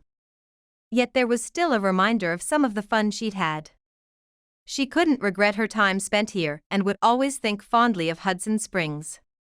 It was her own fault that she had allowed herself to feel anything more than friendship toward Matt. She'd known there was no chance for anything to happen between them since she lived across the ocean. Still, she lamented how sourly things had ended between them. Would they still be friends if they had parted on good terms? Would he have wanted that? Would she? When Juliana had received the text from Kate telling her she and Daryl were on their way back, she'd texted back saying she was in New York City. Kate had seemed surprised but hadn't minded, and they'd made arrangements to meet at the house, Matt's house. For a brief moment, Juliana had been tempted to tell Kate that she was going to keep Ollie, pay her the costs and return the sitting fee Kate had paid her. She didn't need the money, and would rather keep Ollie, but it would probably be difficult for Ollie to get used to all the changes of her taking him back to Portugal. She had to think of what was best for him. So she was now on her way to give him back. Juliana reached over and put her hand on his back. Ollie looked up at her with his sweet little eyes, then rested his head on his paws again. "I can do this." It was becoming a mantra, and if she said it often enough, she'd believe it. She had to. Somehow, she arrived and pulled into the driveway, unprepared for the ride to be over and wishing it would have taken longer. The garage door was open and it was clear Matt was not home. The car inside was a different one, probably Daryl's, with the hatch open and the back full of grocery bags. Did Matt know she was coming and did not want to see her? He must have gone to the museum to avoid an awkward meeting with her. Should she go and say goodbye? She was already going into town to see Lily and the Di Lorenzo ladies before she drove back. Stopping at the museum wouldn't take much longer, but although she had the time, did she have the emotional energy for it? How would he react? As she sat there in the car, Kate and Daryl came out and waved at her. Juliana waved back. She clipped the leash to Ollie's collar, picked him up, and exited the car. "He's grown so much," Kate said. "He sure has." Juliana put Ollie down and he immediately sniffed the newcomers. Kate extended her hand and a moment later Ollie wagged his tail. Daryl joined him and Ollie did the same. "I think he remembers us," Kate said. Did Ollie remember them or was he just being his usual social self? Juliana nodded, knowing which version she wanted to believe. Juliana led them to the backyard for Ollie's potty break, then showed them the station she'd built and told Kate of his habits. "You've done such a good job with him," Kate said. Daryl excused himself to unload the rest of the car, and Kate and Juliana went inside with Ollie so he could get a drink. "I know it will be hard to remember everything, so I made a file for you." Juliana pulled out the flash drive she had made for Kate. "It has all of the information about his habits, daily routine, and the training we've been working on. I hope this will make the transition easier." "That's amazing," Kate said. "Thank you so much." "How long are you staying in Hudson Springs?" Daryl asked. "Do you need a place to sleep tonight?" "The guest bedroom is still available." "Thank you for the offer, but I'm driving back to New York City today after I say goodbye to some friends in town. My flight to Lisbon leaves tomorrow morning." "I'm guessing Matt is at the museum?" "I didn't see his car in the garage." "I'm sorry, no," Daryl said. "He flew to Boston this morning. My aunt called him and asked him to come see her as soon as possible." "Is everything all right?" Juliana asked. Daryl nodded. "I'm not sure what's going on, but it's not a medical emergency." "That's good," Juliana said. Matt did not need any more problems in his life. "I hope it's nothing serious." "I'm sure he would have told us if it was," Kate said. Juliana nodded, anxious to leave. As much as she wished she could have seen Matt one last time, she was relieved he was out of town. Maybe it was better this way. If only her heart agreed with her mind. "If you don't have any questions for me, I should get going," Juliana said. "Do you mind if I say goodbye to Ollie?" "Of course not," Kate replied. "Let's take a picture of you two together." Juliana called Ollie, who immediately came to her. She picked him up and hugged him tightly, and Ollie seemed to sense there was something happening as he clung to her as well. Kate took the picture and then Daryl took Ollie outside to make the goodbye easier. Easier for whom, Juliana didn't know. There was nothing easy about saying goodbye to the best dog in the world. There were only the tears she held back, and the words trapped inside her. Her heart was breaking again. Juliana went to the Di Lorenzo cafe first. It felt strange to be there without Ollie, without Matt. Paula came around the counter and hugged her. "It's good to see you," Paula said. "Where are Ollie and Matt?" Juliana shook her head. "I'm going back to Portugal tomorrow morning. Kate and Daryl are back and I already returned Ollie." "Is Nana around?" Paula grabbed her hand. "Yes. Come with me." Juliana followed Paula up a different set of stairs that led to their private apartment. Nana sat on a sofa facing the patio, knitting. She smiled at Juliana. "A bello vederti." She said, "It's so good to see you," Paula translated. Juliana nodded and sat next to the older lady. "Yes, I understood that. I come to say goodbye, Nana. I'm leaving tomorrow." Paula exchanged a string of words with her mother-in-law, who then clucked. "You are sad without your puppy," Nana said with a tender expression. There was no denying. "I am," Juliana said. "I didn't expect to become so attached to him." She'd been so naive about so many things. Nana patted Juliana's hand. "And you miss your man?" "Matt is not my man, just a friend." "You are sure?" Nana asked. "Yes, very sure. Nothing more than a friend. And a short-lived friendship, at that." "Did you say goodbye to him already?" Paula asked, setting down a tray with lemonade and pastries on the coffee table. Juliana shook her head. "He's out of town." As if sensing how she felt, they held back their comments, for which she was grateful. She sat with the ladies and they talked for a little while before Juliana embraced them to say goodbye. "Promise you'll come to visit," Paula said. "Your family to us as well." "Of course," Juliana said. "You've been so welcoming." A few minutes later, she arrived at the Naughty Knitters. Lily frowned at her when she entered the store. "Don't tell me you're leaving already," she said. Juliana nodded. "Kate and Daryl are back and I returned Ollie. I was afraid of that. I thought I saw them at the grocery store." She gestured to the back room. "Come on, let's go grab a few minutes." She followed Lily and they sat at the round table. "He was here the day after you left to Manhattan," Lily said. "Matt was?" "He had a box of pastries from Di Lorenzo's, your favorites, so I took advantage of that." Lily smirked. "What did he say?" "He didn't ask in so many words, but he wanted to know where you were.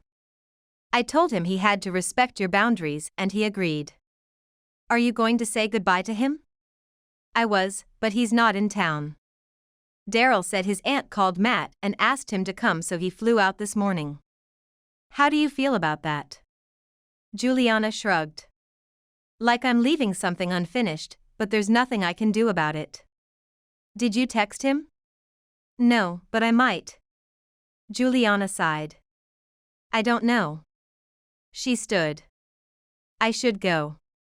I still have a bit of a drive back to Manhattan." Lily came around and gave her a hug. "Stay in touch, Juliana, and come to visit again. There's still a lot you haven't seen around here." Juliana chuckled. "I'm sure there is. It's a beautiful area and I've come to like Hudson Springs." Lily walked Juliana to the parking spot on the street where she had parked her rental car. After a pause, she asked, "There's a new guy in town, an attorney working with Matt. Luke Blackburn. Have you heard of him?" Juliana held the car door open. "Why do you ask?" She didn't want to lie to her friend but didn't want to admit to anything else neither. "I want to know what kind of man he is," Lily said with a hint of vulnerability. "There was a story there. He's one of the good ones, but you didn't hear that from me." Chapter 29. Lisbon, Portugal. 3 weeks later. Juliana. Why had she owned so many power suits? Her closet was full of blazers and pants and blouses. Juliana stood in front of her wide-opened closet. She could keep 3 of her favorites, one for winter, one for summer, and one for the in-between seasons, and donate all the rest. That would free up her space for more casual clothing. Now that she didn't work at the office anymore, she didn't need to dress like a high-powered businesswoman. She reached for the hangers and started laying the suits on her bed. After returning from Hudson Springs in New York City, Juliana had taken a few extra days before going back to work so she could decompress and readjust. She fiercely missed Ollie and Matt and had needed to come to terms with the reality of not having them in her life anymore. They'd taken parts of her heart which now carried Ollie and Matt-shaped holes that wouldn't be easily filled, if ever. Her experiences while in the US had also given her the impetus to change her professional life, and she'd put in her 2 weeks' notice. The marketing firm she worked for hadn't taken that well. After several rounds of negotiations, Juliana and the board had agreed on modifying her contract and schedule to reflect a work-from-home consultation position. She was free to pick the cases she consulted on and, eventually, she would like to have her own independent company, as well as do some pro bono work. There were a lot of self-employed women who couldn't afford to hire a good marketing company, and she could be there for them with her expertise and experience. Carolina had left a large portion of her holdings and investments to her, and Juliana was in the process of setting up a trust fund that she could use for charitable causes. These were steps in a good direction, and this new plan warmed her heart, gave her hope for the future. She had even started writing a new list. Her life wasn't perfect, but a balanced contentment was within reach. The pile on her bed grew. She was going to need some large wardrobe boxes with rods for hanging so the suits didn't get wrinkled. Maybe she should contact the second-hand store and arrange for a pickup, as she had underestimated the amount of clothing she wanted to donate. Her doorbell rang and she ignored it. It was the middle of the afternoon and she wasn't expecting anyone. Her family knew to text her before they came over, and her phone had been silent all day. The doorbell rang again, followed by a tiny bark. Had one of her neighbors gotten a puppy? Senora Manuela on the same floor had been talking about it, but Juliana hadn't seen her with a dog yet. Maybe she had finally done it and was here to show her. Juliana braced herself on the front door and looked through the peephole. There was someone on the other side with her back to the door, holding on to a leash. Juliana unlocked the door and opened it with a smile. "Senora Manuela, did you get a dog?" But Juliana knew this dog. Her mouth dropped open as she fell in front of Ollie and took him in her arms, his body shaking with excitement and his tail wagging at high speed as he licked her face. He'd grown in the last month, but he still remembered her. He hadn't forgotten her. Tears spilled down her face, and she didn't care if her neighbor saw her like this. "Ollie, my good boy," she said in English, "how did you get here?" "I brought him," a voice replied, also in English. No, it couldn't be. She buried her face in Ollie's fur and closed her eyes for a moment. Then she opened them and raised her head.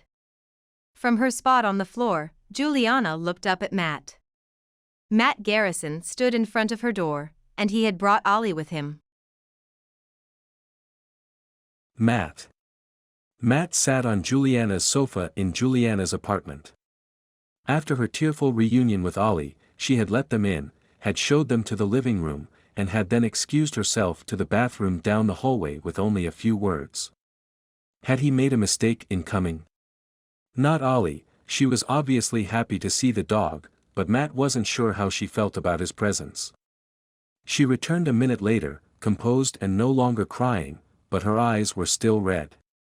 Instead of taking the other end of the sofa, she sat down on the rug and Ollie plopped down on her lap, then closed his eyes as if he were finally home and reunited with the love of his little life. Juliana had a similar content expression on her face. "I can't believe you two are here," she finally said, her gaze still set on Ollie while she petted him. "I have so many questions." "You can ask." "I'll answer them," he said. He wanted to ask her if she was as happy to see him as she was with Ollie, but he didn't have the guts to hear her say no. "First, how did you find my address?" "Through the DiLorenzo Romano connection." "Ah, Luciana," she said. "Yes. I begged Mrs. DiLorenzo and she interceded for me. Your cousin was reluctant at first but then agreed. Fortunately, the Di Lorenzo ladies had vouched for him with Luciana. When did you arrive? Late last night. After we checked in, Ollie needed some walking from being cooped up for so long. And they had both needed some sleep. How did he do on the plane? Juliana asked, continuing to look and pet Ollie. He did so great. The crew and other passengers were very impressed to see such a young dog behaving so well on his first flight. She smiled. Of course he did. He's the best dog ever. Does Kate know you brought him or did you dognap him? The corner of her mouth quirked up ever so slightly. Matt scratched the back of his head. I didn't have to ask anyone. Ollie has been living with me since Kate and Daryl left again. Juliana looked up and met his eyes. What? Kate left again? He nodded. A week after they arrived she received another opportunity, only for much longer this time. She was thinking of rehoming him but I told her his home was at Garrison Hall with me. Ollie's home was with Juliana but Matt had to work his way to that. One thing at a time. She brought a hand to her chest. You said that? She asked in a small voice. And he's been with you since then? Yes, of course. I wasn't about to let her give him away to anyone. She made it official and transferred the adoption papers to my name.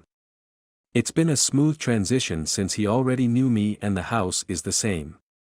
I know I'm not you, but I think we get along well, don't we, Ollie? Ollie didn't acknowledge him, but Matt hadn't expected anything different when he had Juliana next to him. Juliana covered her eyes with her free hand, as if hiding from him. Was she crying again? Was that a good sign? Why did you come, Matt? She asked after a moment. You can't do this to me. You know how hard it was to get over you and Ollie. And now you're here. Why did you come? She repeated. Was she truly over them, over him?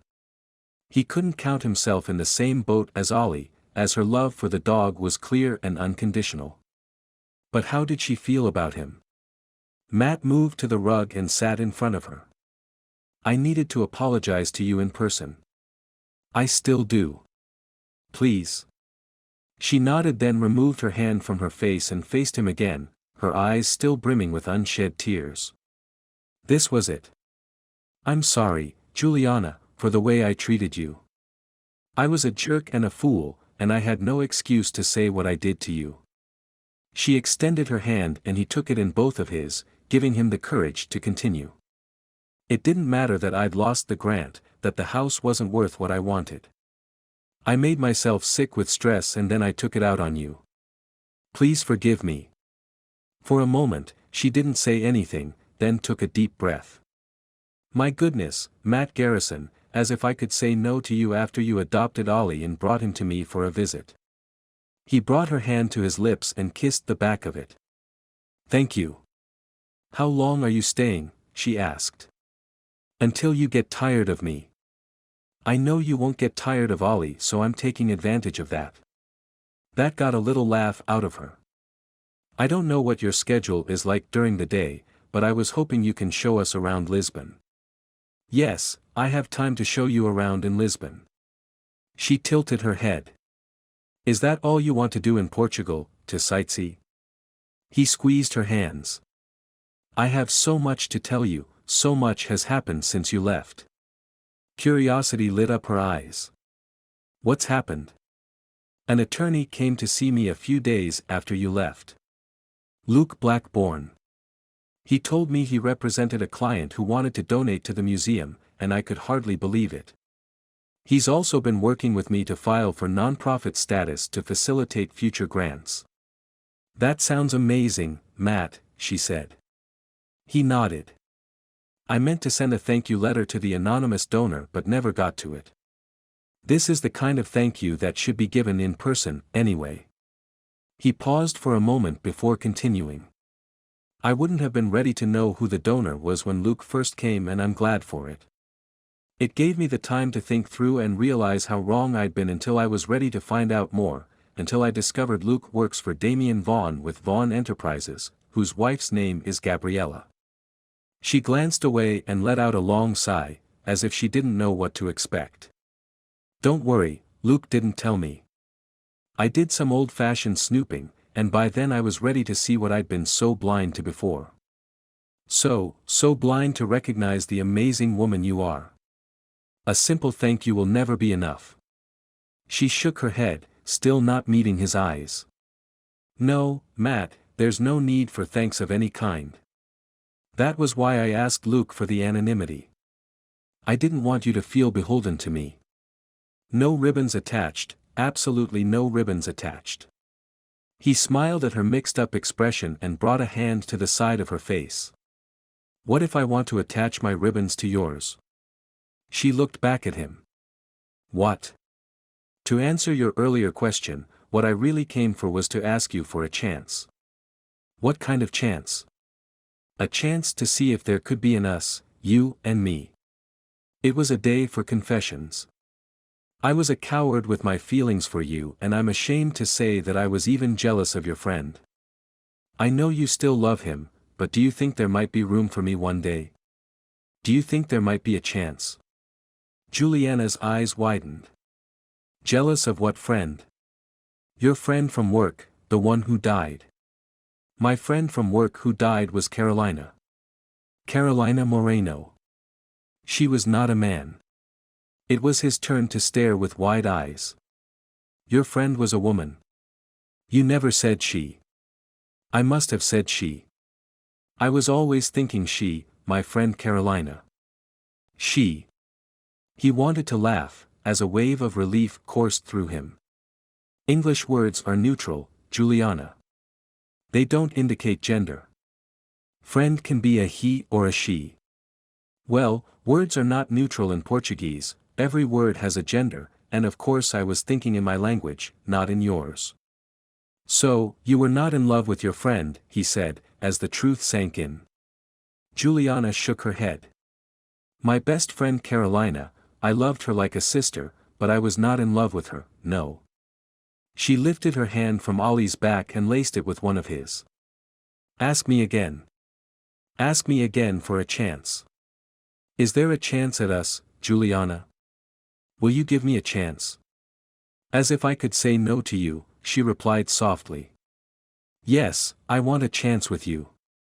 She leaned in his direction until their lips met in a kiss. It wasn't the best of positions, with them sitting on the floor in front of each other. Matt wrapped an arm around her waist, and another under her leg, and brought her onto his lap, embracing her tightly and deepening the kiss. "I missed you so much, Juliana." He kissed her again. "Is it too soon to tell you how crazy I am about you?" Another kiss. "How much I've fallen for you." "I've fallen for you too." "Completely," she said, then kissed him back. "I want all the chances with you, for us." Something cold and wet touched Matt's arm and he groaned at the interruption. Juliana laughed against his lips and they both turned to find Ollie standing in front of them with a grin. "Looks like someone doesn't want to be left out," Matt said, then helped Juliana up from the floor. He reached into his pocket and pulled out the small gift he'd brought with him. "I have something for you." She took the flat parcel and quickly unwrapped it. A pocket-sized leather notebook. "It's so beautiful." She traced the engravings on the cover. "This heart. My goodness. Remember the tree you found on our hike? You said there were better ways to profess one's love." She nodded, as she inspected every inch of the notebook. He'd ordered a custom green leather notebook with an engraved heart and their names inside connected with a plus sign. "What do you say to making new lists, Juliana? To seizing the joy in each day together? You and me and Ollie." She brought her arms around his neck. "I couldn't want for anything else." Epilogue. Hudson Springs, New York. 3 days before Christmas. Matt. Was it normal to be this nervous to ask a simple question? Or was it normal to be confident he would get the answer he hoped to hear? Was there such a thing as too much confidence in a situation like this? Matt blew out his breath slowly. He stomped his boots to release as much snow as he could, removed them, along with his all-weather coat, gloves, beanie and scarf, then padded in his socks to the kitchen. After Juliana's return from Portugal, they had been busy between reopening the museum and renovating Garrison Hall.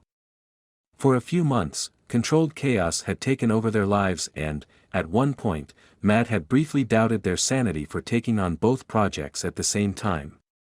He shouldn't have had any doubts. Following Thanksgiving, the Christmas decorations had started going up and, little by little, Juliana had turned his house into a home. How she found time for everything, he didn't know. Ollie met him halfway, then stopped and waited for a head pat and a belly rub. Hudson, their newest addition, came around the corner, a little slower. Matt obliged, as it was part of their daily ritual, wondering how he'd lived his whole life without any pets and now could hardly imagine his days without these guys in them. His mind went back to May, when Ollie had run with his underwear to leave Matt unable to leave the pool. He chuckled at the memory, at Juliana calling for the police thinking he was the intruder. They had both come a long way since then.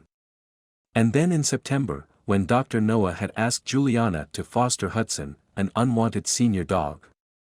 Matt had been in Boston for a few days, and she'd grown attached to the old dog in that time, and so had Ollie.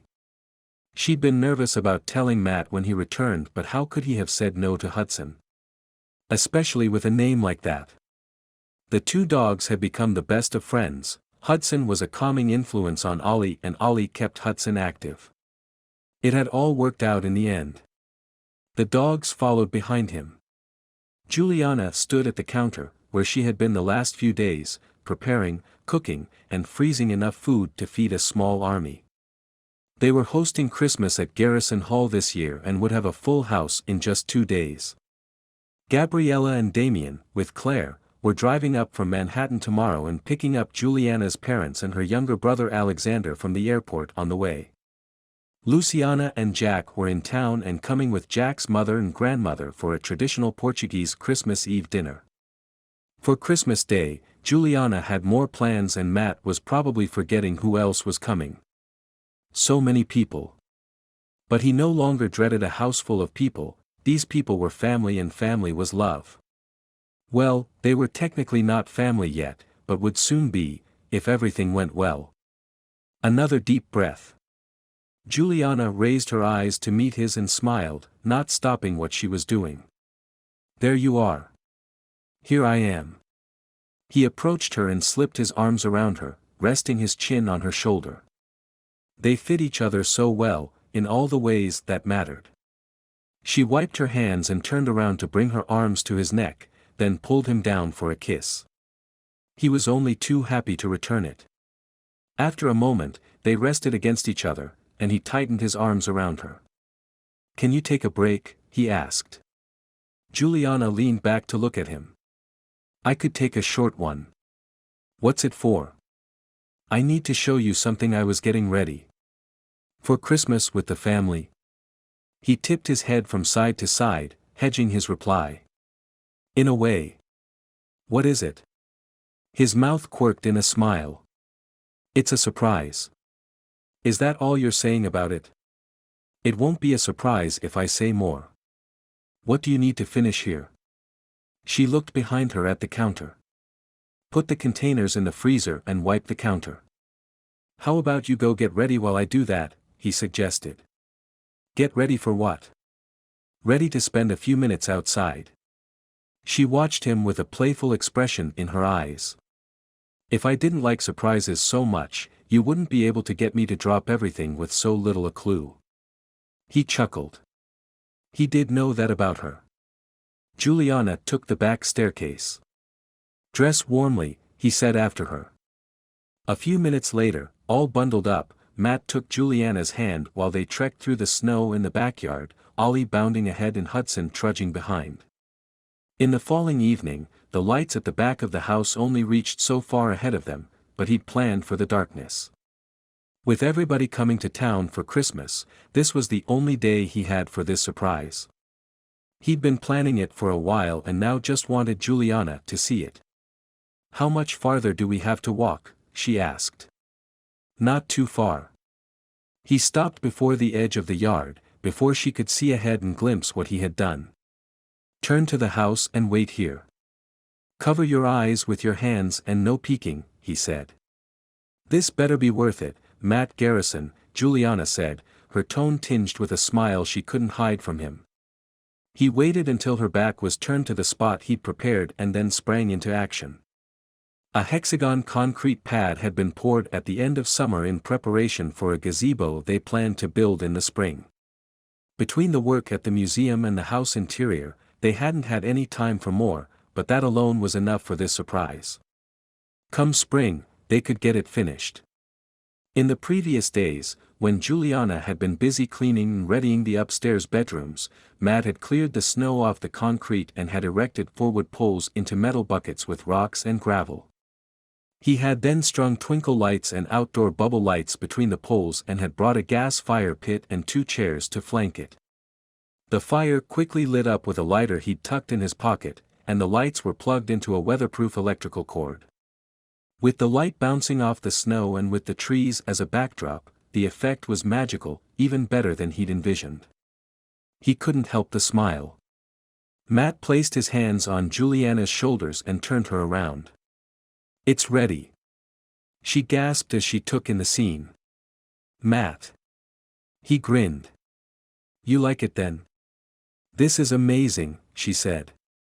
He stayed behind as she walked the perimeter to look at the lights and the fire, the dogs beside her. You sure know how to throw a surprise.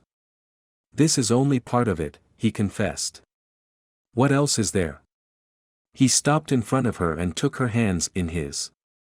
I'm ready for more, he said. More between us. More forever. I'm ready for more too, she said in a quiet tone, her brown eyes reflecting the lights around them. Did she know what he was talking about? When he pulled out the small box and flipped it open to reveal the ring inside, she gasped again and covered her mouth with her hands. Is this, are you? His hands trembled and he squeezed the sides of the box so it wouldn't drop on the ground. Yes, it's a ring, and yes, I'm proposing. Juliana, will you marry me? When she didn't immediately reply, he added, please.